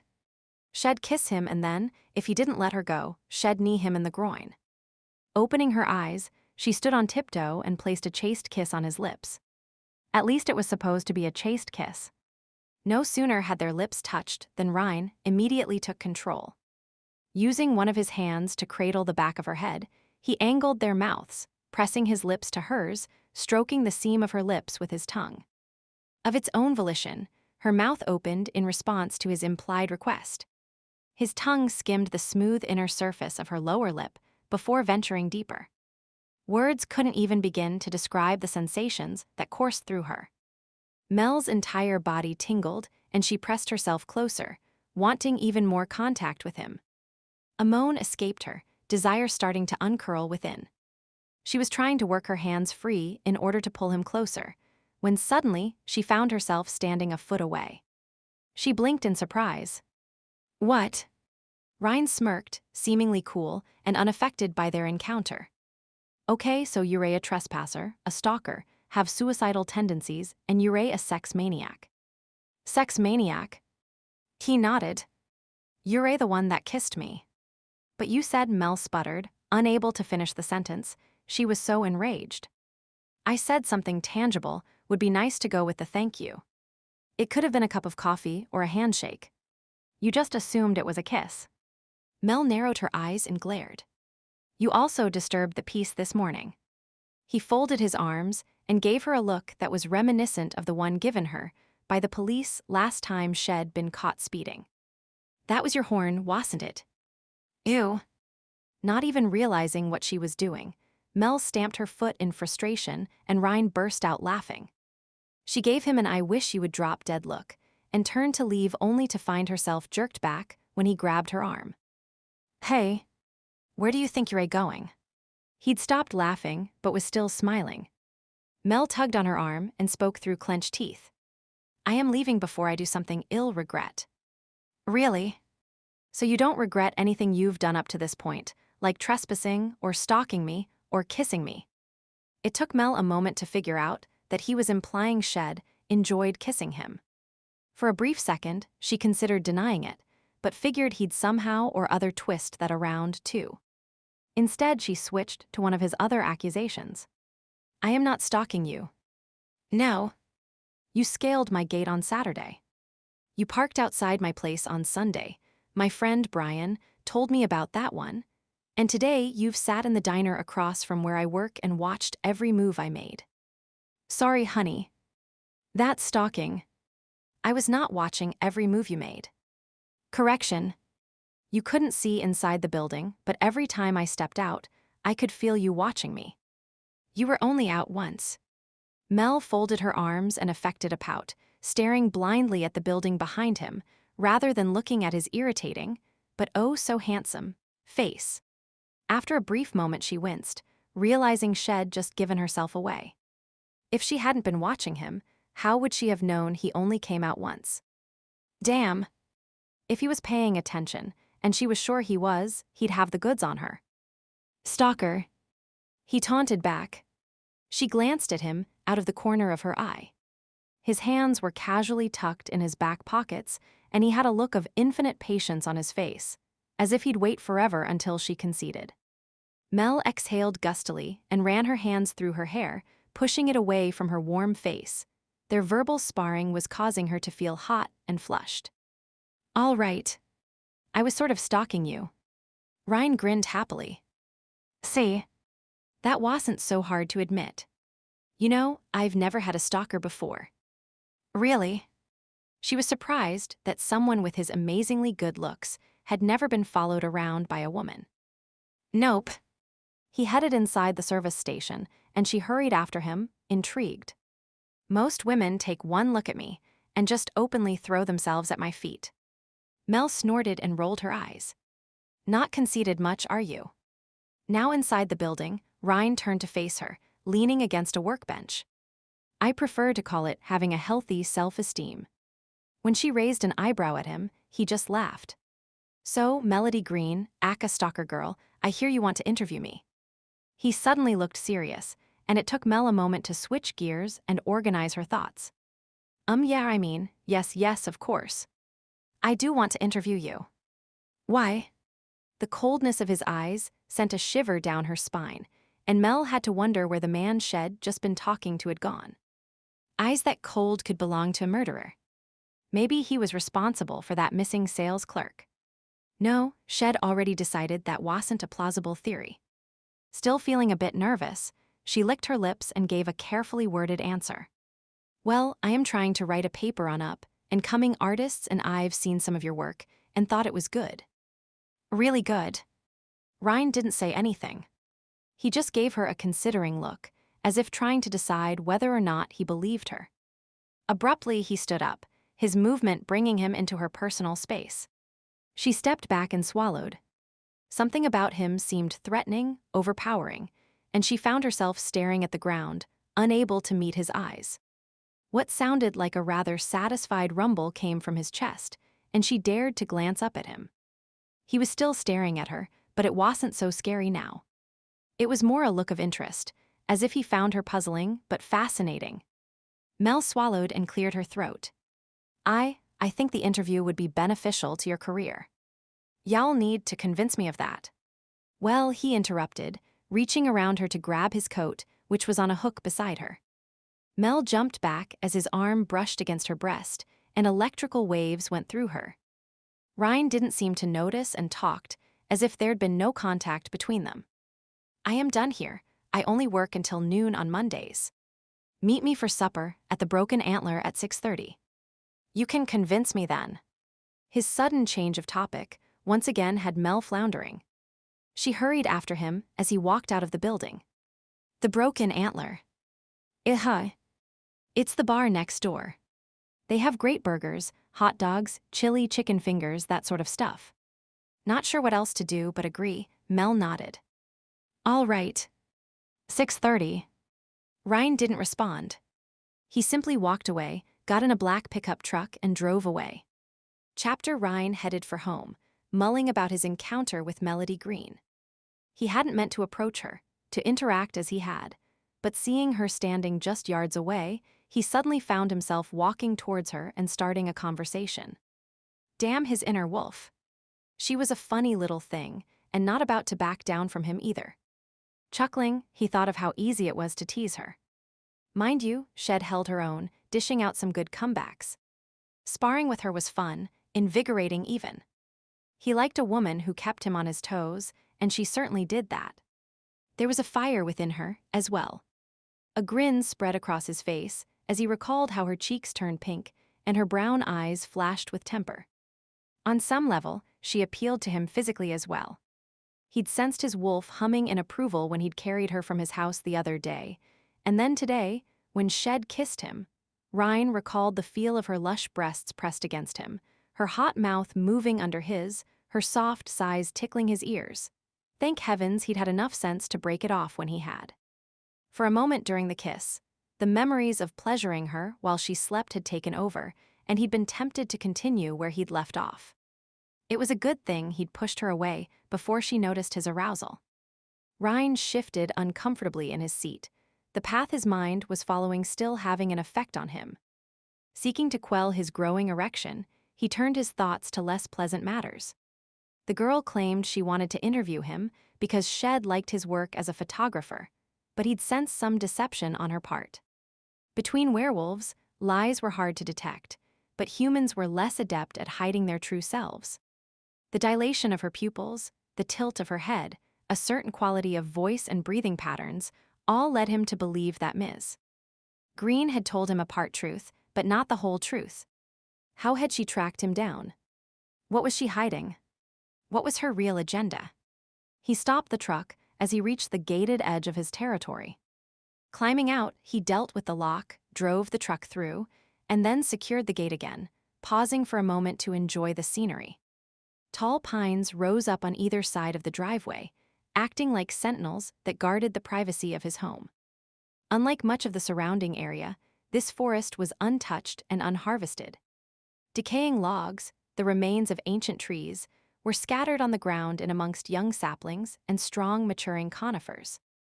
Patches of snow were still visible, but Ryne knew in another month ferns, wild flowers and other forms of natural vegetation would carpet the forest floor. Already, signs of animal life were increasing as the temperatures warmed. Tracks from a myriad of creatures tattooed the muddy ground, while birds chirped and twittered overhead in the trees. This would be his first spring on his own land, and he was anxious to explore his domain without a concealing blanket of snow. A wolf needed to become one with his territory, knowing every wrinkle in the land, the placement of each plant. Like a lover, he would watch it breathe and grow, sensing its moods, caring for it, guarding it against those who dared to trespass. He inhaled deeply, taking in the earthy, woodsy scents. Mine, both he and his wolf declared. Ryne knew some of the locals wondered about his obsessive need for privacy, the large gate, the plethora of warning signs, but no one was pressing for answers. That was one nice thing about Stump River. The people were friendly, but not too nosy, seeming to be content to leave each other alone. Maybe it was all part of their Canadian heritage.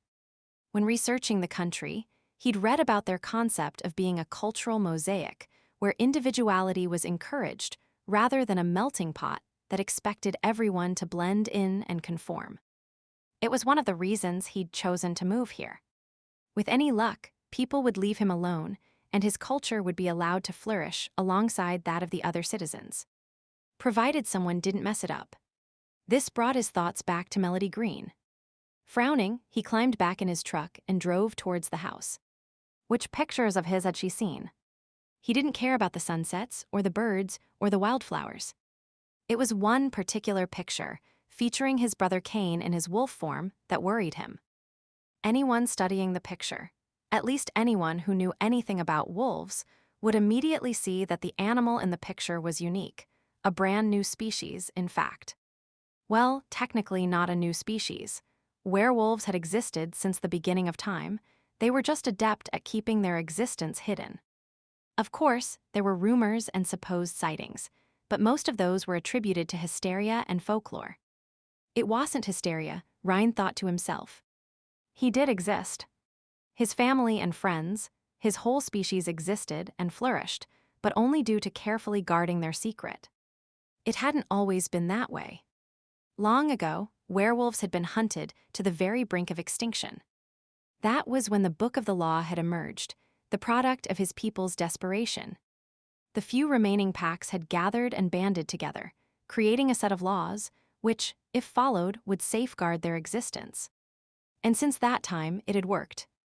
True, in the beginning there had been terrible sacrifices, complete relocation of every pack in order to make a fresh start, whole packs needing to be destroyed when the careless or defiant actions of a few led to their discovery, actual pack wars erupting when one group refused to bend to the law. But those difficulties had merely created greater determination in those that remained. Eventually, the universal good had outweighed the losses. Their existence had faded from human memory until only a few whispered rumors remained. For the most part, his people had lived undetected over the past couple of centuries. Alliances between packs had strengthened their common bond. The need to be careful, to avoid excessive attention, became ingrained into their way of life. Peace and prosperity was enjoyed by all. The dangers of the past were now but a distant memory for most. Who would have thought that a simple snapshot might undo centuries of progress? Ryne recalled the day as clearly as if it were yesterday. He'd been out taking pictures and had come across his brother in his wolf form. On a whim, he'd snapped a picture of Cain, and when he'd seen how well the picture turned out, he'd enlarged it and had it mounted. It was supposed to be for the family, not publicly shown, but his ex-girlfriend had taken it and then sold it. And now, well, the exact severity of the fallout had yet to be determined. According to Cain's report, Melody Greene had told Elise that Shed heard of his wolf photograph, but hadn't actually seen it. But was that the truth? Did she know the significance? Had she realized, or had someone told her, that it was probably the only picture of a real live werewolf in existence today? And if she knew, what did she plan on doing about it? Or was she really just interested in his work for its artistic merit? It was a possibility, but he was too much of a realist to hope for that. The worst-case scenario was that she would figure out where the picture was taken and use the information to find Cain and his pack. Ryne clenched his hands around the steering wheel. He couldn't allow that to happen. The idea of his entire family entering into a suicide, pact in order to preserve the safety of their race, was unthinkable. He'd do whatever he had to do in order to save them. If need be, the secret of that location would die here in Stump River. Mel checked her watch. It was exactly 6:30. She stood outside the broken antler and nervously wiped her sweaty palms on the legs of her jeans. Hopefully, what she was wearing was appropriate. Meeting with someone for an interview would usually call for more professional attire, but considering the location Ryne had chosen, that hadn't seemed too suitable.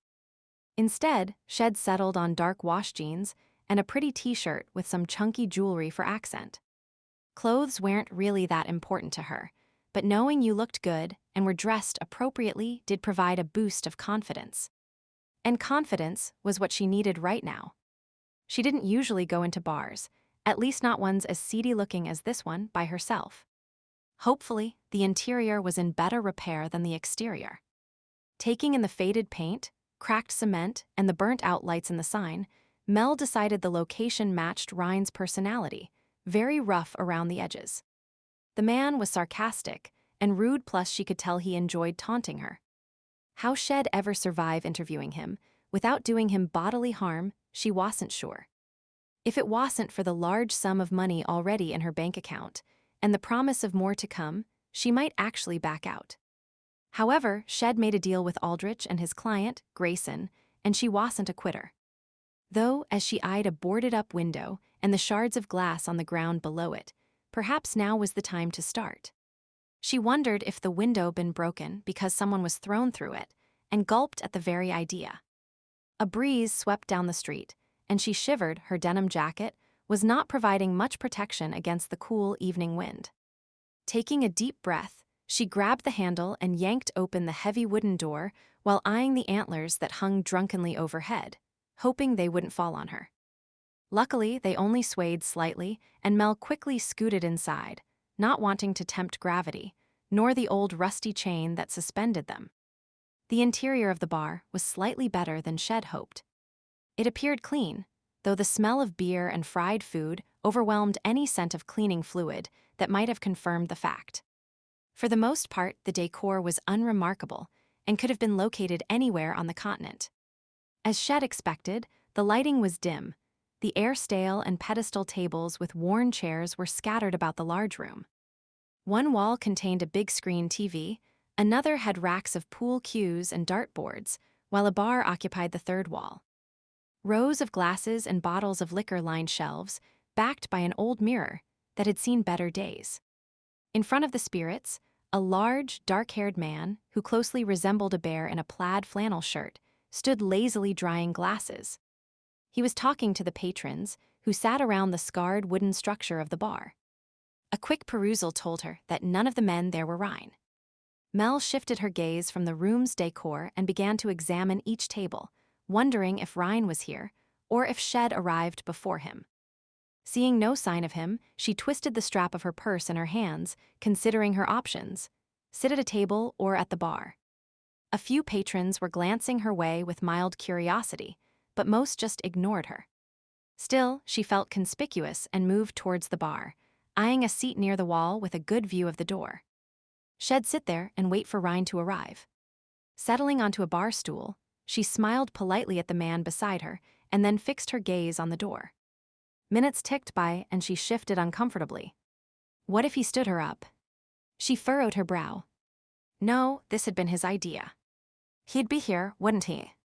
Nervously, she began to nibble on her lower lip, wondering how long she should wait. Unexpectedly, a large hand attached to a very hairy arm appeared in her peripheral vision, and she instinctively jerked away, spinning around to see who it belonged to. What can I get you, little lady? The bear in the flannel shirt was the owner of the arm.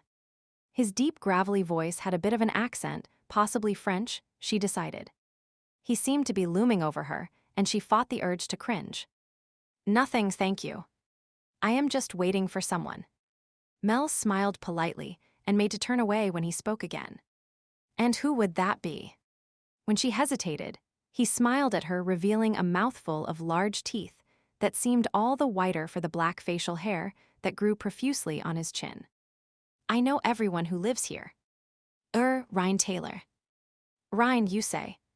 He chuckled, and Mel had a feeling from the look on his face that a lot of women had sat in this very spot waiting for Ryne. Well, you won't have to wait long. Really?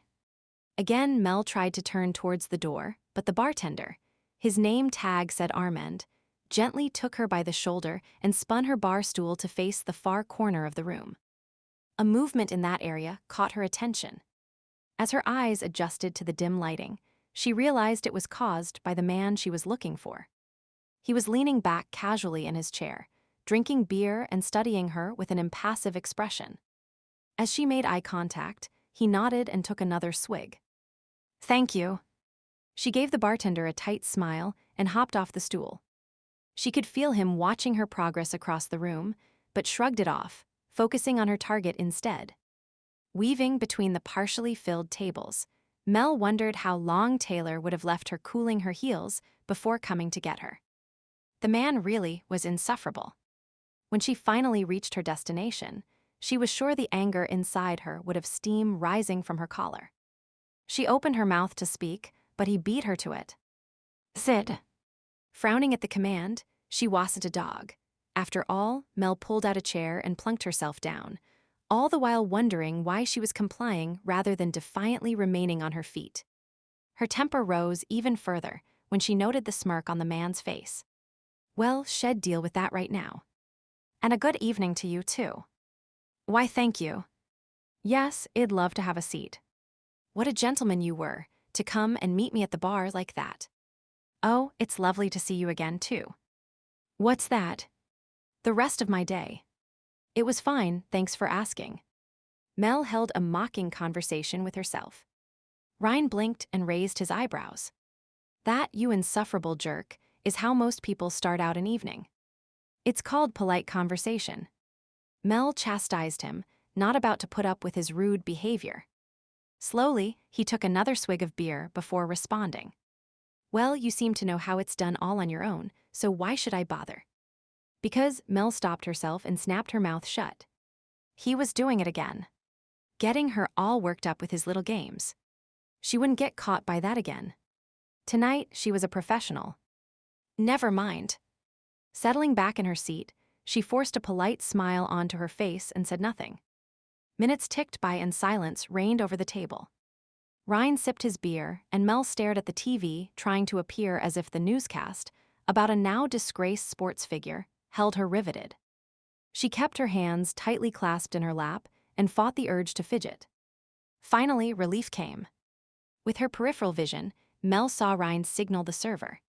When the woman approached the table, Mel turned ready to greet her as a long-lost relative. It wasn't a long-lost relative, but at that moment, Mel was sure the woman was the next best thing. "Hey, it's Mel." The server grinned and Mel grinned back, pleased to see a friendly face. It was Lucy, the waitress at the diner from the previous day. "Mel." Ryne looked at her incredulously. "That's the name of a guy who comes to fix your toilet." "No, it's not.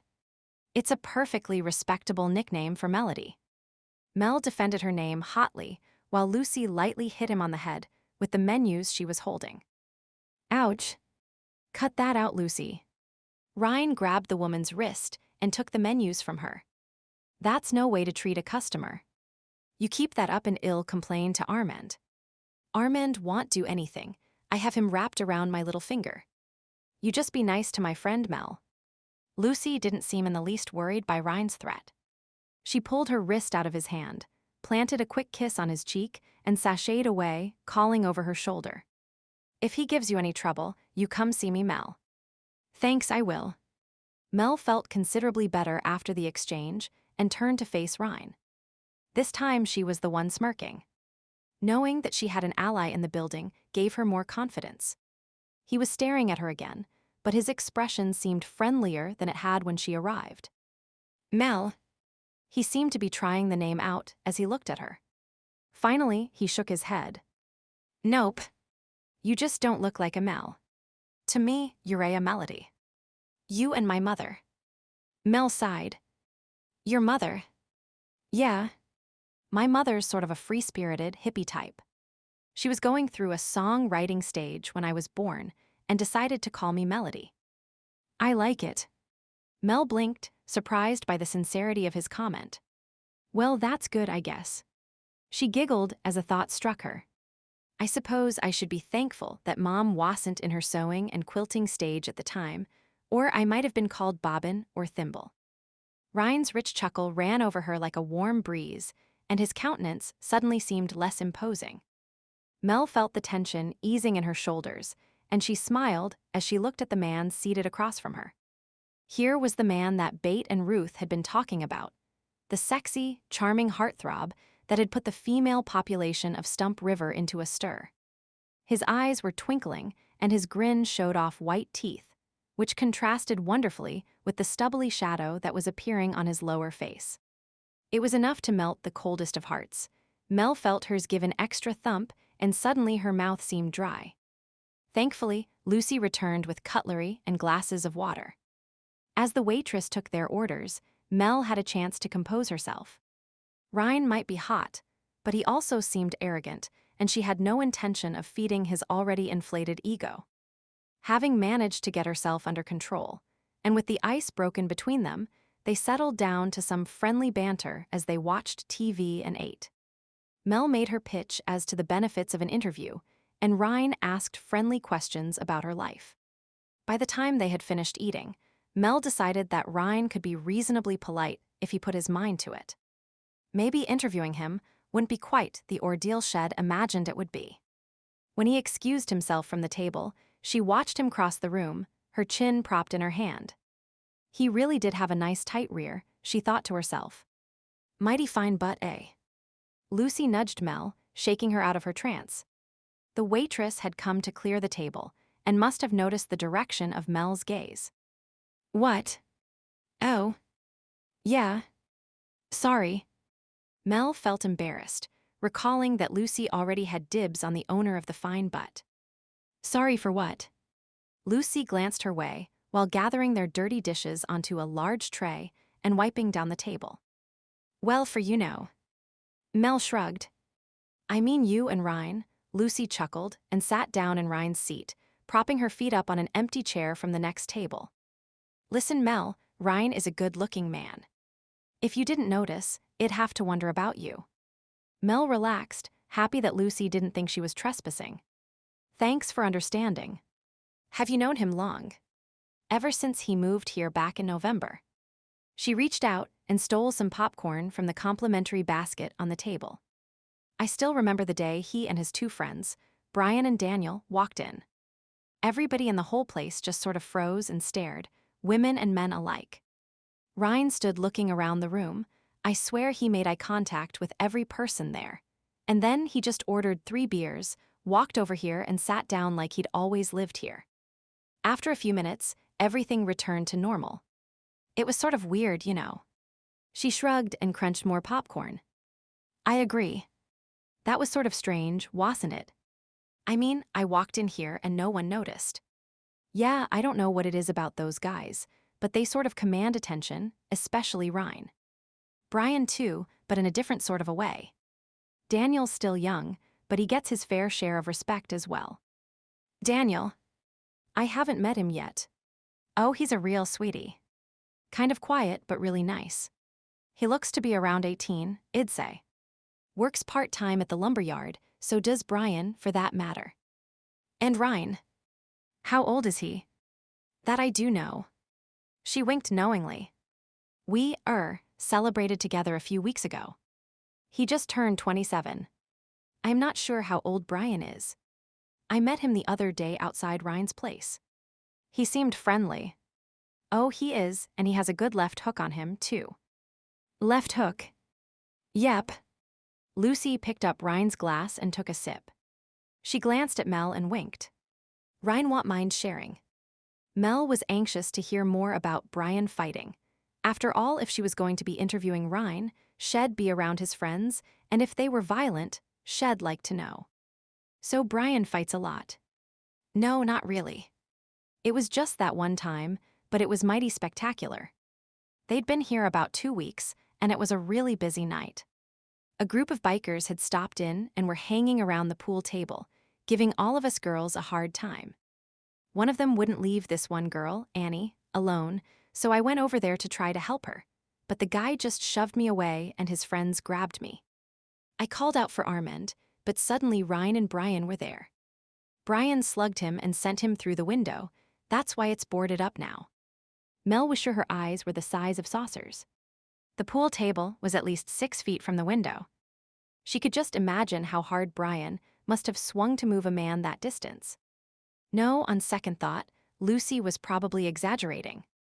Most likely the fellow was standing in front of the window to begin with. Still, she was curious to hear about the rest of the encounter and prodded for more details. And what about Ryne? Well, somehow he managed to take out the two who were holding me.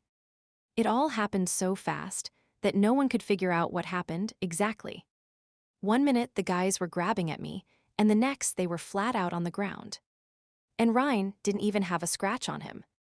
Lucy shook her head, obviously still in wonder at the occurrence. Anyway, the other bikers were just sort of frozen, like they were really scared. They just backed out of the room and drove off, leaving their friends behind. Then Ryne and Brian helped clean up the mess, dragged the two that were on the floor outside, and made sure Annie and I were okay. Armand let us leave early. Brian drove Annie home, and Ryne walked me home. Lucy grinned. I gave him a big thank you once we got to my place, if you know what I mean. Mel did know what she meant, and again wondered why the idea bothered her. She wasn't a prude. People had sex, she knew that. It was just, she struggled to explain it but came up empty. Chapter Ryne stood in the darkened hallway that led to the bar's washrooms. He had a perfect view of Melody, or Mel, as she called herself. He snorted. It was a ridiculous name for a female, and she was definitely a female. The way her jeans clung to her ass and her t-shirt stretched over her breasts left him in no doubt of the fact. He'd planned on being as rude and sarcastic as possible this evening, goading her into getting mad and stomping out, or at least rethinking wanting to interview him. But then Lucy had come over, and he'd heard the name Mel, and well, his great intentions had somehow been sidetracked. She was proving to be pleasant company, and seemed genuine in all that she said. There was no hint of deception about her tonight. Maybe he'd been wrong this afternoon when he thought she was hiding something. He hoped he was. Melody was sort of growing on him. His wolf rumbled in agreement. Right now, Lucy was talking to her. He strained his ears, trying to make out what they were saying over the blare of the TV and the laughter of the crowd at the bar. Unfortunately, there was too much background noise for that to be possible. Narrowing his eyes, he considered his next move. He was still concerned about the possible implications of her being in Stump River, but a voice inside his head hinted that sending her away so quickly wasn't in his best interests. Getting to know your enemy was always a good strategy, and if she wasn't here, who knew what she'd be up to? No, keeping her in Stump River, where he could keep an eye on her, was a better plan. He'd managed to find out a bit about her, interviewing her without her being aware. She was working her way through school, her car was on its last legs, she lived by herself, and her only relative was a mother in Florida. There was nothing apparently threatening in what he'd discovered so far, but he tucked the information in the back of his mind for future examination. Lucy was leaving the table now. Ryne knew he'd have to return soon or Mel would think he'd run out on her. Running out wasn't what he planned on doing. No, he was going to stick extremely close and find out what she was really up to. He'd decided to grant her an interview, an edited version of course. In that way, he'd be nearby in case. He didn't want to think too deeply about that right now, but as Alpha he needed to face reality and so forced himself to continue the thought, in case something needed to be done. The idea of carrying out the keeping was no more palatable now than it had been earlier on. Pushing off from the wall, he sauntered across the room to where Mel was waiting and sat down. I see Lucy was keeping you company. Huh. She was telling me all your dirty little secrets. Ryne stiffened in his chair, suddenly wary. Such as? Mel looked at him strangely. Nothing bad, it's just a figure of speech, you know. Mentally kicking himself, he relaxed and tried to cover his mistake. Well, with Lucy you never know. Relax. She was actually quite complimentary to you. Apparently, you and your friend Brian saved her and another girl from the clutches of some big, bad bikers. Casually slouching back in his chair, Ryne felt a wave of relief wash over him. Of course, Lucy didn't know any of his secrets. She wasn't even aware that he had secrets. It was just that this whole damn situation had him on edge.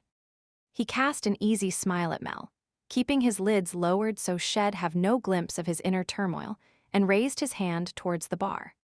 Armand nodded, catching his request for more beer. Ryne was always amazed at how the man could catch the smallest flick of a finger when it involved the ordering of liquid refreshments, but could turn a completely blind eye to some of the other, More dubious goings on that occurred at the establishment. So Mel prodded, "Are you going to tell me about the bikers?" "There's really nothing to tell. They were a bunch of losers. We took care of them. End of story." "Ah, you're a modest." She tilted her head, and there was a mocking edge to her voice. "But of course." He smirked and picked up the beer that had silently arrived in front of him. Mel leaned back and appeared to be studying him. Ryne remained calm under her scrutiny, watching her, noting the expressions flitting across her face. He could see that he puzzled her. She didn't know what to make of him. Staring at her pupils, he tuned into her breathing and inhaled her scent. Suppressing a smile, he acknowledged the fact that she was attracted to him. Was she aware of the fact? Possibly, on some level. What would she do if he pushed the limits? Weighing the benefits and consequences, he decided that if the opportunity presented itself, he'd conduct a little test. Finally, Mel seemed to have come to a decision about him. "You know, Ryne, I think you're a bipolar." "Oh, really? And how did you reach that stunning conclusion?" "Well, first of all, you live behind this fortified gate in the middle of nowhere, with a private phone number, and, quite frankly, it was almost impossible to verify your existence. So on one hand, you're an obsessive recluse." Ryne gave a half shrug. She was partially correct. "But then, when I finally meet you, you have this nasty attitude, you're rude, and you keep goading me with your comments, so that makes you a sort of a badass character." Would that be a sexy, badass character? He wiggled his eyebrows at her and then leaned forward into her personal space, leering. Mel pushed him back, looking exasperated. "There. That's what I mean, that kind of thing." She took a deep breath before continuing. "And then, you can actually be nice at times. Like at dinner tonight, and when you saved Lucy, and I suppose, you were even being nice when you drove me back to the cabin the other day. And don't forget that I didn't press charges for trespassing. That was nice of me, too." Mel just rolled her eyes and ignored his comment. "So you can see what I mean. You're a bipolar. Actually, bi means two, and you described 3 sides of me. Though I don't think there is such a thing as tripolar. Maybe I have multiple personalities." He sipped his beer while attempting to look thoughtful. Throwing up her hands in despair, Mel exhaled loudly. "Whatever. The point is, you're very confusing. It's going to make interviewing you and presenting an accurate portrayal very challenging." "And do you like challenges?" "Well, yes. If things are going too easy, it gets boring." "Then I guess I won't bore you." She sat up straight and looked at him happily. "So does that mean you'll let me interview you and write an article on your work?" Ryne hesitated before speaking, not wanting to appear too eager, which he wasn't anyway. It would be better if she thought she was wringing the information out of him. "Probably. I'll let you know for sure in a few days." "Oh, that's great." Mel beamed initially and then frowned. "A couple of days. Exactly how many do you consider a couple of days?" 2. 3. Something like that. Maybe more." He bit back a smile as he watched her struggle to maintain her composure. She wasn't good at waiting, he decided. Maybe it was time someone taught her the benefits of patience. He was ready to volunteer to do the teaching. Eventually, she exhaled slowly and nodded. Satisfied with himself for having the last word, he drained his beer, checked his watch, and stood up. "I need to get going. There's a kitchen that's waiting for me to start renovating it in the morning." Pulling on her jacket and grabbing her purse, Mel stood too. "I should be going too. Where do we pay?" "Never mind. Lucy put everything on my tab." "Oh, but I can cover the cost. I am the one that wanted to talk to you." Ryne shook his head. "No. I pay. Add that to my list of character traits. I am old-fashioned. When I eat out with a lady, I pay." He noticed that she seemed taken aback and was pleased to have once again thrown her off balance. "Come on, I'll walk you to your car." "You don't have to. I am just parked." Mel's voice trailed off as he stared at her, silently willing her to follow his commands. Not surprisingly, she caved in, giving him a quick, tentative smile, as if she wasn't sure what to make of him. "All right, you can walk me to my car." Pleased that Shed obeyed, he put his hand in the small of her back and guided her out. She was certainly a tiny thing. He'd sensed that when he carried her from the house the other day. Now, as she walked beside him, he noted that her head barely reached his chin. Recalling their earlier kiss and how her body had fit snugly against his, he decided it was the perfect height for him. All was quiet in downtown Stump River, most of the residents contentedly relaxing in their houses, while the various businesses presented darkened windows and locked doors to the few individuals still moving about. One lone car was waiting patiently for the town's only stoplight to change to green before continuing on its way to destinations unknown. As the car drove away, its wheels made a faint hissing sound that eventually faded into nothingness as it disappeared from sight. With the car's departure, they became the only two people on the otherwise deserted street. The faint clicking of Mel's heels on the damp sidewalk was the only sound to break the silence. Overhead, the sky was clear of clouds. A crescent moon was hanging low over the silent town, and a few stars were starting to make their existence known. Mel shivered in the cool night air. It was still early enough in the spring for the evening temperatures to drop close to freezing after sundown. Ryne noticed that she was chilled and wrapped his arm around her shoulders, sharing his body heat. At first she resisted, but eventually relaxed into him. He speculated as to whether she was feeling more at ease around him, or if her need for warmth was outweighing her desire for independence. Either way, he didn't mind. Adjusting his stride to match her shorter one, he relished the way their thighs occasionally brushed together. Her arms were folded in front of her, and, as he glanced down, he noted with a distinctly male appreciation the fact that she was unconsciously causing her top to gape at the neck, allowing him a satisfying glimpse of her cleavage. Ryne found himself inclining his head towards hers. The scent of her shampoo tickled his nose, and he inhaled deeply, trying to place it. Green apples, possibly. Whatever it was, it mixed well with her own natural scent as it drifted upwards and wrapped around him. Her car was, in fact, parked just a block down the road from the Broken Antler, and they reached it sooner than he would have liked. As she turned to face him, he leaned in close until her back was up against the vehicle. "Ryne." She looked up at him, sounding uncertain, as if she wasn't sure what his intentions might be. Well, he'd thought earlier on that he'd like to run a test to see how attracted she was to him. This was his opportunity. He cupped her face and ran his thumb over her bottom lip, noting how her eyes started to darken. Pressing a bit closer, her breathing hitched and he could see the pulse at the base of her throat quicken. Yes, he definitely affected Melody. He should stop now that he had his answer, but once again his wolf had other ideas. Slowly, he lowered his head, gauging her response.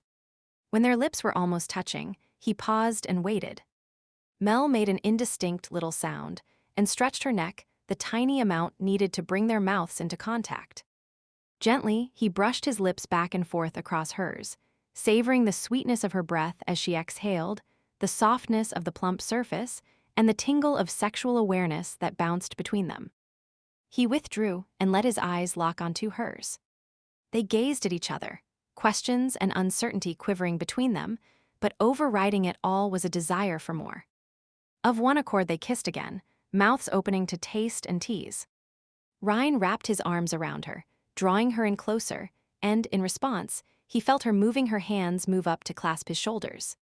Plunging his tongue into her mouth, he stroked her sensitive upper palate, the soft inner surfaces of her lips, absorbing the essence of her. He withdrew and she followed, exploring him a bit more tentatively, and he moaned in encouragement. Breaking away briefly, he tilted his head to change the angle of their connection. She whimpered at the momentary separation, and he reassured her with another deep kiss. She worked her body even closer to him, and he widened his stance, feeling the heat pooling in his groin. Experimentally, he brushed against her and she reciprocated. His excitement grew. He grasped her butt and flexed against her, a low growl escaping his throat. For a moment, she seemed to be responding, but then abruptly froze before starting to struggle. Now she was pushing him away, ducking her head to avoid his attempts at nuzzling. It took a minute for his brain to register her withdrawal. Dropping his hands to his side, Ryne stepped back and took a deep, calming breath, forcing the animal within back down. Silence stretched between them. Clearing his throat, Ryne attempted to speak. "No." Mel brushed her hair from her face, looking everywhere but at him. I just met you, and I don't hop into bed with a guy the first time I meet him." "Well, technically, this is the third time we've met. Once at my house, at noon today, and now for supper." He quirked a smile at her, hopefully hiding how much the encounter had affected him. "Nice try, Taylor." She shook her head and slid a glance his way. He shrugged and shoved his hands in his pocket, responding in an indifferent tone. "I didn't think it'd work, but figured I'd give it a shot." She cocked her head to the side and then gestured between the two of them. "My getting to interview you wasn't contingent on the outcome of this, was it?" He snorted, feeling somewhat offended. "Do I look like I need to blackmail women into sleeping with me?" An embarrassed flush crept over her face, but she continued on. "No, but in some of the journalism courses I took, they warned us about sexual involvement with interviewees. It can make things pretty sticky sometimes." Ryne opened his mouth to say something crude and sexual, but caught her expression and stopped. Shed obviously realized that what she had just said was the perfect opening for him to make one of his usual comments. He hated being predictable, so said nothing. After a moment, she continued. "Well, thanks again for the meal. I'll be waiting to hear your answer in the morning." Mel looked at him hopefully. "In the morning?" He nodded and opened the door for her.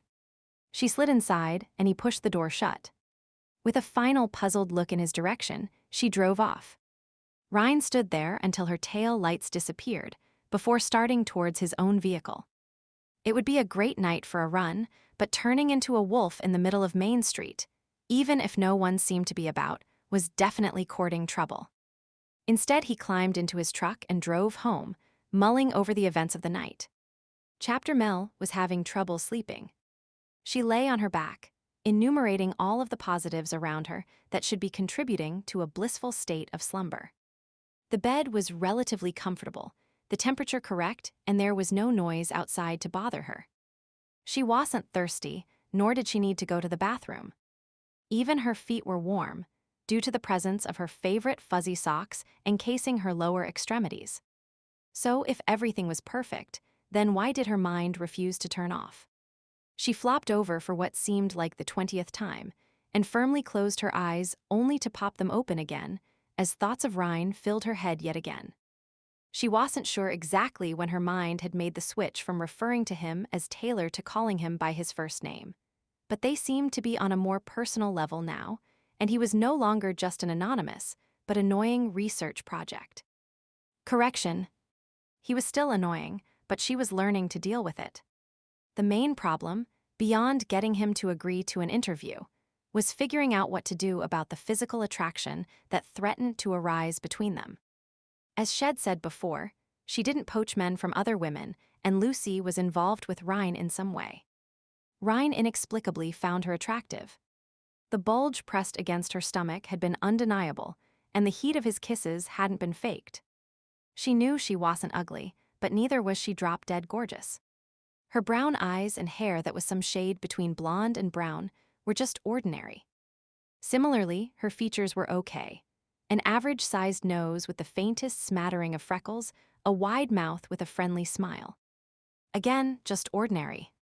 The only slightly interesting thing about her might be her breasts, which she always thought were disproportionate, but not in a fake I've had augmentation kind of way. Nope. In her opinion, there was nothing about her that should attract someone as hot and sexy as Ryne. Perhaps the man just went after any female that didn't make him gag. It was a possibility. Some men did seem to have the need to sow more than their share of wild oats. Mel often suspected her father was that way, but never mentioned the fact to her mother. Her father was the only taboo topic between them, and even to this day, Mel had only the sketchiest information about him. Not that it mattered, it was just that sometimes she was curious. With a slight shake of her head, she dismissed her father and returned to the more interesting topic of Ryne Taylor.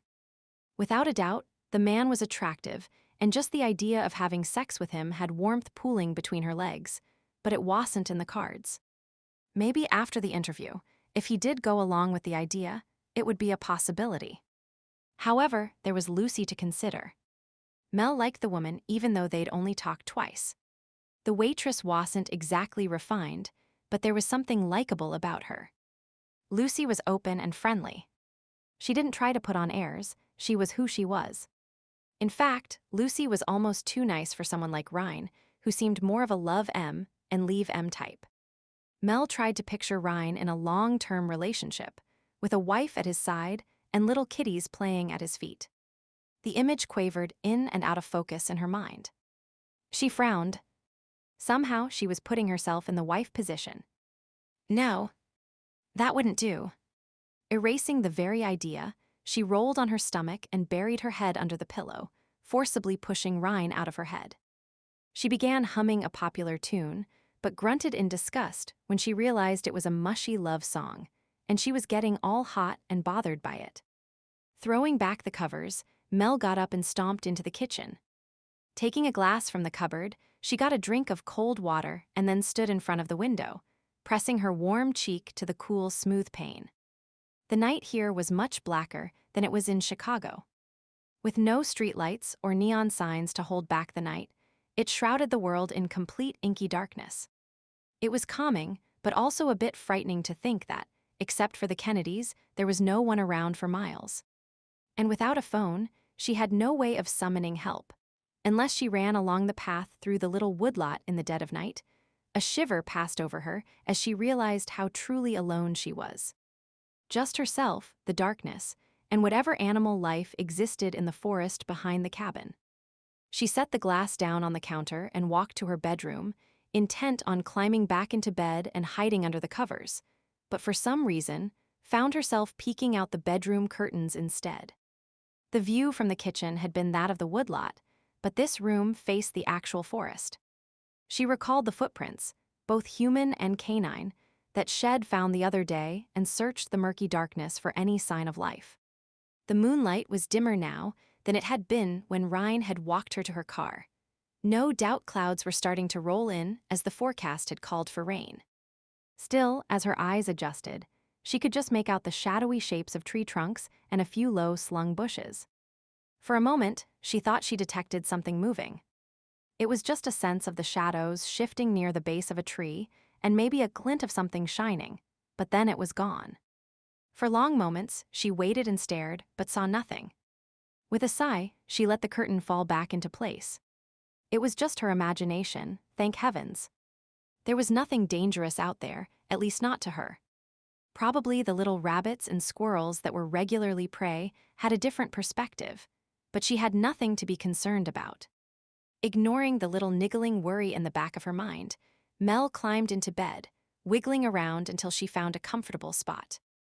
With determination, she closed her eyes and began reciting several soliloquies from Shakespeare that Shed had to learn in school. As usual, she only made it partway through Hamlet's to be or not to be before sleep overtook her. Mel spent the next few days in what she dubbed interview limbo while waiting for Ryne to make his final decision. It irked her to wait, but she sensed this was some sort of test. If she pushed too hard, he'd refuse, just to put her in her place. And so, with unaccustomed patience, she waited. Her days fell into a lazy pattern. She'd sleep in, drive to town, and spend the morning at the Gazette where Josh and Bate were allowing her to hook up her laptop to their internet connection. The hoped-for phone line connection at the cabin had yet to materialize, and Mel strongly suspected the phone company just didn't want to be bothered traveling all the way to Stump River for one service call. Still, the absence of a phone at the cabin had one benefit: Aldrich couldn't contact her. Phoning the lawyer was the part of the day she most dreaded. Around noon, Shed leave the Gazette's offices and walk around Stump River, which didn't take long, but helped fill up her day, and then head to the diner to place the dreaded call to Aldrich. The calls followed a predictable path. He'd ask about her progress, Shed report she was still waiting. The lawyer would make some condescending comment, and the conversation would be over. It was barely 5 minutes, but felt much longer and left her feeling deflated. In happy contrast, once Shed done her duty, she rewarded herself by having coffee and conversation with Ruth, Al, and Lucy. A running joke had developed between them. Every day Shed asked for a different type of coffee, and they'd hand her a cup of plain black. Purposely, she made her requests more outlandish each day, enjoying their expressions as she explained the intricacies of each variety. Today's lesson was on one of her favorites, a caramel macchiato venti. So you see Al, then you take freshly steamed milk, vanilla-flavored syrup, a double shot of espresso, and top it with caramel sauce. Oh, and of course the key is to slowly pour in the milk to create layers of different colored liquid. The chef rubbed his stubbly chin and nodded slowly. Yeah. Right. As per usual, he was leaning against the counter, his slightly stained apron stretched over his rounded stomach. He reached back and flipped on the coffee maker. One black coffee coming up. Mel giggled, loving his deadpan expression. Ruth just shook her head, taking a cup down off the shelf and placing it beside the brewing beverage, ready for filling when the time came. It beats me that you city folk have nothing better to do than to spend your time finding ways to mess up a perfectly good cup of Java. Ah, Ruth, Mel teased. You haven't lived until you experience drinking coffee properly prepared by a barista.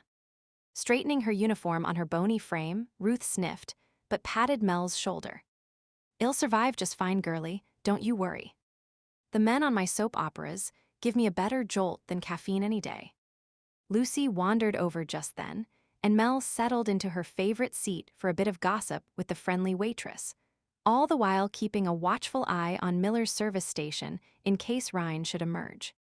He did occasionally to fill gas tanks, wash windshields, and check oil, but never to come across the street and agree to an interview. Mel was positive Ryne knew she was there.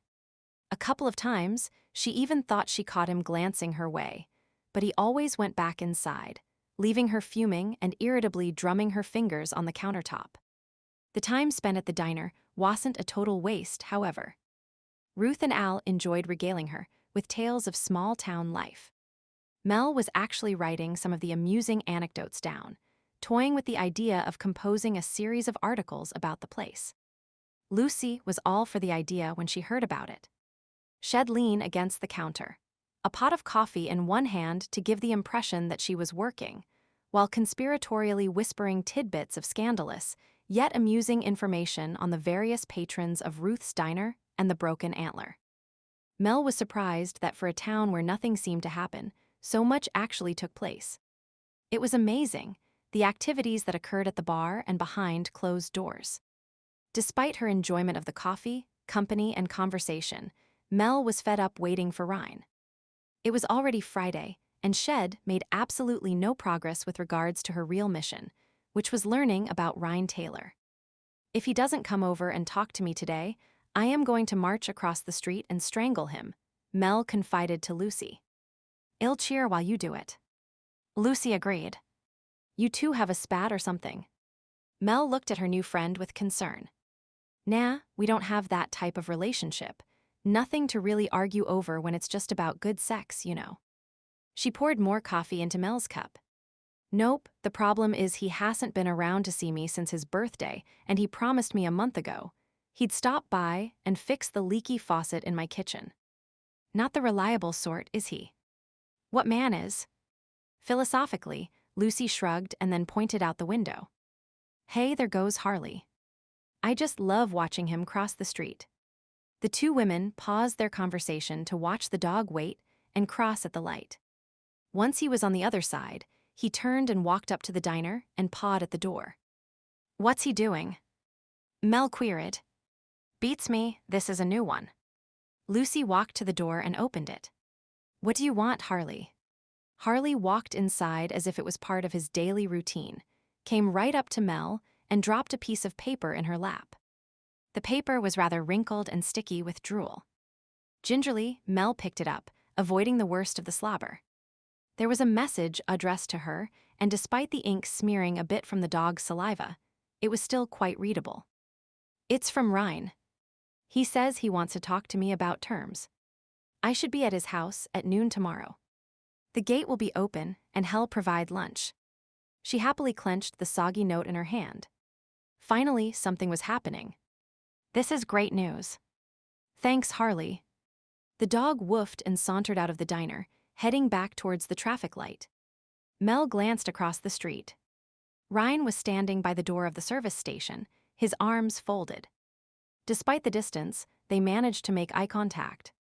He nodded and went back inside, ruffling Harley's fur as the dog returned from his mission. Well, that's good news for you, isn't it, Mel? Lucy grinned at her. And when you see him, remind him about my leaking faucet, will you? Mel nodded, rereading the note and wondering what the terms might entail. It was going to be just a straightforward interview about his life, nothing that special. Did he want a cut if she sold it to a magazine? That could be tricky, since Mr. Grayson was paying her. She'd have to ask Aldrich about that. Finishing her coffee, she thanked her friends and headed back towards the Gazette. She was going to email Aldrich about this latest development and ask his advice about Ryne's possible terms. Mel knew that Aldrich would be peeved about the email, having made it plain that he preferred phone conversations, probably so he could read the speaker's tone of voice. Oh well. Too bad for him. She'd suffered through talking to him once today. He'd have to make some concessions to modern technology. Noon the next day found Mel driving down the road that led to Ryne's house. She'd stopped in town to call Aldrich. He'd emailed her back yesterday, his message terse and simple, "Call me." And so she did. While he'd tried to hide it, she was sure Aldrich hadn't been expecting her to get an interview with Ryne, and it pleased her no end to prove the man wrong. When Shed mentioned Ryne setting terms, Aldrich was adamant that no mention of his client should occur. Aldrich was a clever sort, she had to admit. He suggested that if Ryne questioned what publication she was submitting the article to, she could claim it was a school assignment that she was completing for extra marks, and that only a professor would be reading it. Mel agreed the story was a good one, but felt a bit guilty about the fact that she couldn't be upfront with the photographer. She firmly squashed her misgivings as she approached Ryne's home. Just as he promised, the gate was open. Slowing down, she made the turn and looked around, surprised that he'd just leave it open like that when he was so obsessive about his privacy. Anybody could have just driven in. Shrugging, she decided it wasn't any concern of hers. All that mattered was that she didn't have to climb over the top of the darn thing, and she was safely in her vehicle, where no wolves could get at her. The drive from the main road to his house was a bit eerie. She kept recalling her earlier visit and the wolves that had chased her. Obsessively, she peered into the woods on either side for signs that they were watching her. Of course, there was nothing to see but acre upon acre of forest. It was turning into a cloudy, dreary kind of a day, with dark clouds rolling across the sky and the threat of rain evident in the dampness of the air. As she traveled deeper onto the property, the trees blocked even more of the light, and the twisting, turning driveway began to seem as if it would never end. A slight tinge of panic was building inside of her. When she crossed a little bridge, Mel started to wonder if she might be lost. She didn't recall going over a stream the previous day. She slowed her pace, steering around several potholes along the way. The spring thaw was making a mess of the driveway, similar to the road Shed driven on to get to Stump River. Taking her time, she decided being a few minutes late was preferable to explaining to the rental company why the vehicle's suspension was messed up. Finally, after what seemed like an interminable amount of time, the trees began to thin and a house came into view. She brought the car to a stop and put it in park, staring at the photographer's home with a feeling of dread. Chapter Mel sat in her car and stared at the house. The sidewalk was cracked, and grass was popping up between the broken cement slabs. The lawn was filled with weeds, and the remnants of flower beds could barely be discerned among a tangle of old vines and leaves. A lone tree stood to the right of the building. Its branches stretched out like greedy hands, and a hole in the trunk reminded her of a gaping mouth. Perfect for Halloween, she muttered. Averting her gaze from the creepy tree, she began to study the actual house. It was massive and stood out like something from a horror flick, complete with a dark, stormy sky and a spooky forest in the background. 2 stories high, not including the attic. Its wooden siding was a weathered gray where it wasn't hidden by ivy vines that seemed to be trying to slowly choke the entire building. Over the front porch, there was a rickety-looking balcony, access being provided by a set of French glass doors complete with cracked glass. Extending from either side of the main part of the house were two large wings of rooms, each with 8 windows that seemed to stare blankly and bleakly back at her. Mel couldn't even begin to speculate how many rooms the house might contain. The slate roof appeared to be new and sported a widow's walk along the top, surrounded by a wrought iron railing. Mel could almost picture some tragic heroine pacing back and forth, wringing her hands in despair before throwing herself to the ground in a suicide attempt. The style was, well, Mel wasn't sure. It appeared as if some Victorian architect had taken bits and pieces from several designs and centuries and then thrown them all together. It wasn't a pretty house. A more apt description would be uniquely interesting and in definite need of repair. Obviously, Ryne and his friends were working hard to fix the place up, hence the new roof, but there was still a long way to go. Stepping out of her car, Mel stared at the structure, craning her head back as she walked towards the front door. On her previous visit, she'd been rather disoriented and hadn't paid much attention to her surroundings, but now she was taking in every single feature. 2 sets of long, thin windows flanked the front door, and she was surprised to see that there was a stained glass panel over the top of the entrance. The steps were new, and the front door had been refinished. She took a moment to admire the carved surface before raising her hand to knock.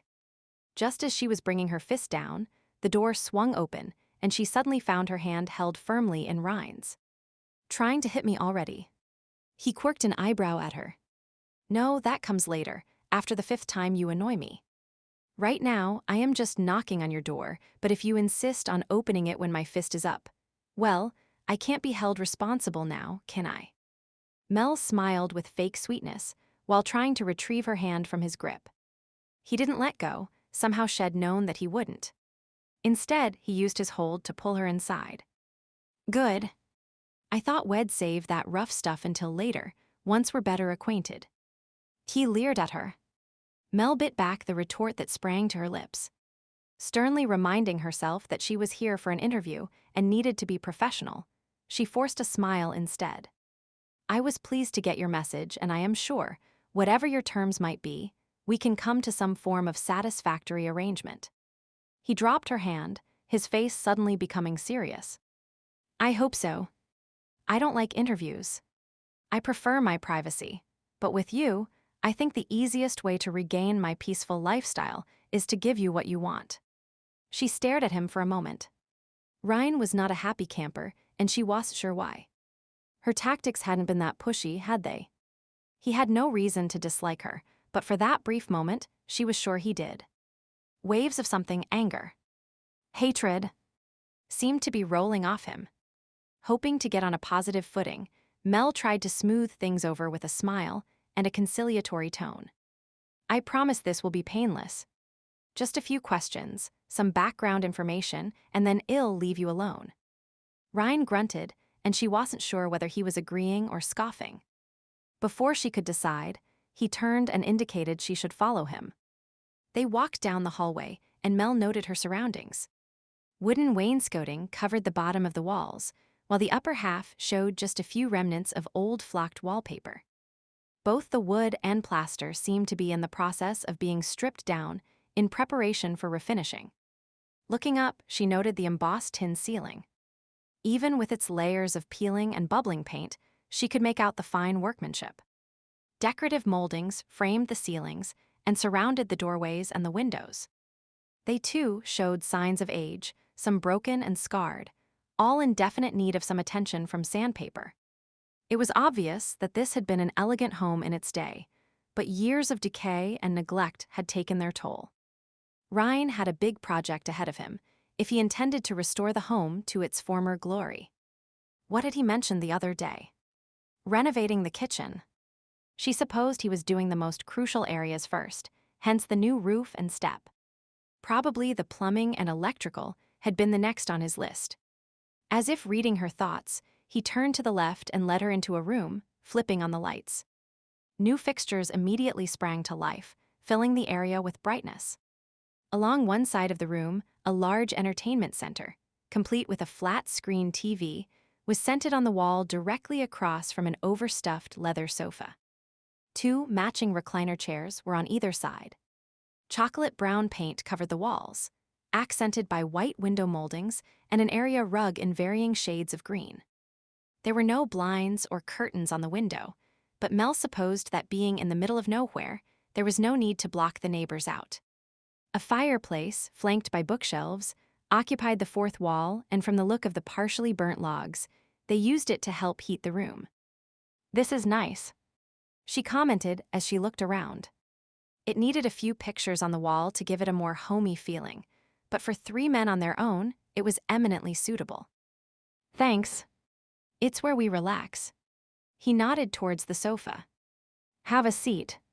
Mel sat down on the overstuffed piece of furniture and immediately felt herself sinking down into its depths. It was soft and comfortable, but she wasn't quite sure how she was going to get back up again without assistance. Adjusting herself as best as she could, she looked over at Ryne. He hadn't sat down yet and was pacing back and forth in front of the windows. So she began slowly. "What are these terms you were thinking about?" He stopped and studied her for a long moment, and she had to force herself not to start twisting her fingers nervously.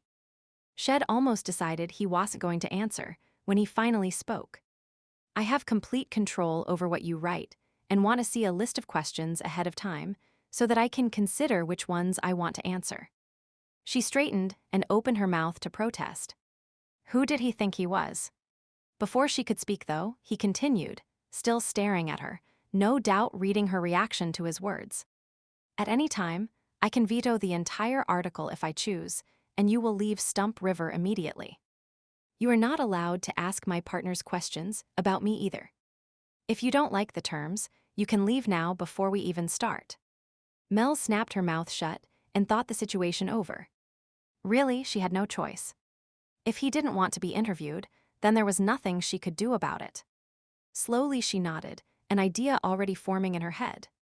He wanted control over the questions he answered and his 2 friends, but she could still ask the other residents of Stump River for information. He'd lived here for 5 months. Surely in all that time, he'd let things slip to the local merchants. "All right.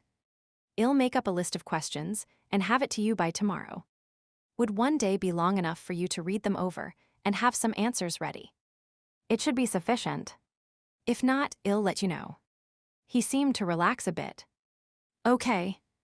With that business out of the way, can I give you the grand tour?" Pleased to feel the tension between them leaving, even if she didn't completely understand why it existed in the first place, Mel agreed. When she struggled to stand, Ryne laughed and grabbed her arm, pulling her up to her feet. The heat from his hand burned through the thin material of her light sweater, and she was sure that if she looked, there would be a mark on her skin from the contact. Sneaking a peek at his face, she wondered if he had felt anything unusual, but Ryne was already letting go and was heading towards the door. She hurried after him. "We put a new roof on as soon as we got here, and then had an electrician rewire the place. The plumbing in the kitchen, my bathroom downstairs, and one of the upstairs baths has been redone, but not the laundry room." He called the information over his shoulder as he headed towards the back of the house. "Right now I am working on the kitchen." Mel found herself in a large, spacious room. The floors were old, worn beige linoleum, and the walls were a hideous shade of pea green. She couldn't help but wrinkle her nose at the decor. Ryne laughed. "Yeah, that's how I feel too. I have all of the cupboards down, and new ones should be arriving later today or tomorrow. New appliances are coming as well. After that, I'll tackle the walls. What about the floor? I was going to go with tile, but then someone told me it's really cold and hard on your feet, so instead I am going with hardwood." Mel nodded in approval. "It'll match the rest of the house." She wandered towards the window and looked out back. The yard was massive, but obviously overgrown. A bit of a jungle out there, isn't it? The previous owner, Edith Nelson, was an avid gardener in her day, but apparently the last few years she didn't feel up to taking care of it anymore, so it really got out of hand. Ryne rubbed the back of his neck. I don't know much about gardens, and I have no idea when I'll find the time to do anything out there. For the time being, it will just have to stay a jungle, I guess. If I lived around here, I'd love to try my hand at that. During one of her many careers, my mother had a little garden center, and I worked there while I was in high school. I don't know that much about plants, but it was still fun. I haven't had a chance to do anything like that for quite a while. My garden in Chicago consists of some sickly weeds growing between the cracks in the cement. Your yard would be an interesting challenge. And you like challenges, do you? I think you asked me something like that before, and the answer is still yes. Ryne gave her a half smile before leading her out of the kitchen to the next room. A fireplace, an armchair, and a sofa made up the sparse furnishings. This is technically considered the dining room, but I am using it as a living room right now, since the real one has drafty windows and broken floorboards at the moment. Mel looked around the room with a sense of familiarity. This was the room she'd woken up in during her initial attempt to meet him. Will you turn it back into a dining room someday? It's an awfully large space. Well, I hope to have a large family and lots of relatives visiting eventually. Abruptly, Ryne moved towards the doorway and Mel had to hurry after him. By time they stopped to discuss different features and his vision for the renovations, it took almost an hour to go through the whole house. If he ever got everything done, it would be an impressive home. She just wondered if he would finish it while still young enough to enjoy the fruits of his labors. Still, he had achieved an impressive amount in the 5 months that he'd lived here. From the sounds of it, only the wiring and plumbing had been hired out. He and his 2 friends were planning on doing everything else by themselves. Mel wondered if the other 2 men were around, since she hadn't seen nor heard them yet. By now they were back in the kitchen, and Ryne had her sit at the table while he rummaged in the fridge. Lunch isn't fancy. Soup, sandwiches, and a salad are the best I can do right now with the kitchen torn up like this. That's fine. You didn't have to feed me, though. I could have eaten something at the diner in town. You could have, but this is more private. We can talk without half of the town knowing our conversation. Mel laughed softly. It is a rather small place. I suppose not much happens, so a visitor in town is big news. Ryne agreed as he stood at the stove, reheating some soup. If you sneeze in Ruth's diner, the nurse at the clinic is waiting with a thermometer by the time you step outside. I am surprised you moved here, since you like your privacy so much. It's obvious that people take note of what everyone else does. They do. He acknowledged. But only what happens in town. They leave you pretty much alone at home, and for the most part, if you don't want to talk, they respect that. People are friendly and concerned, but not maliciously nosy. Mel wondered if Ryne thought she was maliciously nosy, but decided not to pursue the point. Right now, they were getting along quite well, and she didn't want to ruin it. For whatever reason, his earlier mood had passed, and he wasn't being sarcastic either. It would be nice to relax and just have a normal conversation. That was exactly what they did. Movies, books, and decorating ideas flowed around the table as they ate the simple meal. Mel felt relaxed and answered his casual questions about her schooling and her upbringing. Thankfully, he didn't mention the interview she wanted, and she didn't either. The story that Aldrich had told her to use wasn't firmly embedded in her brain yet, and she wanted to go over it a few times before trying it out on Ryne. Somehow she suspected that he'd easily sense deception on her part. She was just raising her cup of coffee to her lips when a loud crashing sound filled the room. Her hand jerked and the hot liquid spilled onto her clothes. With a yelp, she stood up and pulled the material away from her skin. Ryne was immediately at her side, yanking at the sweater and pulling it over her head. What the hell do you think you're doing? She sputtered, ineffectually trying to pull the top back down. It was no use. Ryne had it over her head before she could even finish the question. Good heavens, but the man was fast. Mel crossed her arms protectively across her chest. I am keeping you from getting seriously scalded. You can't leave that hot material on your skin. He was working at the button on her jeans, and she batted at his hand while stepping away from him. It wasn't that hot. There's only a spot or two on my pants, and if you touch me again, I'll kick you in the balls." She glared at him, embarrassed and angry at his presumptuous behavior. "Relax. I have no designs on your body, at the moment." He paused and leered at her ample cleavage. Mel shifted her arms in a vain attempt to cover more of herself, but knew it was useless. There was just too much of her to hide. At least she was wearing a decent bra. Glancing around, she spotted a tea towel and snatched it up, wrapping it around herself.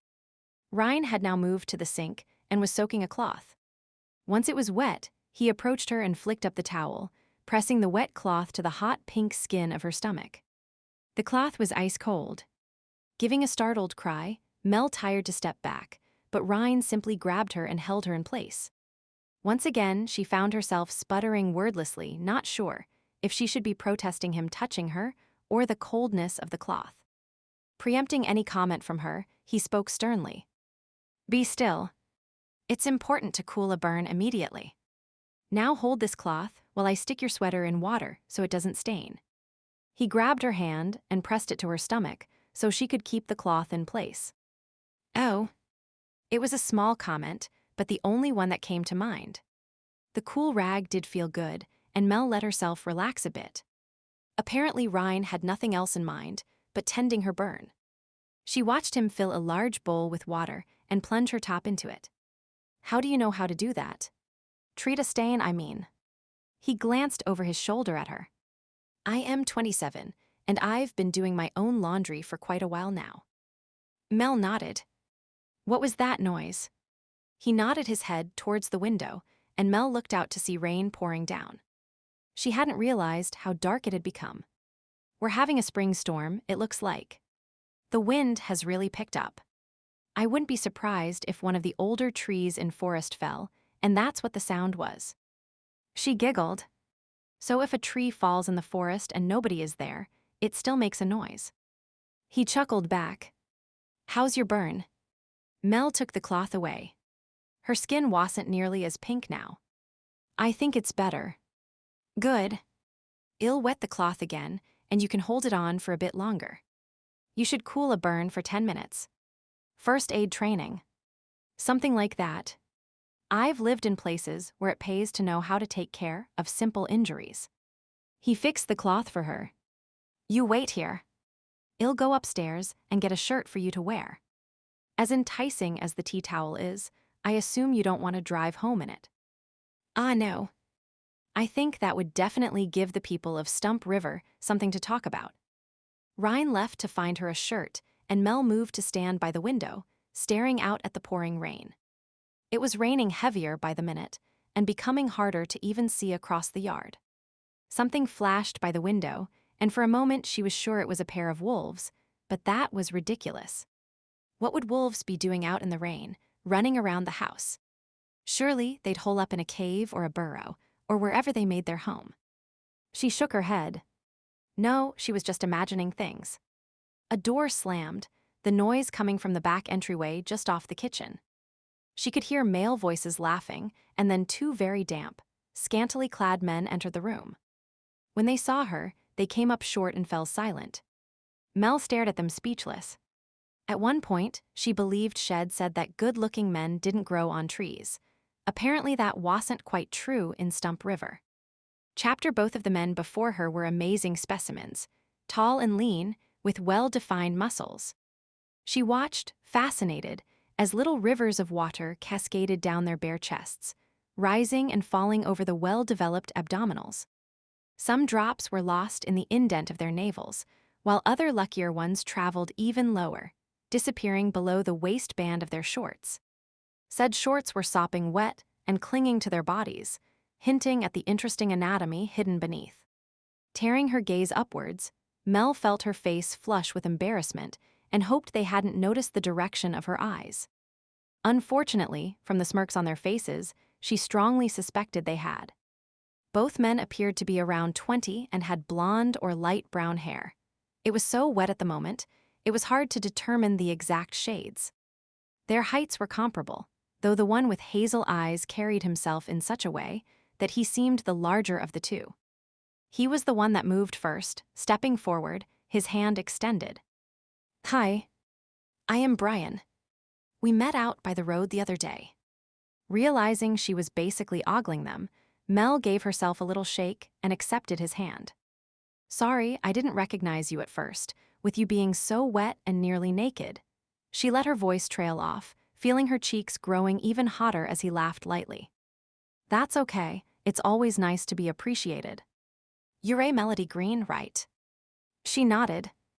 "You can call me Mel. Mel is good with me." He gave her a friendly smile, and she lost some of her initial embarrassment.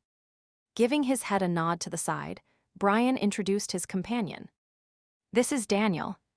The man in question waved lightly. "Nice to meet you." Mel noticed that he had the most amazing eyes. They were a deep liquid brown, the kind that made her think of rich cafe mocha with pools of melted chocolate on top. He seemed like he'd be the quiet sort, but not in a way that made you think you could walk all over him. It was more like he was a deep thinker. She smiled kindly at him. Brian cleared his throat, and she brought her attention back to him.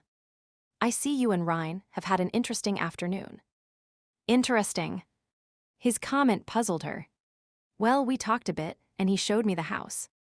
I always like a game of show and tell myself."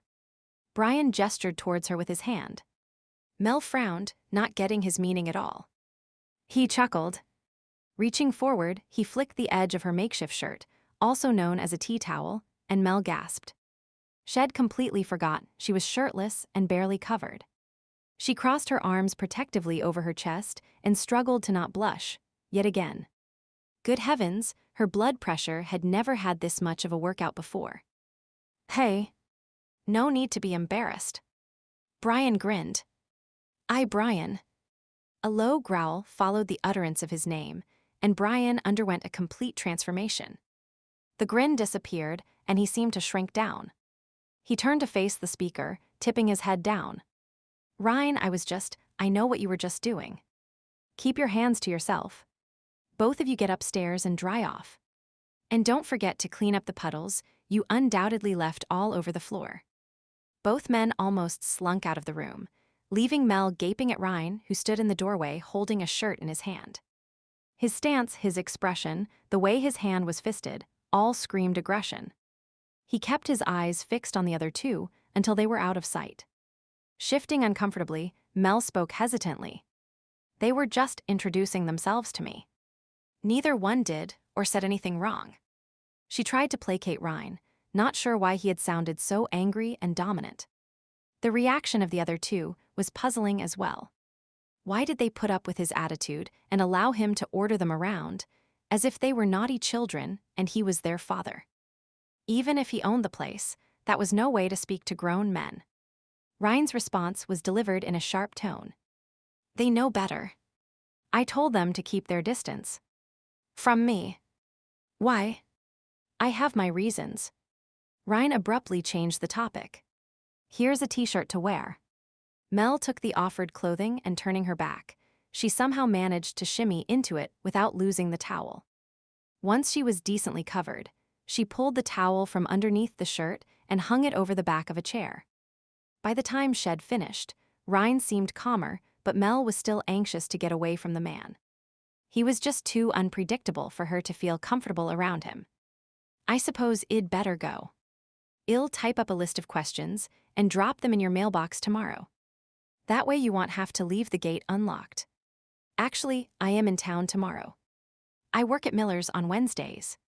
"All right. I'll drop it off there." She looked around, found her purse, and started to head towards the front door, keeping the conversation light for fear of setting him off again. "Thanks for lunch and the tour of the house. It really is an interesting home. When I first saw it from the outside, it seemed sort of spooky, but now I can see it has potential." "Thanks." He seemed cordial enough now, and Mel felt herself relaxing marginally. They were at the front door now.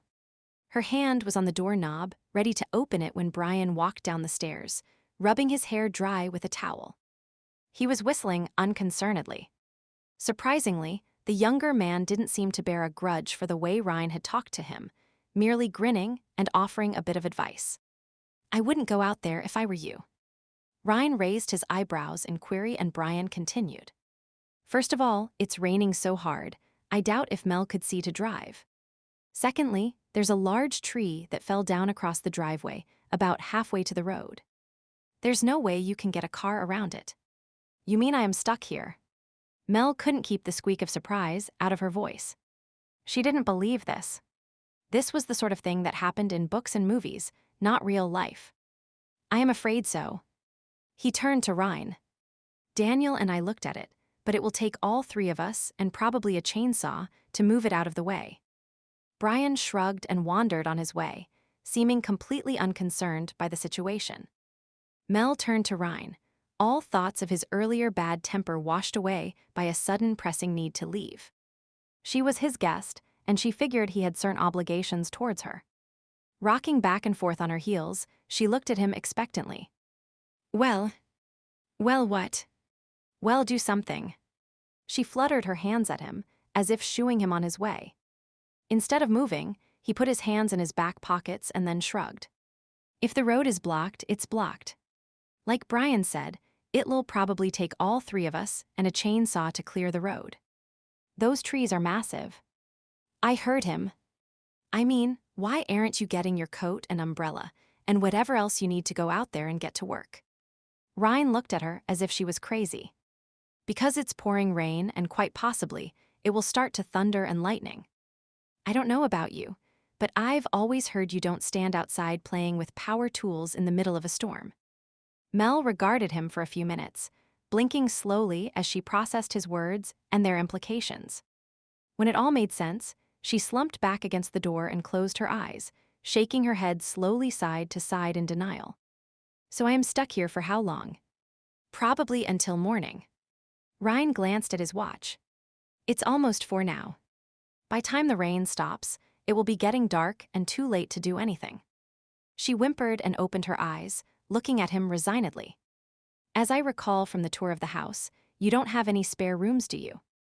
Well, technically there are lots of rooms, but as you saw, they're sealed off because the windows aren't airtight and there's no furniture in them either. He winked at her. Don't worry. You could always sleep with me. That comment had her standing upright, indignation spreading through her. If you think for 1 minute that hey, I'm just teasing. The couch is pretty comfortable. He grinned cheekily. And if you change your mind, my bedroom is right next door. Mel didn't find that overly amusing or comforting. Ryne did have a bedroom right down the hall from the entertainment room, complete with its own bathroom and a connecting door to his office. The other 2 men slept upstairs. Thanks, but I am sure I'll be fine all on my own. You never know, you could have a bad dream. He had a certain glint in his eye that made her feel he knew something she didn't know, but for the life of her couldn't figure out what it might be. Resigned to her fate, Mel made the best of things. She helped make a simple pasta supper and did the dishes. When they all decided to spend the night watching a movie, she volunteered to make the popcorn and carried the bowls and cans of pop into the entertainment room. Ryne remained calm, even a bit charming, giving no sign of his earlier bad mood. Brian and Daniel also acted as if the incident had never happened. Slowly, Mel relaxed, coming to the conclusion that it was an issue between the 3 men, and if it didn't bother them, then she wouldn't dwell on it. After putting the movie into the DVD player, Ryne sat on the couch beside her while the other 2 settled in the recliners. She noticed that while they spoke to her, they also kept their distance and never looked at her directly. Mel couldn't help but wonder what Ryne had said about her that would have them acting so oddly. Why did he want them to stay away? Was he afraid that she'd ask them questions? That must be it, she decided. The man really was way too caught up in this privacy thing. That made her think back to the conversation she'd overheard between Kane and Elise. Kane had been worried about the discovery of something, and it had to do with one of Ryne's pictures. She decided it was most likely the one that missed her. Grayson had. Now what could be so special about a picture of a wolf? Whatever it was, Ryne didn't want her finding out about it. And quite probably, Daniel and Brian were aware of the secret too. Otherwise, why would Ryne want to keep her away from them? It was all very puzzling. Hopefully, if she set her questions up carefully enough, Ryne would reveal something that would help her figure out the little mystery. Speaking of mysteries, she glanced back at the TV screen and then hurriedly looked away again. The men had picked the movie and, of course, had chosen a horror flick complete with mass murders, blood, guts, undead monsters, and a hapless female who spent a lot of time screaming and wandering into places she'd be better off staying away from, all in the middle of a storm. Mel shook her head. What woman would be that clueless? Another blood-chilling scream came from the speakers, and even without looking, Mel was aware of the mutilated body parts on the TV screen. She fought to suppress a shudder, hating this type of movie. Almost every man she'd ever dated thought the more guns and gore in the script, the better. What was wrong with a nice romantic comedy? A little hugging, a little kissing, a few misunderstandings, and then a happily ever after ending. Beside her, Ryne shifted on the couch, and Mel tried to imagine him watching a chic flick. There be a girl snuggled up beside him, her head on his shoulder while he gently played with her hair. Frowning, Mel realized the girl was herself. Darn. That was the second time. She'd found her imagination creating scenarios depicting the two of them. What was going on? Out of the corner of her eye, she studied him, wondering exactly what it was about Ryne that her subconscious found so appealing. His dark hair looked thick and soft, and had a slight curl to it where it brushed his collar. She wondered how it would actually feel if she were to run her fingers through it. In contrast, a shadow of stubble graced his jaw, and she was quite sure it would be rough against her skin. Her gaze moved upward, and she noted fine laugh lines at the corner of his eye and the strong brow above. Just in time, she caught herself reaching up to trace the feature with her fingers. Clasping her hands together to prevent any further slips, she inhaled, deeply ignoring the tingling in her hands, and chanted "Don't touch over and over to herself. Her deep inhalation had made her more aware of his scent, a combination of spice and woods and maleness. With him sitting so near, she could feel the heat coming off of him and fought the urge to snuggle up close, just as she had in her fantasy moments before. Damn, what was the matter with her? So what if he was the sexiest man she'd seen in ages? Getting all hot and bothered over him was not part of the game plan, no matter how much her body might wish otherwise. She snuck another look his way and noticed the corner of his mouth twitching. Quickly averting her eyes, she stared blindly at the screen. A moment later, she felt Ryne leaning towards her. Out of the corner of his mouth, he whispered to her, "See anything you like." Her audible gasp caused him to chuckle darkly. Crossing her arms, she compressed her lips and studiously ignored him. Thankfully, the closing musical score was now playing. The camera zoomed in on a particularly gruesome corpse as a background for the credits, and she shuddered in distaste. Sensing Ryne looking her way, she pasted a nonchalant expression on her face. There was no way she'd let him know the contents of the movie bothered her. She'd never hear the end of it. The other two stood, and between yawns, carried on a discussion about the special effects they'd just seen. Oh man, when that body ripped open, have you ever seen such realistic-looking organs? Brian enthused as he gathered the empty popcorn bowls. Yeah, and that zombie was awesome. The makeup was so real. I wonder how they got the rotting flesh to just sort of hang there. Daniel followed Brian's lead, gathering the pop cans and then heading into the kitchen. Mel gulped, forcing herself to not think about rotting flesh and realistic organs. She got to her feet and hesitated as to what to say. Ryne was placing the DVD back in its case. He looked over his shoulder at her. You okay? Sure. Never better. Mel put on her perkiest attitude and snatched up the pillow he'd set out for her earlier. Can't wait to go to bed and get a good night's sleep. She was sure she saw a smirk pass over Ryne's face before he nodded. All right. If you need anything, you know where I am. Mel hugged the pillow and waggled her fingers at him. With one more assessing look her way, he left the room. Sometime during the night, Mel woke with a start, her heart pounding.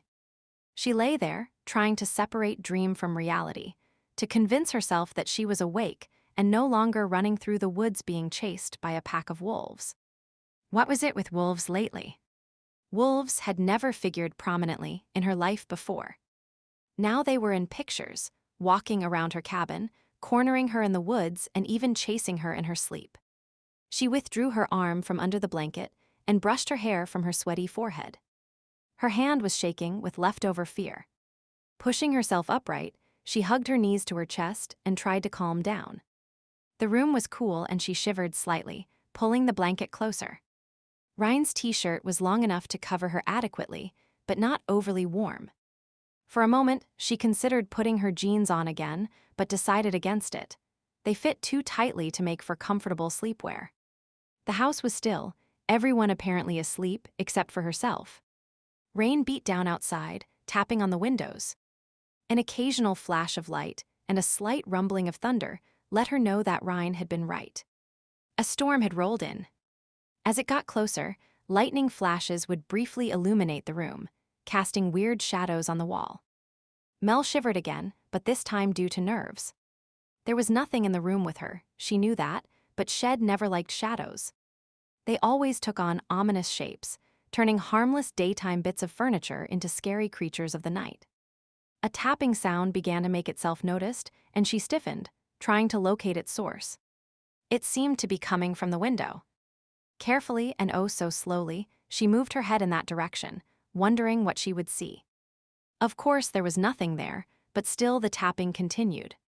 Her overactive imagination began to kick in, and Mel sought to suppress it with the weight of logic. The house was quite old. It probably shifted and groaned all the time, the noises actually becoming comforting to those who dwelled within. She speculated how many people had lived and died within the walls. Had they been happy? Or had tragedy touched their lives? She amused herself for a moment, populating the house with servants and children, husbands and wives. Did the spirits of the people remain, watching over the next generation?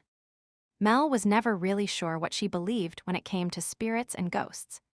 Logically, she knew they didn't exist, but sometimes she'd read something and wonder. Right now, she was wondering. It was a perfect night for that line of thought, after all. Storms and ghosts seemed to go together. In fact, this was very similar to the movie they'd watched tonight. The tapping was growing louder, forcing itself into her awareness again. What was making it? Mel's fertile mind began to come up with answers. Possibly there was some mystery surrounding the house. A long ago resident out in a storm and locked outside, shivering as the rain soaked their clothing. They had gone from window to window, tapping away, trying to gain someone's attention so they could come in out of the cold and wet. Her palms were damp with sweat now, and she surreptitiously wiped them on the blanket covering her. She was trying to be as quiet and as still as possible. No point in drawing attention to herself, just in case. Nervously nibbling on her lower lip, Mel noted that the wind was picking up as the storm got closer. It howled about the house, the sound rising and falling like the cry of a wolf. Were there wolves outside the house, even now? Mel gulped at the very idea. Maybe wolves had always plagued this house. This new idea took root in her mind. What if the person tapping at the window never made it safely inside? What if they had been purposely locked out as a punishment? And maybe, while they were outside, a band of hungry wolves had come by and attacked. The person would have screamed for help, but no one came to save them. In fact, the occupant of the house might have sat in this very room, listening to the pleas for help, laughing insanely as the dastardly plan came to fruition. Outside, the ill-fated victim would have known all this, and with their dying breath, placed a curse on everyone in the house. Now, every time it stormed, the horrible scene replayed and the victim came back, seeking revenge on whoever was inside, refusing to let them enter. The storm was almost over top of the house now. Lightning flashed, repeatedly illuminating the room, then plunging it back into darkness, while thunder shook the whole house. The tapping was picking up speed. Mel's heart was pounding faster too, her breathing ragged. Clutching the blanket tightly in her hands, she darted her gaze about the room, expecting some evil entity to leap out at her at any moment. Closing her eyes, she took a deep breath. This was ridiculous. She was a grown woman. What she needed to do was to get up and investigate. She gathered her courage and tried to throw back the covers, but her hand refused to cooperate and merely grasped the blanket more tightly. Scowling, she considered the situation. All right, so she was afraid. There were options open to her. She could stay where she was, getting increasingly more scared, or she could go find Ryne, except he'd tease her about it unmercifully. Neither idea was overly appealing. Another flash of lightning illuminated the room, and she spied the fireplace. Aha! If memory served her correctly, a set of fireplace tools were by its side. The poker could be used as a weapon. Not giving herself time to chicken out, Mel leapt off the sofa and dashed towards the fireplace. Her only goal was to grab the poker before something grabbed her. With more speed than grace, she made her way across the room, stumbling into an end table and causing the lamp on top of it to wobble dangerously. Damn! Shed tried to grab the lamp, but only succeeded in stubbing her toe on something. Abandoning the lamp in favor of her throbbing foot, she let it crash to the ground. She hopped up and down, whimpering in pain, while simultaneously glancing over her shoulder towards the window. A burst of light filled the room, and she was sure she saw the shadowy shape of a person by the window. Through the noise of the storm, the sound of footsteps reached her ears. Oh God! It was coming to get her. A scream ripped from her throat, and she turned abruptly in order to grab the poker, only to crash into something hard. Hands grabbed at her, and she screamed again, hitting and kicking in an attempt to elude whoever was holding her. Arms tightened around her as she lurched to the side, the suddenness of her movement knocking her opponent off balance. Together they landed on the floor, and she found herself pinned under a heavy body, her assailant's fingers pressed tightly over her mouth. Luckily, her one arm was free, and she swung it with all her might towards her attacker. As her fist connected with a solid wall of muscle, pain shot through her hand, and both she and the person Shed hit emitted a shocked oomph. The only difference was that, while she stopped her assault to focus on the throbbing in her hand, the other individual merely flinched and grabbed her arm, effectively immobilizing her. "Are you crazy, woman?" A deep voice rasped in her ear. Mel froze. Somehow, even through her fear, she recognized that it was Ryne on top of her. Ceasing her struggles, she blinked up at him, relieved to see a comparatively friendly face. Well, friendly compared to the undead creature Shed been imagining. He cautiously removed his hand from her mouth. "You're not going to scream again, are you?" His hand still hovered near her face, obviously ready to cover her mouth, should the need arise. She shook her head. "Good, because my ears are sensitive to high pitches. I'll probably be deaf for the next few days because of that scream." He shifted so that his body no longer pressed flush against hers. Instead, he was straddling her. "Okay, what got you so worked up that you started screeching and wrecking my entertainment room?" Mel's mouth suddenly went dry. Now that she was no longer staring at his face, she got a good look at him. Oh. My. Gosh. Ryne was on top of her. A nearly naked Ryne was on top of her. The flashes of lightning illuminated his body in amazing detail.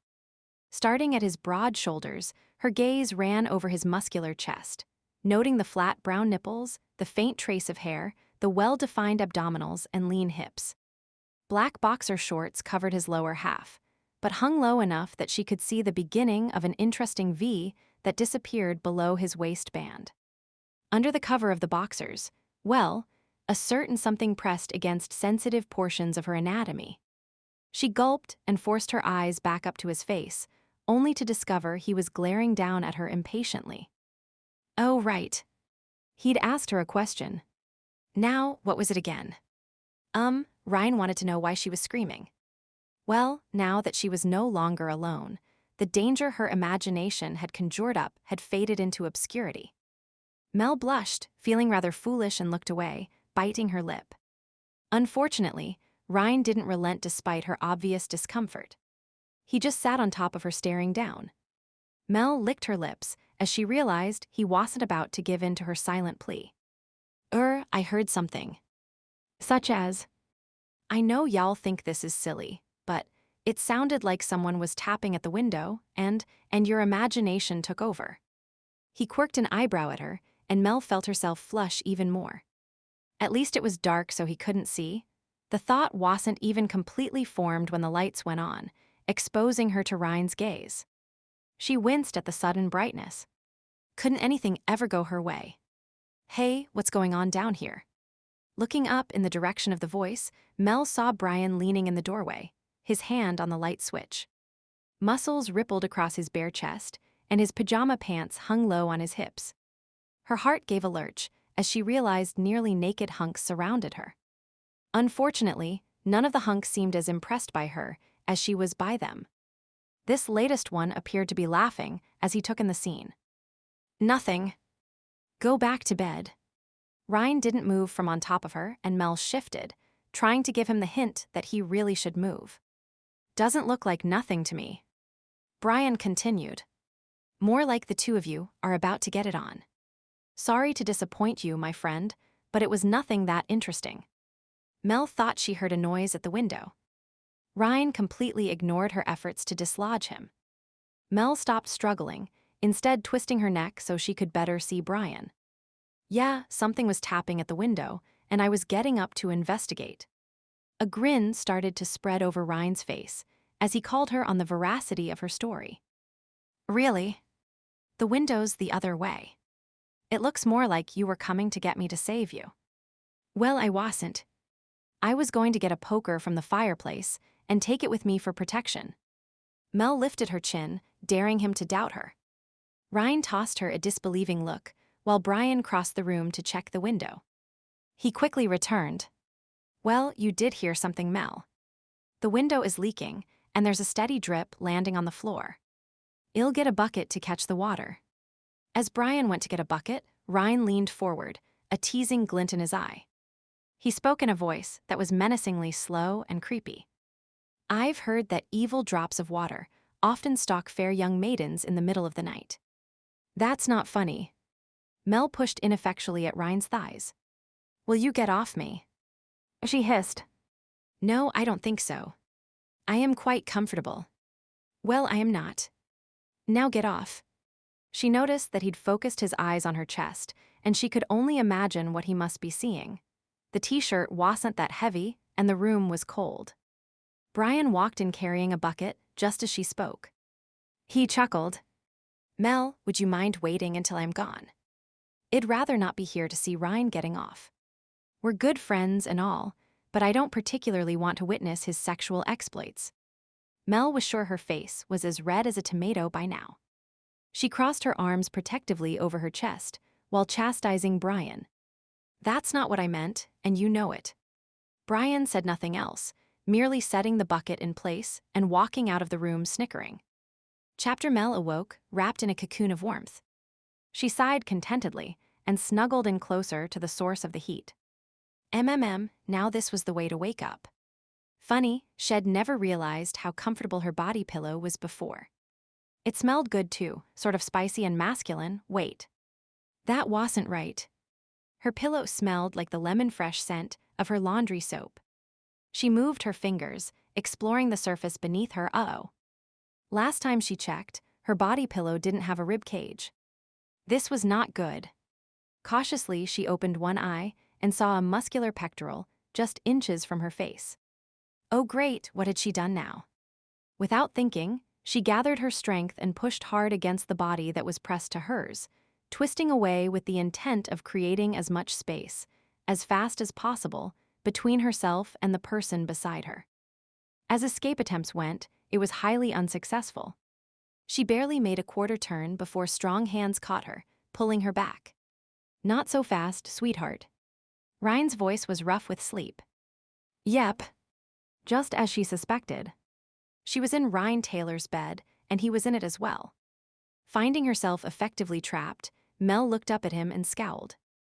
After last night's incident, he'd refused to let her stay alone, claiming Shed just have more bad dreams and he didn't want his sleep disturbed any more than it already was.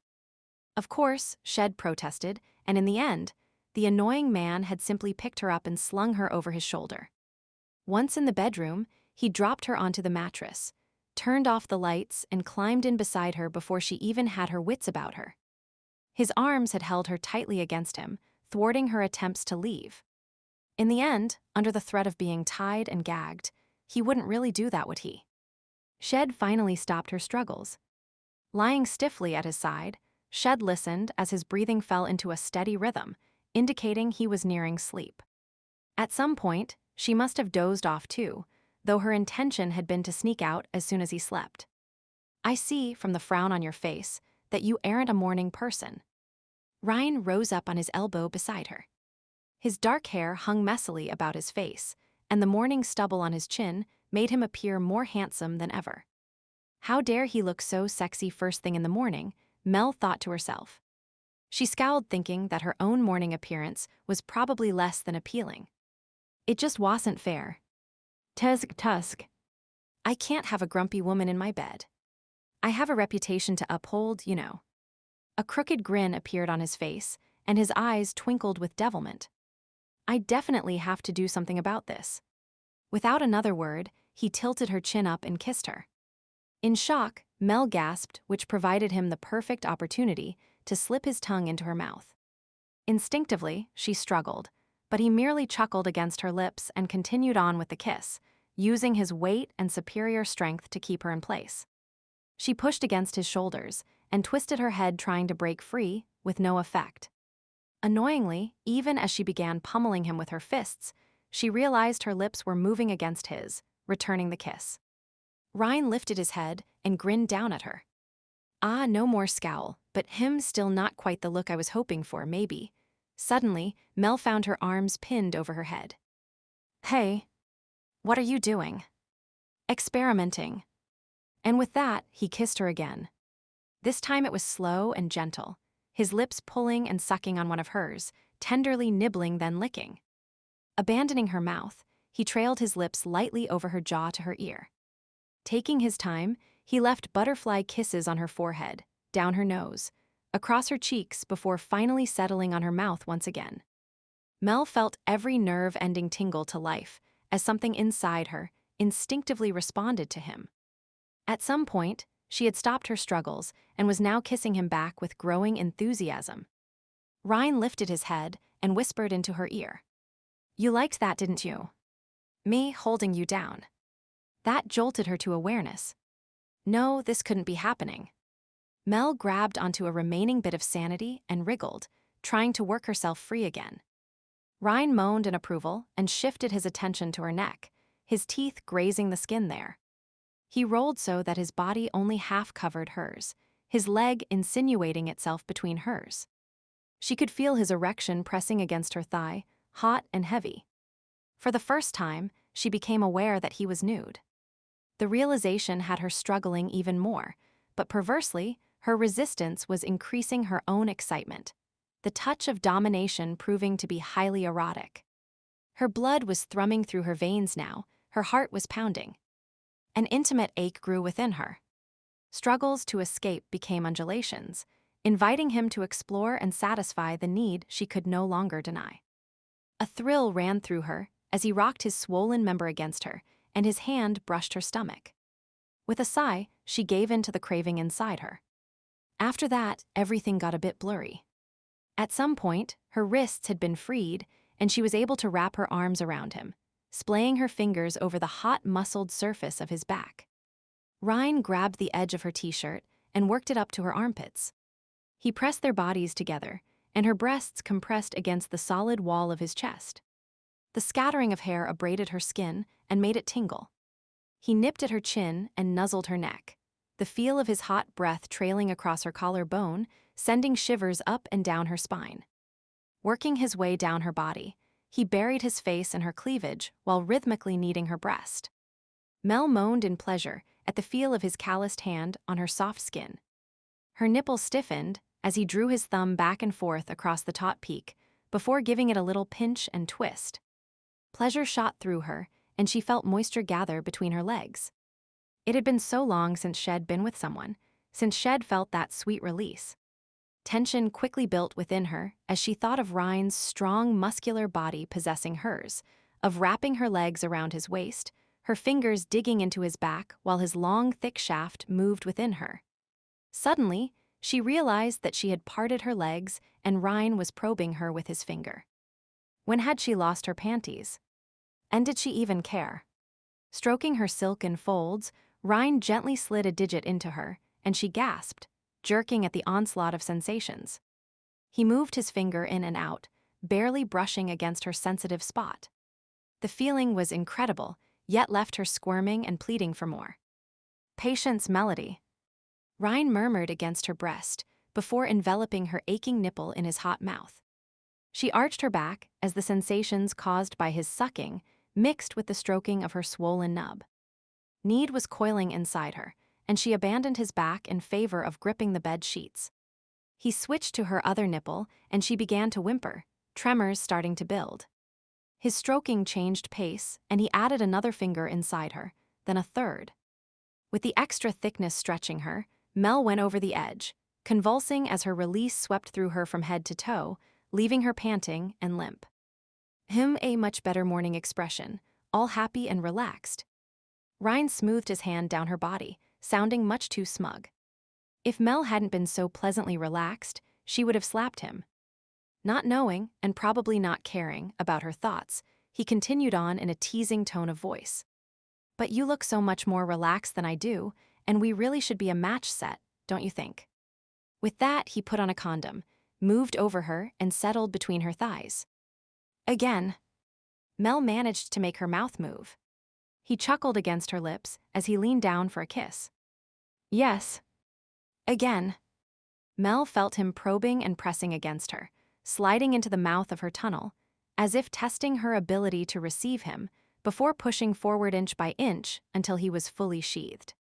The feeling of fullness was delicious, and Mel was sure her eyes were already rolling back in her head. When he began to move, her already sensitized body quickly responded. With just a few strokes, he had her panting again, pulling at him, craving more and more until the second wave crashed over her, leaving her writhing in ecstasy. Vaguely, Mel felt Ryne finishing, then collapsing on top of her, a contented rumbling sound emanating from his chest. Hazily, she thought it was a curious reaction to good sex, but found it innately comforting in some way. She was too satiated to follow through on the thought any further. Wow. It had been ages since Shed had sex, and for some reason, she didn't remember it being quite this good. She lay there enjoying the aftershocks and letting her mind drift. Only when Ryne moved did she force herself to actually begin to gather her thoughts together. Now this is how a man and woman should look and feel in the morning. Ryne planted a quick kiss on her before rolling away. Mel tipped her head to the side and watched him get out of bed and head towards the garbage. The muscles in his back and thighs rippled and flexed as he crossed the floor. What a great specimen, she thought lazily. And just imagine, I've only know him, her thinking screeched to a halt. Oh. No. Reality sunk in. Shed just had sex with Ryne Taylor. Ryne Taylor, who she was supposed to be interviewing. Ryne Taylor, who she didn't really even know and wasn't even sure if she liked. Good heavens, where had her brain gone? She blinked and realized that she was staring at Ryne, and he was staring right back at her, a half-smile gracing his face. From the look you're giving me, I'd say that the after effects of morning sex don't last long with you, do they?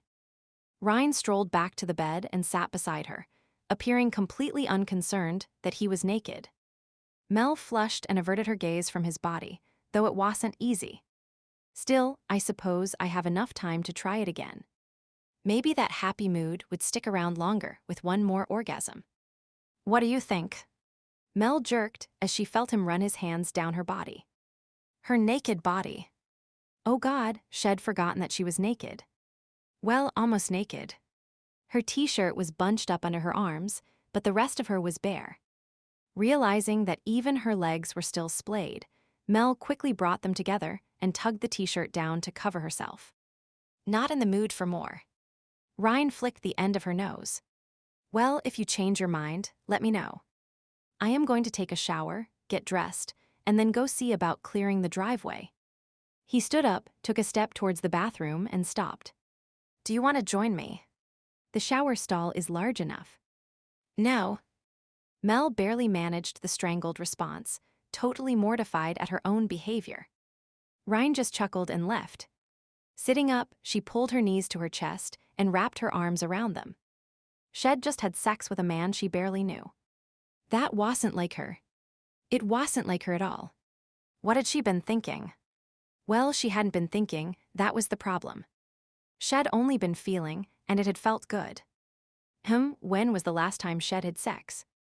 Furrowing her brow, she searched through the past year, surprised to find no one had interested her sufficiently to reach that level of intimacy.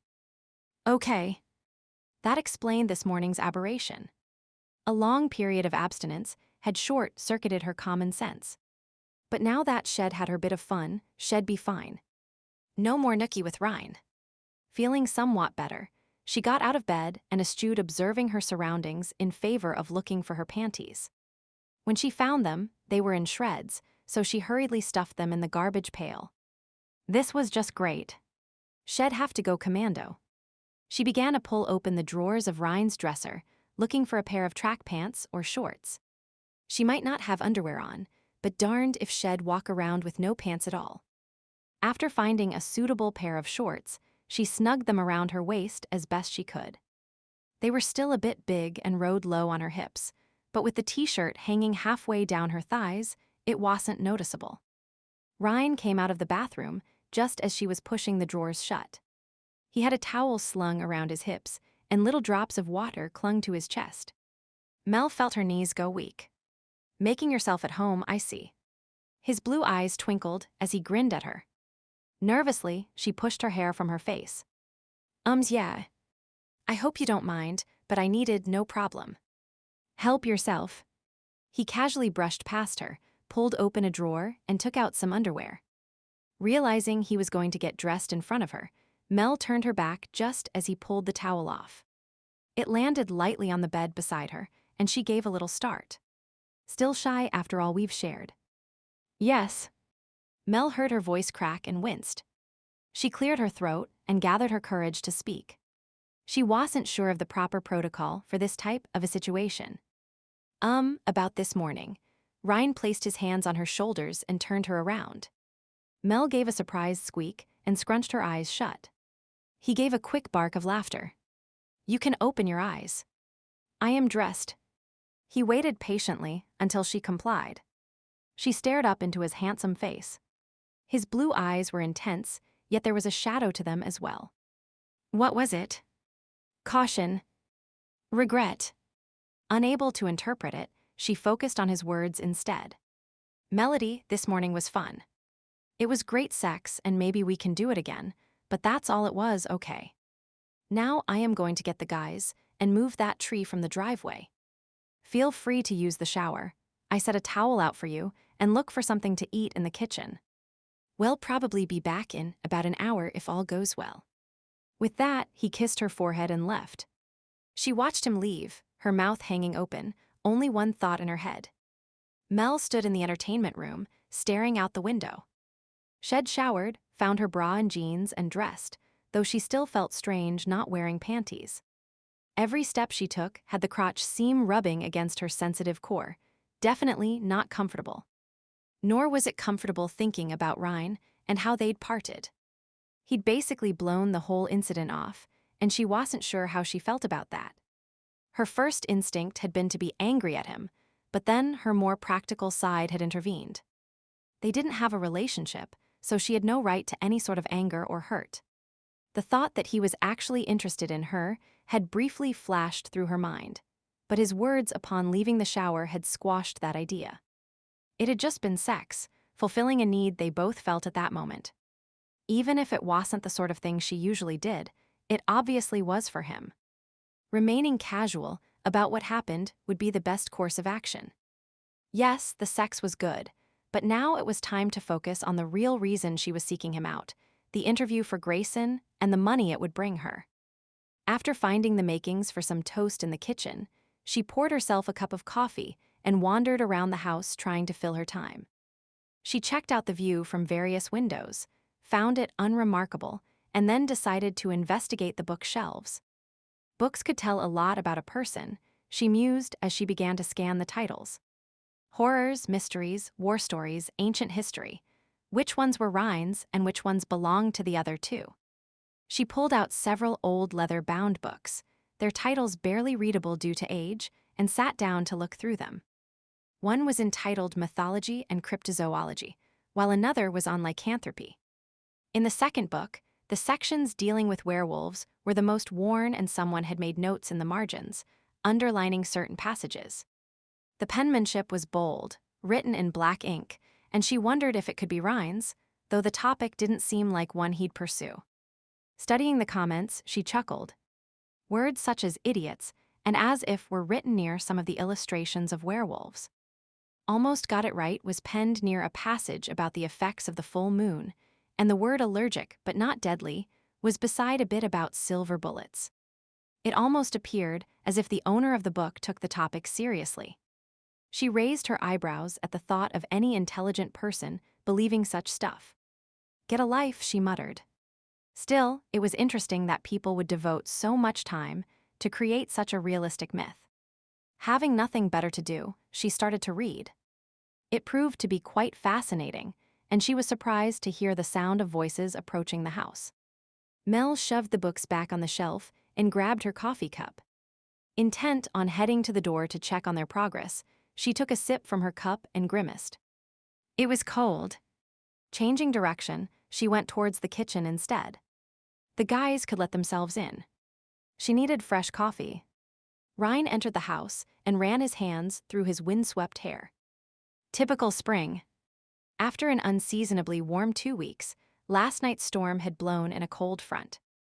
A northerly wind whipped over the land, causing the tree branches to sway and the remains of last year's leaves, still wet from the rain, to blow about, their damp, clammy surface hitting against his legs and face more than once. Removing the tree hadn't been very hard work. Still, he was glad to get back inside. Cold weather didn't bother him, but he hated the wind. It swirled a myriad of scents around him, confusing him as to the direction of their source. Sound distorted as well, and the bits of debris flying by made him over-alert to the movement around him.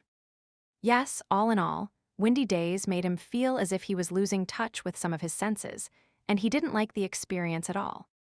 It made him jumpy and irritable. Now that he was inside, he could relax again, well, almost. He sniffed the air, catching the scent of fresh coffee and Melody. When last he'd seen her, she'd still been flushed and smelling of sex. His inner wolf rumbled approval at the idea. He'd had more beautiful and more experienced women, but the sex this morning with Melody had been different. There was something about her that appealed to him. Unfortunately, therein lay the danger. The last thing he should be doing was getting involved with a nosy journalist. He needed to keep a clear head around her, watching what he said, analyzing her questions for any hint that she knew what he really was. One slip on his part, or by Brian or Daniel, and their cover would be blown. If that happened, he knew what he had to do, and being involved with the girl would just make the task all the harder. This morning, having sex with her had definitely been a mistake on his part. It hadn't been planned, but when Shed frowned at him, well, he wasn't used to having women frowning while in his bed, let alone in his arms. It was supposed to be just a bit of teasing, a few kisses and caresses, but once he'd started, he hadn't wanted to stop. Not one used to denying himself, he'd let his lustful wolf take over. Self-retribution had followed once he was in the shower and had a clearer head. Bad move, Taylor, he scolded himself. She could be, very possibly was, the enemy. His plan of giving her a quick and highly abridged interview didn't include having sex. He was supposed to be acting like an ass, offensive and uncooperative, so that Shed hurry on her way. With this in mind, he'd purposely been a jerk towards her this morning, brushing off the encounter, no tender words. Hurt and confusion had been evident in her eyes, and while he wasn't the most sensitive of guys, he usually didn't treat his women that way. Still, he'd steeled himself to do what was necessary and left her thinking the worst of him, despite the fact that his wolf was moving restlessly within him. Maybe he should have just told her to go away in the first place, but from what he'd observed thus far, Melody wouldn't give up that easily. At least this way, he knew what she was doing and could dole out measured bits of information. Enough to make it seem real, but never anything important. Yes, it was still the best plan. He just had to keep his mind focused on the possible threat she could pose, rather than her other interesting qualities. Setting his jaw, Ryne firmed his resolve and went off to find his unwanted guest. Chapter after leaving Ryne's house, Mel went home, changed her clothes, then tried to concentrate on a list of questions to ask the man. Forcing all thoughts of their early morning encounter out of her head, she tried to view him as dispassionately as possible. What should she start with? He was a reluctant participant, so she didn't want to put him on the defensive with the very first question. Him tapping her pen against her lips, she considered the problem, then settled on the tried and true, basic background. There was nothing threatening about that. Date and place of birth seemed pretty safe, followed by where he grew up and what schools he attended. Then she could move on to his work, inquiring about how he had started in photography and did he have any formal training. After jotting down her ideas, she sat back and considered the situation further. She tried to imagine herself as someone interested in nature pictures. What would she want to know? Why was he interested in nature photography rather than people or buildings? How did he choose his subjects? What kind of cameras did he use? Were there special techniques that differed from other forms of photography? Any special considerations? Oh yes, and the locations. How did he select them, and where had he taken pictures previously? Aldrich had conveyed that Grayson was particularly interested in the locations of the pictures. Personally, Mel didn't think it was that important, but she wasn't the one paying for the article now, was she? The true story of the missing sales associate and the pilfered money would be interesting tidbits of information, but Mel scratched them from her list. If she asked, then Ryne would know she'd been talking to the people at Bastion's gallery in Smytheston. For some reason, she felt it prudent to not let him know she'd been there. Setting her papers aside, she contemplated the rest of her day. It was noon by time she'd left Ryne's, declining the offer of lunch which had been enthusiastically delivered by Brian and Daniel and only grudgingly acknowledged by Ryne. He hadn't pressed her to stay, nor acted as if anything had happened between them, so Mel decided he really had just wanted sex, the asshole. The man obviously never had any real interest in her. She'd just been a convenience, someone to help him relieve his morning hard-on. Well, that was fine with her. She could be just as blasé about it as him. After all, she wasn't going to be in Stump River that long anyway. Just don't expect a repeat performance, she added darkly. A glance at her watch told her it was only 3 o'clock. How should she spend the rest of the day? There was no TV to watch, and the card games loaded on her computer were beginning to bore her after a week of playing them each night. If she'd had an internet hookup, she could have done some research on Lycans. It was a fascinating fantasy world that people had created, and she planned on spending some more time reading up on the topic tomorrow, just out of curiosity. Mel picked up the romance novel she'd been reading, but after a few pages, set it down. Since her encounter with Ryne, the sex in the story just wasn't that interesting anymore. She stared out the window at the woods. The wind had finally died down, and the sun shone brightly. Maybe she could take a walk. Without further thought, she grabbed her coat and stepped outside. The temperature was cool, but not so cold as to prevent her from enjoying the day. After spending most of her life in the city, the idea of having nature just outside her door was rather exciting. Mindful of the possibility of wolves, she decided not to walk too far, keeping the cabin in sight. As she tromped along, Mel tried to view the land as Ryne might, from a photographer's point of view. Light and shadows, angles and background, unusual subject matter. It was amazing that, when she actually looked, there were a lot of things to see in the forest. Kneeling, she peered at some moss growing on the side of a tree. Up close it was actually rather interesting. Tiny little fronds of bright green clinging to the rough gray bark, and the bark itself was so textured and varying in shades. She ran her hand over the moss and then the trunk, marveling at the contrasting feel of each. With an eye out for minute details, she continued exploring the edge of the forest near the cabin, pausing every few feet to examine some new wonder that she'd never noticed before. By the time she was finished, an hour had passed, and Mel was full of enthusiasm for nature photography. In fact, she was itching to try some herself, and wondered how much an inexpensive digital camera would set her back. She'd have to ask Ryne when she saw him next. A frown passed over her at the thought of the man. The way he kept blowing hot, then cold, make that somewhat friendly, then rudely sarcastic, made him difficult to deal with. Half the time she actually liked him, but the rest of the time, she just wanted to give him a good swift kick. Well, she'd ask him about the camera before she kicked him. Her stomach chose that moment to rumble, and she realized that, aside from some toast and several cups of coffee, she hadn't eaten yet that day. The thought of cooking wasn't overly appealing, so she decided to head to town and see what Al was cooking at Ruth's. She hurried back to the cabin, grabbed her purse and keys, and drove to town to placate her grumbling stomach.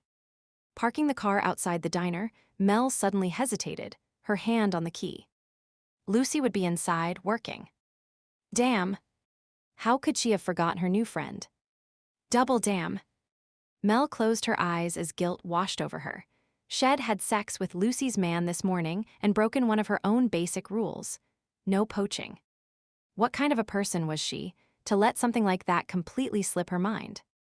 She almost hit the steering wheel in frustration, but caught herself at the last moment, not wanting a repeat of the stuck horn incident.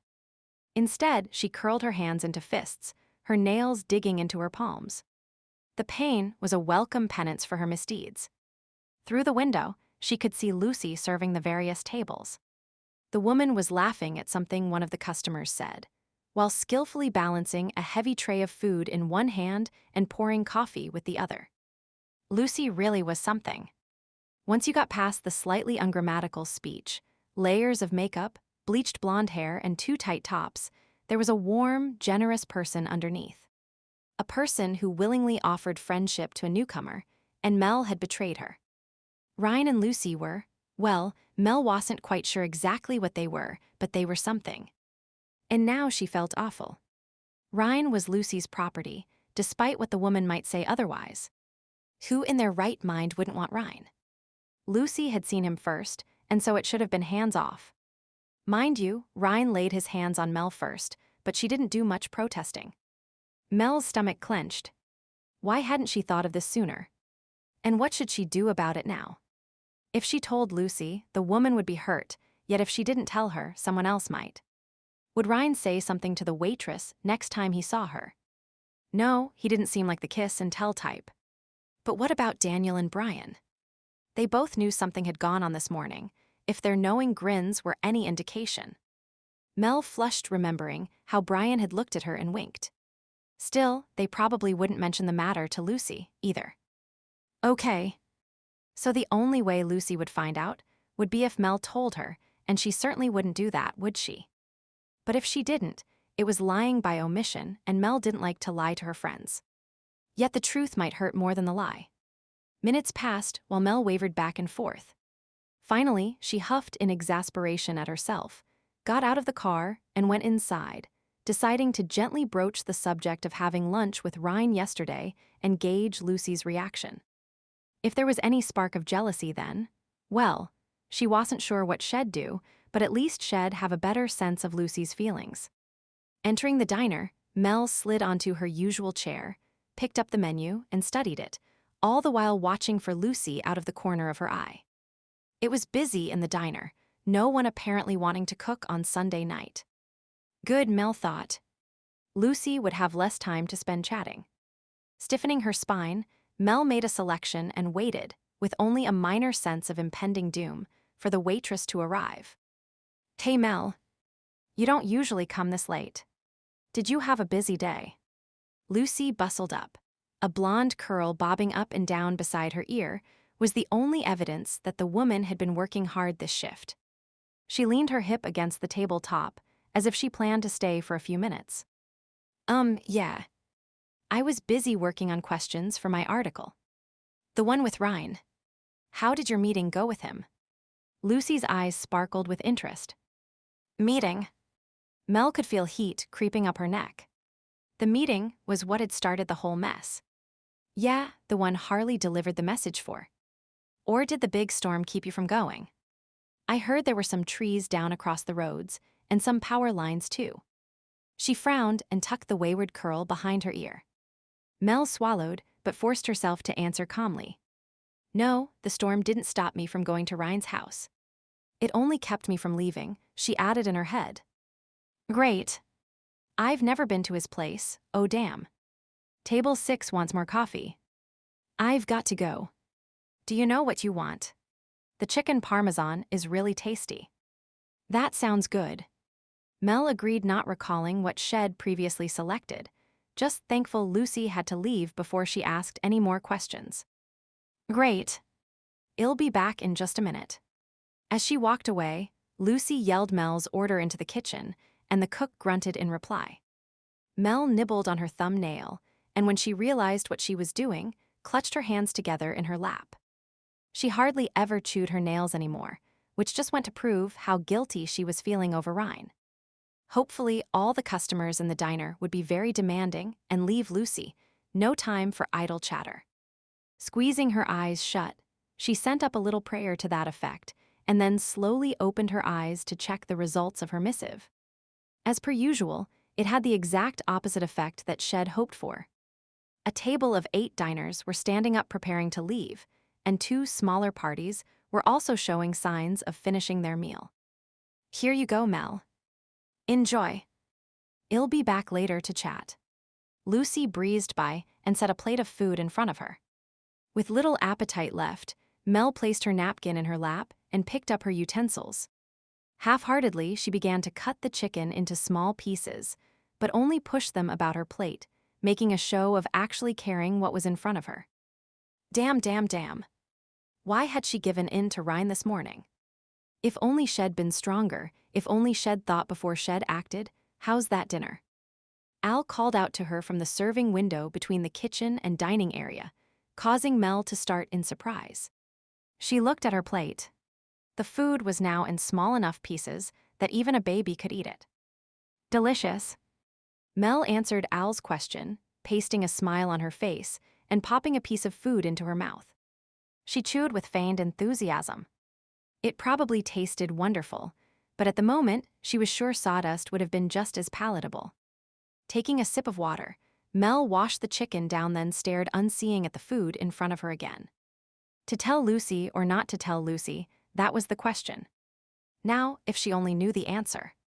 She ran through the imaginary conversation in her head. Hey, Lucy. I have something to tell you. I am really sorry. It wasn't supposed to happen, but I had sex with Ryne this morning. What was that, Mel? Mel blinked and realized Lucy was standing in front of her. Oh no. Had she really spoken those words out loud? Surely not. You had sex with who this morning? Lucy grinned, slid into the empty chair opposite Mel, and leaned in close, resting her elbows on the table top. She was obviously eager for a juicy bit of gossip. No one. You had sex with no one. You mean you were, self-servicing? No.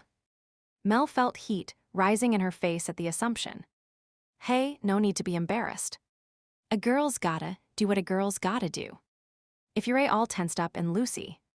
Mel slunk down a bit in her seat and hoped no one could overhear the conversation. Then who?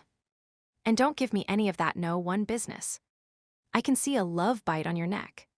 Mel clapped her hand to her neck. She hadn't noticed that when she took a shower. Lucy giggled, sounding immensely pleased with herself. Gotcha. Relax, there's nothing there. I was just tricking you into revealing the truth. You did have sex with someone, though. Now give. Which local stud got lucky? With a sinking feeling in her stomach, Mel stared down at the table and whispered the truth. I'm really sorry, Lucy. I hate to have to be the bearer of bad news. I didn't mean to, but I had sex with Ryne. Mel winced, waiting for the fallout. When none came, she hazarded a peek up at her friend. A quizzical look graced the waitress' face. So, what's the bad news? That I had sex with Ryne. You're kidding me, right? Sex with Ryne is never bad. Lucy cocked her head to the side and frowned.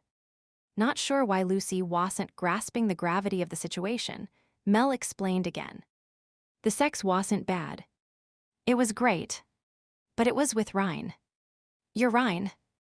Lucy blinked. Well, of course, it would be with my Ryne. He's the only Ryne around here that I know of. Oh. She gave an amused snort. Did you think I was going to be upset? Mel, I already told you we don't have that kind of relationship. I know what you said, but I still thought that maybe you were just saying that. Mel, we're just friends with benefits. Ryne's a nice guy, but he's not the one for me. Hell, he might not be the one for anyone. He's too much of a player. She shook her head and smiled reminiscently. When I first met him, I wondered if maybe he was the right guy, but he isn't. He's a good man, but I want someone who'll take me away from all this. She flourished her order pad and gestured around the room. Not some guy who's planning on spending the rest of his life in Stump River. You don't like it here. Mel furrowed her brow, trying to understand what the woman was saying. Oh, I like it fine, but I also want to make a new start. Here, I am just good old Lucy. All the guys, know me, if you get my drift, but none of them really want to settle down with me. The server's eyes suddenly seemed lonely and a bit wistful. Mel reached across and grabbed her hand, somehow knowing that behind her happy, carefree facade, Lucy had more than a few scars on her heart. Lucy, you're a wonderful person. Any man would, shaking her head. Lucy interrupted Mel's attempt at offering comfort. No, Mel, not any man, at least not here in Stump River. But someday, when I save enough money, I am going to move to a big city like Toronto or Montreal and make a new start for myself.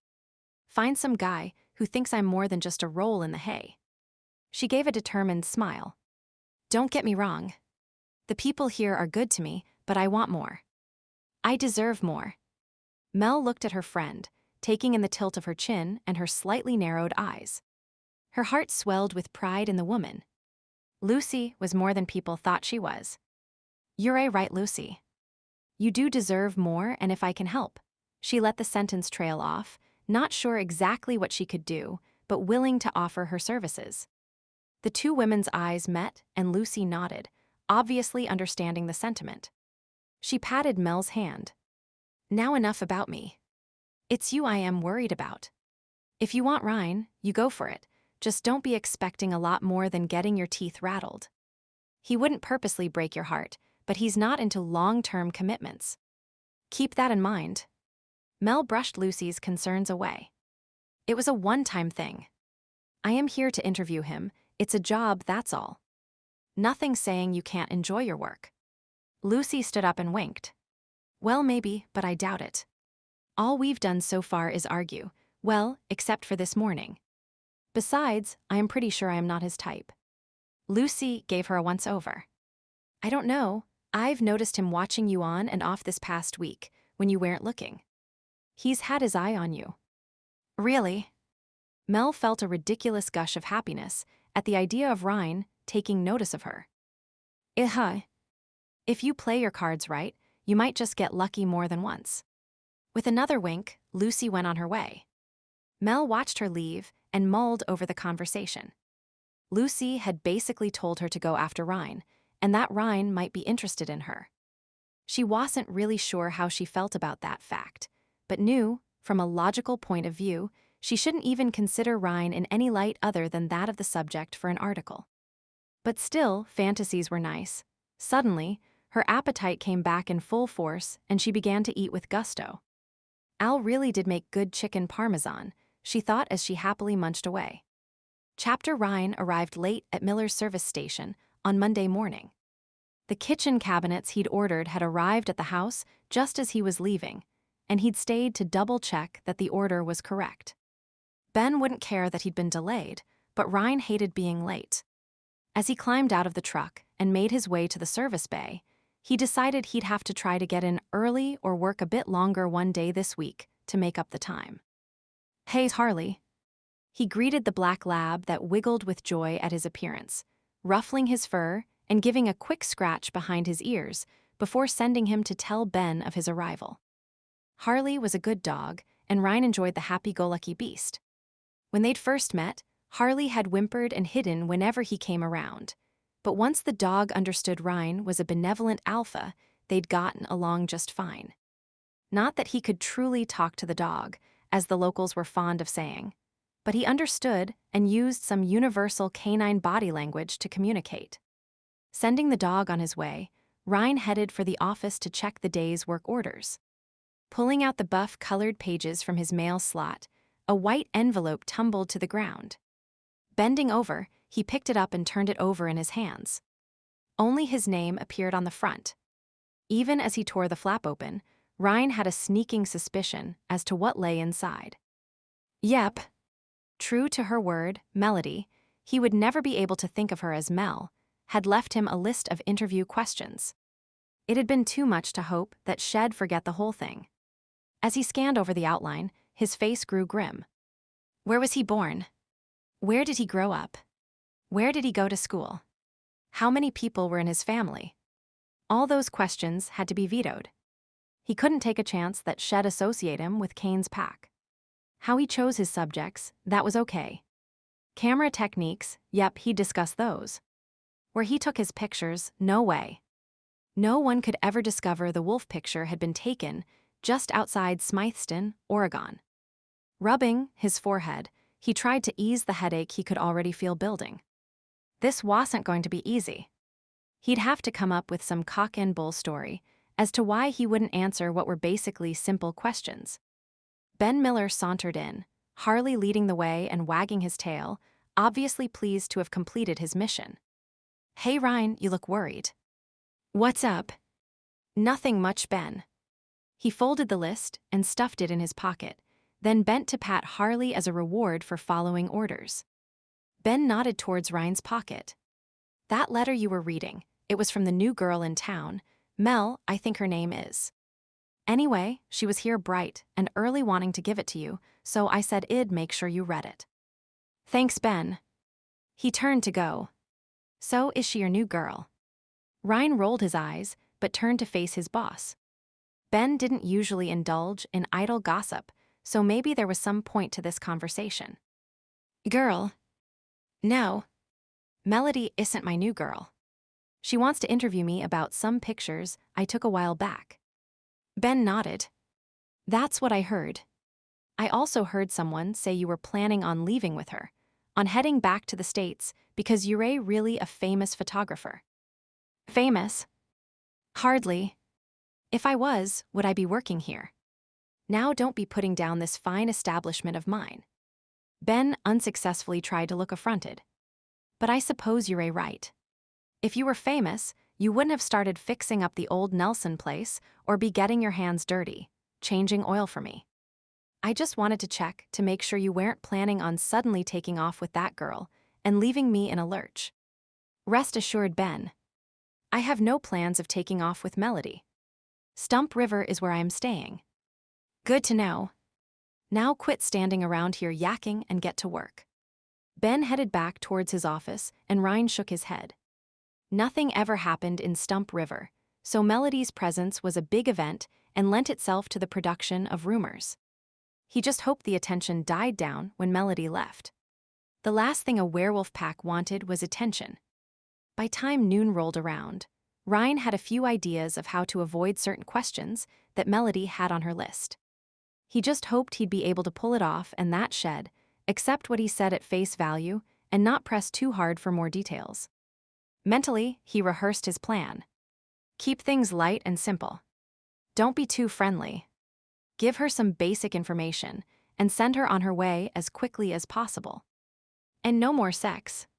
He still couldn't quite believe how he was acting towards her.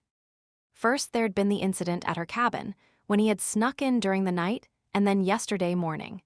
His judgment seemed to be slipping where she was concerned, his wolf side pushing to the foreground. That usually didn't happen. Sure, the beast wanted out, but he'd always kept it in check until now. So, why was he suddenly having all these conflicting feelings? What was it about Melody that drew him to her? Her warm brown eyes. Her lush breasts. Her quirky personality. Whatever it was, he needed to keep it under control. The woman could very well turn out to be public enemy, number one as far as his people were concerned. Involvement with her was nothing but bad news. As if on cue, Melody wandered into the service bay. She was wearing a denim jacket, tight jeans, and a loose red top that was gathered at the base of her throat by a tie, and then flowed over her full breasts to her waist, where it swirled gently every time she moved. Ryne wondered if he undid the bow at the neck. Would the top fall from her shoulders and puddle at her feet, leaving her bare? He felt a grin spread over his face at the idea, and clenched his fists to resist the temptation to see if his theory was right. Obviously unaware of his thoughts, Melody absent-mindedly played with the string that held her top in place, drawing his attention to the rise and fall of her breasts. "Hi. Did you get the list of questions I left? They're pretty simple, so I was wondering if you were ready to start on them today." It took Ryne a moment to realize she was waiting for an answer, and forced his gaze away from the interesting activity of her fingers. Today? He pondered the question. There was no reason to delay any longer. He'd done that all last week just for the perverse joy of annoying her. But now the time for games was over. The sooner she was gone, the better. "All right. Today is fine. I am almost done work, I just have to put my tools away. You can wait over there." Ryne pointed towards a group of chairs by a set of vending machines selling pop, chips, and various chocolate bars.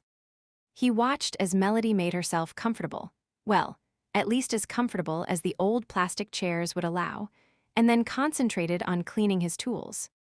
Grabbing a rag, he wiped down the wrenches, removing dirt and excess grease, before arranging them in the proper drawers of the tool cabinet. A sound behind him drew his attention, and he saw Melody was buying a chocolate bar. The look of happiness on her face, as she peeled back the wrapper, made him smile. From what he'd seen of her so far, she was seldom without coffee in her hand. Apparently, when the coffee was unavailable, she moved on to chocolate. She was a funny little thing. Concentrating on finishing his job, he locked the toolbox and put the keys away. Moving to the sink, he turned on the water, poured some hand cleaner on his palms, and began to work the industrial-strength soap into his hands. Soon the layers of grease and grime were washed away, and he dried off. Melody had just finished her treat when he walked over to her. "Ready?" She nodded in agreement. "Do you want to talk at the diner or?" He hesitated for a minute. At the diner, everyone would be eavesdropping, and the chance of his neighbors interrupting with questions of their own was highly likely. It was something he wanted to avoid. "No. There's a nice little place near the cenotaph with a couple of benches. We could sit there." Giving a quick nod, Melody stood and picked up her purse. He ushered her out, calling a goodbye to Ben, who was still working in the office. The older man grunted in acknowledgement, and Harley gave a woof before settling down to finish one of his many naps. They walked in companionable silence down Main Street. A few people called a greeting or waved from their vehicle as they drove past. Ryne nodded in response, thinking that within half an hour, everyone would be talking about him and the new girl in town. Oh well, she'd be gone soon enough, and he'd no longer be at the center of the rumor mill. Sitting down on the bench, Melody pulled out her steno pad and a pen. Ryne braced himself, hoping his answers would be sufficiently convincing to keep her from probing too deeply. "Ryne, we're going to start with some simple background information, like date of birth, where you grew up, what your childhood was like, that sort of thing. It will give readers a more rounded picture of you, make you more real to them." No. No. No. Oh. Melody blinked at him. Why?" Ryne assumed his most arrogant expression. "Because I did not truly exist before photography." "I beg your pardon." "You heard me." He shifted uncomfortably, feeling like an ass. It was such a dumb answer, but he really hadn't been able to think of anything else. "Yes, I did, but what does that mean?" "That my life before I started taking pictures was of no importance. Just a vast wasteland of ill-spent years trying to find my real passion, my real reason for existence." "Are you pulling my leg?" Mel set her pad and pencil down in her lap, and gave him a weird look that seemed to be half laughing disbelief and half fear that he really wasn't joking. "No. I am not." "Next question." He stared at her, allowing his wolf to show in his eyes, demanding she accept his word as law. There was a flicker of something in her eyes, an acknowledgement, or recognition of his position, and then she dropped her gaze, even going so far as to slightly tilt her head as if offering her throat. Curious behavior, Ryne thought. Most humans just looked away or cowered. Brushing the little idiosyncrasy aside, he relaxed the force of his will. Melody gave a sigh. It sounded like she was relieved to be released, and then cleared her throat. All right. So no background information. Do you have any formal training in photography? No. One day I was out running in the woods, and when I stopped to rest, I just really started to look closely at my surroundings. The intricacies of nature's designs, the variety of hues, they all captured my imagination. The next day I brought a camera with me and started taking pictures. Really? Melody sat up straight, excitement washing over her face. The same thing happened to me yesterday afternoon. I was out walking around the cabin and trying to see the forest the way you might, and it just hit me. I really wished I had a camera so I could try some different shots. The enthusiasm in her voice caught Ryne's attention. He noted how her eyes were sparkling and her cheeks glowed. Before he realized it, he heard himself not only offering to lend her one of his digital cameras, but to take her on a hike and show her some photography techniques. Oh, that would be just awesome. When? How about today? Sure though, she paused and looked down at her feet. Ryne stifled his laughter. Her boots were the same 4-inch heels that Shed worn sneaking onto his property that first day. Definitely not the proper footwear. Tell you what. I'll go home and get a couple of cameras and meet you at your cabin in an hour. That way you can change into some hiking clothes. He flicked the tie on her top and watched how the bow relaxed slightly, revealing just an inch more skin. A low growl rumbled in his throat as he recalled running his lips over the smooth slope of her shoulders. How do you do that? Melody's question had him giving a start. He'd been so intent on her skin that, sorry. How do I do what? That rumbly thing with your throat. I've never heard a man do that before. Ryne felt himself flushing slightly and tried to casually pass it off. Oh, it's just one of those weird habits people have. Some guys give a wolf whistle when they see a pretty girl. I growl. Oh. She paused and seemed to be thinking over his answer, then brightened. Then you think I am pretty. He smiled, noting how nicely she blushed. It wasn't an all-over red, just a stain of pink along her cheekbones. Yeah. I do. Leaning forward, he gave her a gentle kiss, then stood abruptly. I'll just go get those cameras. Sure. I'll see you in a while. As he strode away, he glanced back. Melody was still sitting there, with her fingers pressed to her lips. Damn. He'd done it again. What was wrong with him? Back at the cabin, Mel had pulled on a heavy sweater over her red cotton top, ditched the fashionable boots, and put on sneakers, complete with a pair of extra thick socks. She hesitated over a winter coat, but decided if she was walking, the denim coat would keep her sufficiently warm. Sitting on the steps, she waited for Ryne to arrive, excited to try some nature photography and to see him again. She hadn't been sure how their meeting would go, but she had forced herself to not think about their sexual encounter and to just treat him as a casual acquaintance. Despite what Lucy had said, Mel wasn't so sure that Ryne saw her as anything more than a warm body to have sex with. A secret part of her hoped there was more, but logically she knew she shouldn't hold her breath. Her main focus, as Aldrich had pointed out to her during her daily report, had to remain on getting this article done. Mr. Grayson was hoping for more than I am still waiting. At least now, she could tell the lawyer that Shed started. Mind you, Ryne's answers had been less than satisfactory. That whole I didn't exist before photography bit was just too corny, like something out of a badly written script. Yet even though she knew it was ridiculous, something in the way he looked at her, the tone of his voice, the angle of his head, it had compelled her to obey, to not question. It was just weird. Even now, she couldn't imagine asking him again. Well, it had been an airy-fairy artsy type of answer, but she supposed it might be acceptable to those who truly lived and breathed art. Hopefully, Shed be able to get enough information with her other questions that no one would notice a certain lack of background detail. Ryne's truck pulled up to the cabin, and Mel got to her feet, walking over to greet him. He gave her apparel a once-over, and then nodded in approval. "Much better. Here's a camera you can use. It's an older model that I have just as a backup, but it still takes a decent picture." Mel looked at the small digital camera. Ryne might think it was out of date, but to her, it appeared relatively new. He showed her how to use the zoom, flash, and shutter speed adjustments. Of course, it's only 4 megapixels, but that's sufficient for a starter like yourself. Megapixels. Yeah, it's sort of like how precise or clear your picture will be. Usually, the more pixels, the sharper the image. The term comes from combining the words picture element. You know how pointillist artists, like Seurat or Van Gogh, use a bunch of little splotches of paint to create a whole picture? Well, millions of pixels combine to create an image. Ryne continued to explain the intricacies of modern photography as they walked through the woods. He also gave her pointers on looking for focal point, watching shadows, and a myriad of other small details that Shed never considered before.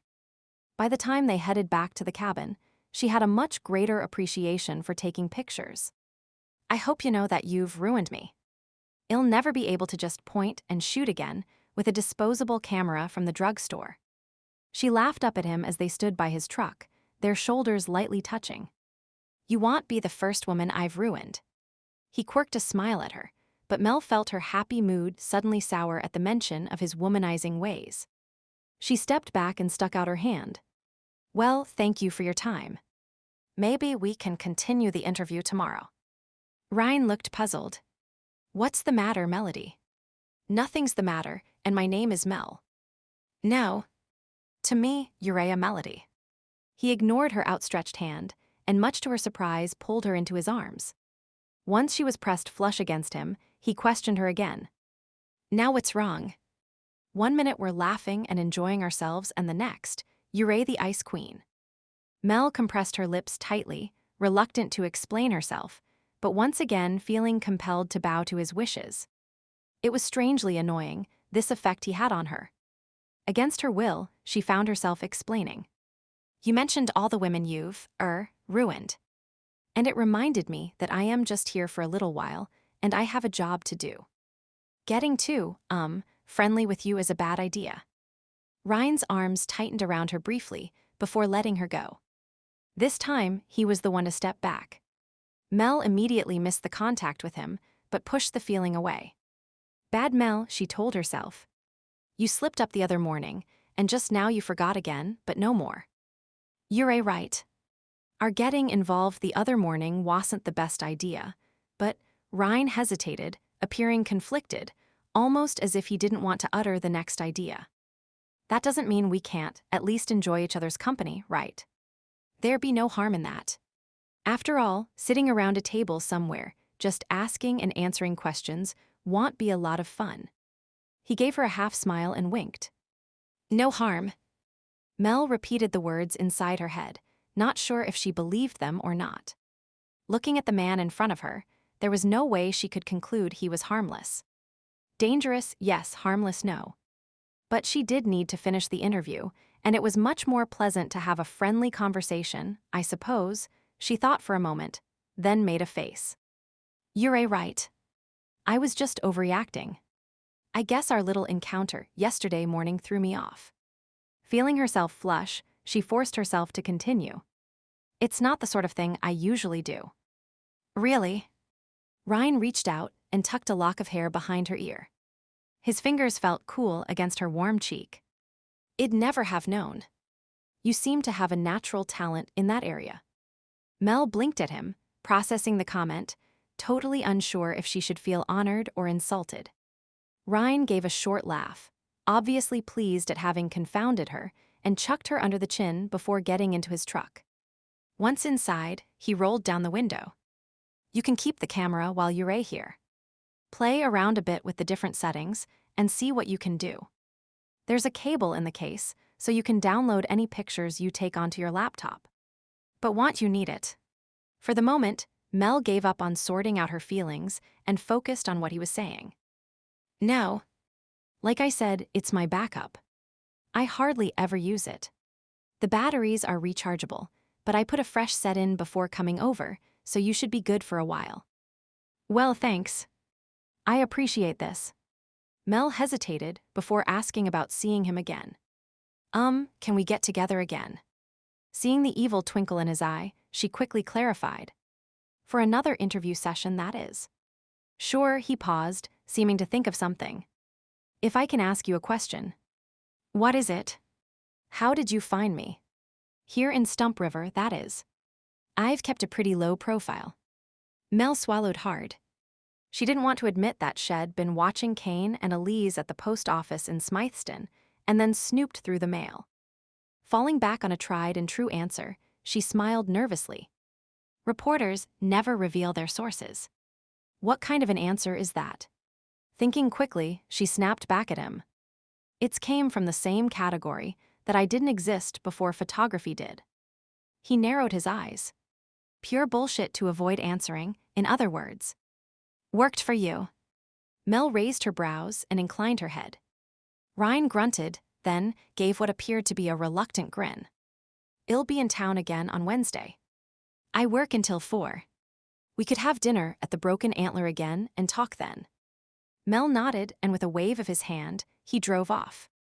Chapter Ryne pulled up in front of the house and turned off the engine. He made no move to get out, his mind occupied with other more important things, specifically Melody Greene.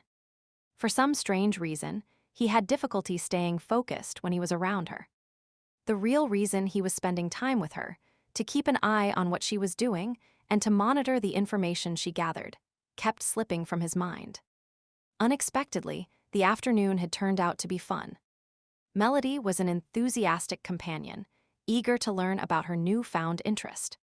He chuckled, thinking of how Shed furrowed her brow and bit her lip while absorbing what he told her. Then when Shed snapped a picture and the image appeared on the screen, her delight had lit up her whole face. There was a natural artistic streak within her. When she set up a picture, she seemed to know how to frame the shot and take the best advantage of the light and angles. It was also interesting to see how she seemed to have an instinctive affinity to nature. This was surprising in someone who had purportedly grown up almost exclusively in a big city. Yet the wonder in her eyes when Shed crouched beside him, examining the pattern on leaves and the path of an early ladybug, was real. More than once, he'd caught himself reaching out to grasp her hand as they walked along in companionable silence, soaking in the world around them. He'd enjoyed spending time with her, sharing his passion. And speaking of passion, her nearness had stirred him more often than he really cared to admit. Her scent had filled his mind, making it hard to concentrate on taking pictures and explaining photographic theory. In reality, all he wanted to do was to throw her down on the ground and taste her sweet lips one more time. The sex between them had been great, and even though he knew any involvement with her was dangerous, he was eager to experience her once again. Maybe it was the element of danger that was drawing him to her. She was like a forbidden fruit, and he'd never been one to toe the line any more than he had to. While his logical mind said no, his wolf was telling him yes. Burying himself between her thighs, filling his hands with her curves, tasting her, smelling her. The very idea of Melody was consuming him beyond reason. Ryne felt as if there was a battle raging within him. As alpha, the needs of the pack came first. He knew the law and what was at stake. The actions he might have to take were spelled out clearly. Yet despite this knowledge, his wolf kept urging him towards the woman, pushing all other concerns into the background. What was it that his wolf knew that he didn't? Usually, they were of one accord, but now a dichotomy seemed to be developing within him. It was something he had never experienced before and didn't know how to handle, yet handle it he must. The situation was too crucial. Who knew how many lives were depending on the decisions that he would make over the next few days? Having his mind clouded with lust was unacceptable. He clenched the steering wheel and tightened his jaw. When he set out on his own, he knew he wanted to create his own pack, to be alpha, to use the power within him. Well, now he had his wish, and he'd live up to his obligations, no matter what his personal inclinations might be. And so he'd continue to see Melody, answer her questions as slyly as possible, maybe even betting her again if he thought it was needed to keep her distracted from what was under her very nose. Then, when he was sure Shed bought his story, he'd send her on her way. But what if she doesn't buy your story and keeps poking around? The wolf inside questioned him angrily. What will you do then? Shaking his head, Ryne growled at himself. Whatever it takes, he answered back. I'll do whatever it takes. With that, he climbed out of the truck and slammed the door shut. Brian and Daniel were inside supposedly installing the cabinets that arrived this morning. He'd better see how they were doing. They meant well, but enthusiasm didn't always translate to solid construction. Ryne spent the rest of the day, and most of the next, helping with the installation of the cabinets, followed by new countertops and a sink. By the time the job was finished, the kitchen looked considerably improved. The tempers of the three men, however, were not. The walls of the old house were less than plumb, and there had been considerable trimming and shimming required. A tedious and frustrating process at the best of times before the job was complete. Standing in the room surrounded by the scent of new wood and the gleam of marble countertops, Ryne knew it had been worth it. This was a kitchen suitable for his vision of the future. He could see it filled with pack members, some lounging at the breakfast bar, others busy at the stove. It would be loud and friendly.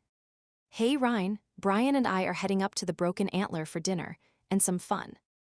Armand has a pool tournament arranged. Want to come along? Daniel popped his head through the doorway, still buttoning his shirt and obviously fresh from the shower. Glancing down at himself, Ryne recognized his own need to clean up. Bits of sawdust still clung to his pants and pricked his skin where it stuck in the sweat of his chest and arms. Nah, I still have to get cleaned up, and then I want to go for a run. He shrugged his shoulders and stretched his arms, feeling the tightness of his muscles. The work in the house was taxing, but still not enough to ease the tension within him. Suit yourself. If you change your mind, come into town later. I might, but if I don't behave. Daniel rolled his eyes and laughed. Don't we always? No. True, but it's more fun that way. Ryne faked a growl back at him, then shook his head as the boy turned on his heels and hurried out. It was good to see the kid loosen up a bit once in a while. Daniel was far more serious than Ryne had ever been at that age. Scratching his chest, he grabbed a broom and began the tedious task of cleaning up sawdust, discarded nails, scraps of lumber, and bits of packing materials. The other two would have helped if he'd asked, but he didn't mind the time alone. Besides, they'd worked hard the past 2 days and deserved some kind of a break. He heard the door slam as his companions left, laughing about their plans for the night. Soon the sound of a vehicle starting floated inside, followed by the crunch of gravel as it began to move down the driveway. Ryne paused in his sweeping and listened until the sound faded into the distance, then sighed and resumed his task. The house echoed with silence now that they were gone, the faint scrape of the broom against the floor the only sound. It was both calming and lonely, if such a combination actually existed. For a moment, Ryne regretted turning down their offer, but other thoughts weighed too heavily on his mind to make him a suitable companion for the night. He still hadn't told Brian and Daniel about his concerns over Melody. They viewed her as a delightful little pest and had given him no end of teasing about her while working on the cupboards. Good-naturedly, he'd gone along with them. There was no use giving them cause to worry when nothing might come of it. If the need arose, then he'd inform them. Giving the kitchen a last glance, he propped the broom and dustpan in the corner, then headed towards his bathroom to take a shower. He'd get cleaned up, then take a run around the perimeter of the property to check for signs of intruders. If he planned his route properly, he'd end up just a mile or so from Melody's cabin, not that he intended to stop by, he assured himself. No, last night during the sleepless hours he'd spent tossing and turning, he'd come to the conclusion that his association with the woman had to be short and sweet. He'd give her the briefest of answers on Wednesday, declare that he was through, and send her packing. It was the safest course of action for all involved.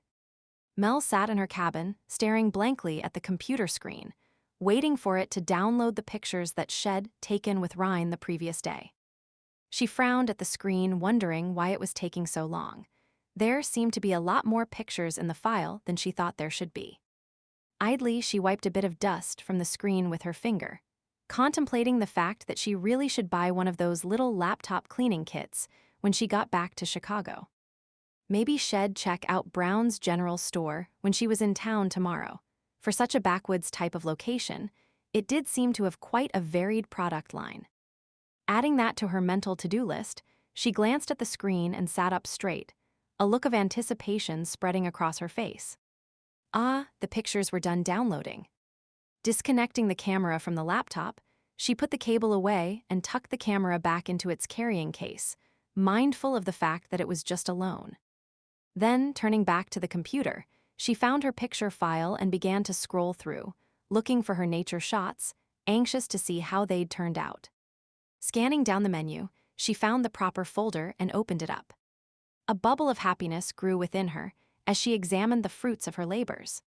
Darn, but the pictures weren't half bad. After going through the photos twice, she gave herself a congratulatory pat on the back. For a beginner, she felt Shed done pretty well and was eager to show Ryne how they'd turned out. Maybe Shed even take a few more on her own and surprise him with how well Shed remembered what he taught her. Glancing at her watch, she saw that it was only 4 o'clock, plenty of time to go for a walk, snap a few pictures, and be back home before dark. Closing the folder with her pictures, she noticed another folder just above it. Now, what had she put in that one? She really did need to sit down one day and organize her hard drive with proper labels, she muttered to herself. Quickly clicking the folder open, she scanned the contents. That was strange. She didn't remember taking any of these pictures. And who were those people? As her finger hovered on the mouse, she suddenly realized that these must be pictures Ryne had taken and never erased from the chip. Shed accidentally downloaded them with her own. Well, Shed just delete them later, she decided, pushing away from the table without further thought. She wanted to get outside and take more photos while the light was still good. Chuckling, she thought of the phrase she had just used. While the light was still good made her sound like she really knew what she was doing. Grabbing the camera and her coat, she headed outside. From the top of the step, she surveyed her surroundings, considering which direction to head. There was a stream not far away. Bate had told her about it. Thinking it might provide an interesting bit of subject material, she headed that way. A half an hour later, she sat crouched beside the stream, tired from her hike. These people had no concept of not far away, but pleased with what she was seeing. Recent rain had swelled what Shed been told was a small, lazy stream into a swiftly moving waterway that could almost be dubbed a river. Still, the location provided a number of possibilities, and Mel spent quite a bit of time trying to capture images of water drops splashing upwards around rocks and partially submerged bits of log.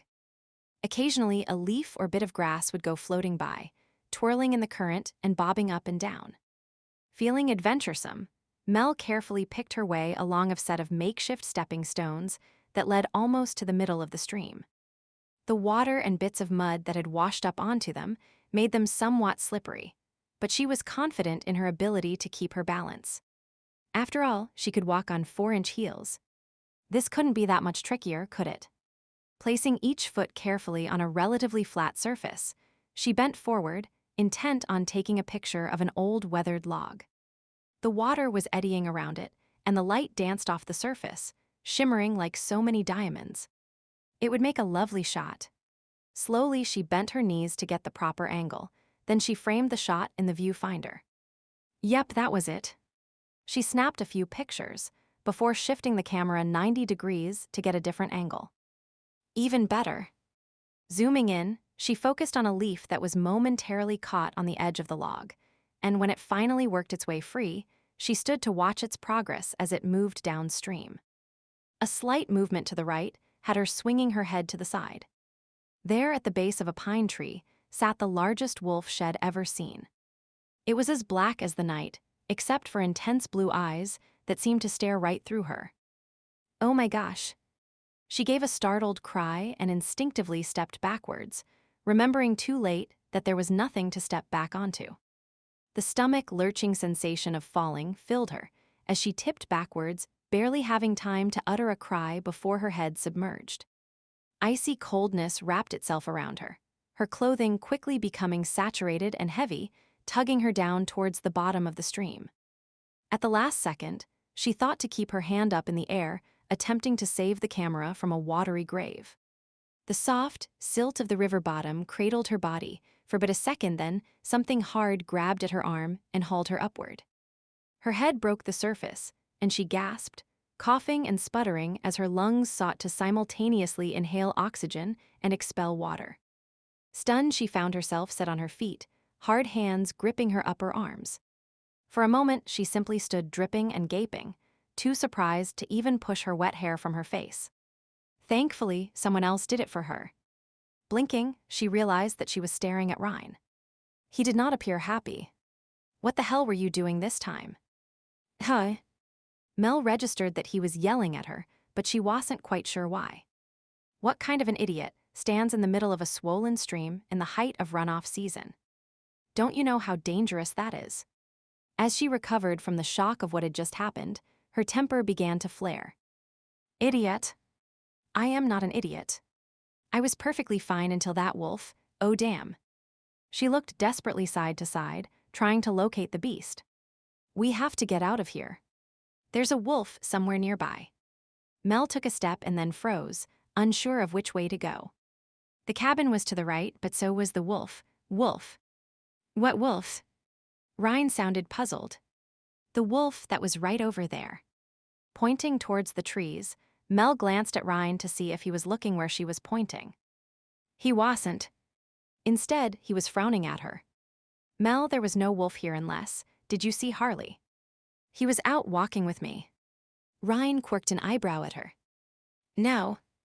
It wasn't Harley, it was a wolf really." "I saw it," she faltered under his disbelieving gaze. "Well, it looked like a wolf." She crossed her arm and pouted.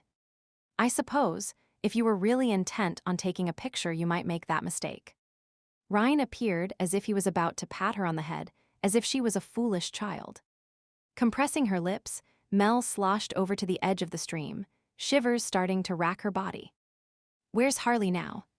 "He probably ran off when you started to yell. He's very sensitive, you know." "Yell? I didn't yell, at least not that much." She was now shaking so hard that she could hardly get the words out. Ryne shook his head, pulled off his jacket, and wrapped it around her. "You don't have to do that." She protested and tried to hand him back the piece of clothing. "You're wet too." He ignored her and shoved her arms into the sleeves and zipped it up. "Don't worry about me. It's only my pant legs, and besides that, I hardly feel the cold. Come on, let's get you home." Ryne moved to pick her up, but Mel put out her arms, shaking her head. "Okay.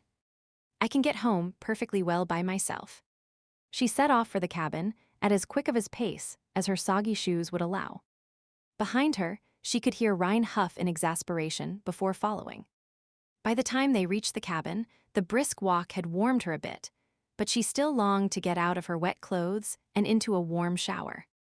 Ryne apparently had the same idea, for he walked right in and headed towards the bathroom and turned the shower on. Exiting, he looked around the room, spied her robe, and threw it at her. "Here, get out of those wet clothes, and take a shower while I make you a cup of tea." "Coffee." He stopped mid-stride. "What?" "Make it coffee. Nice and strong."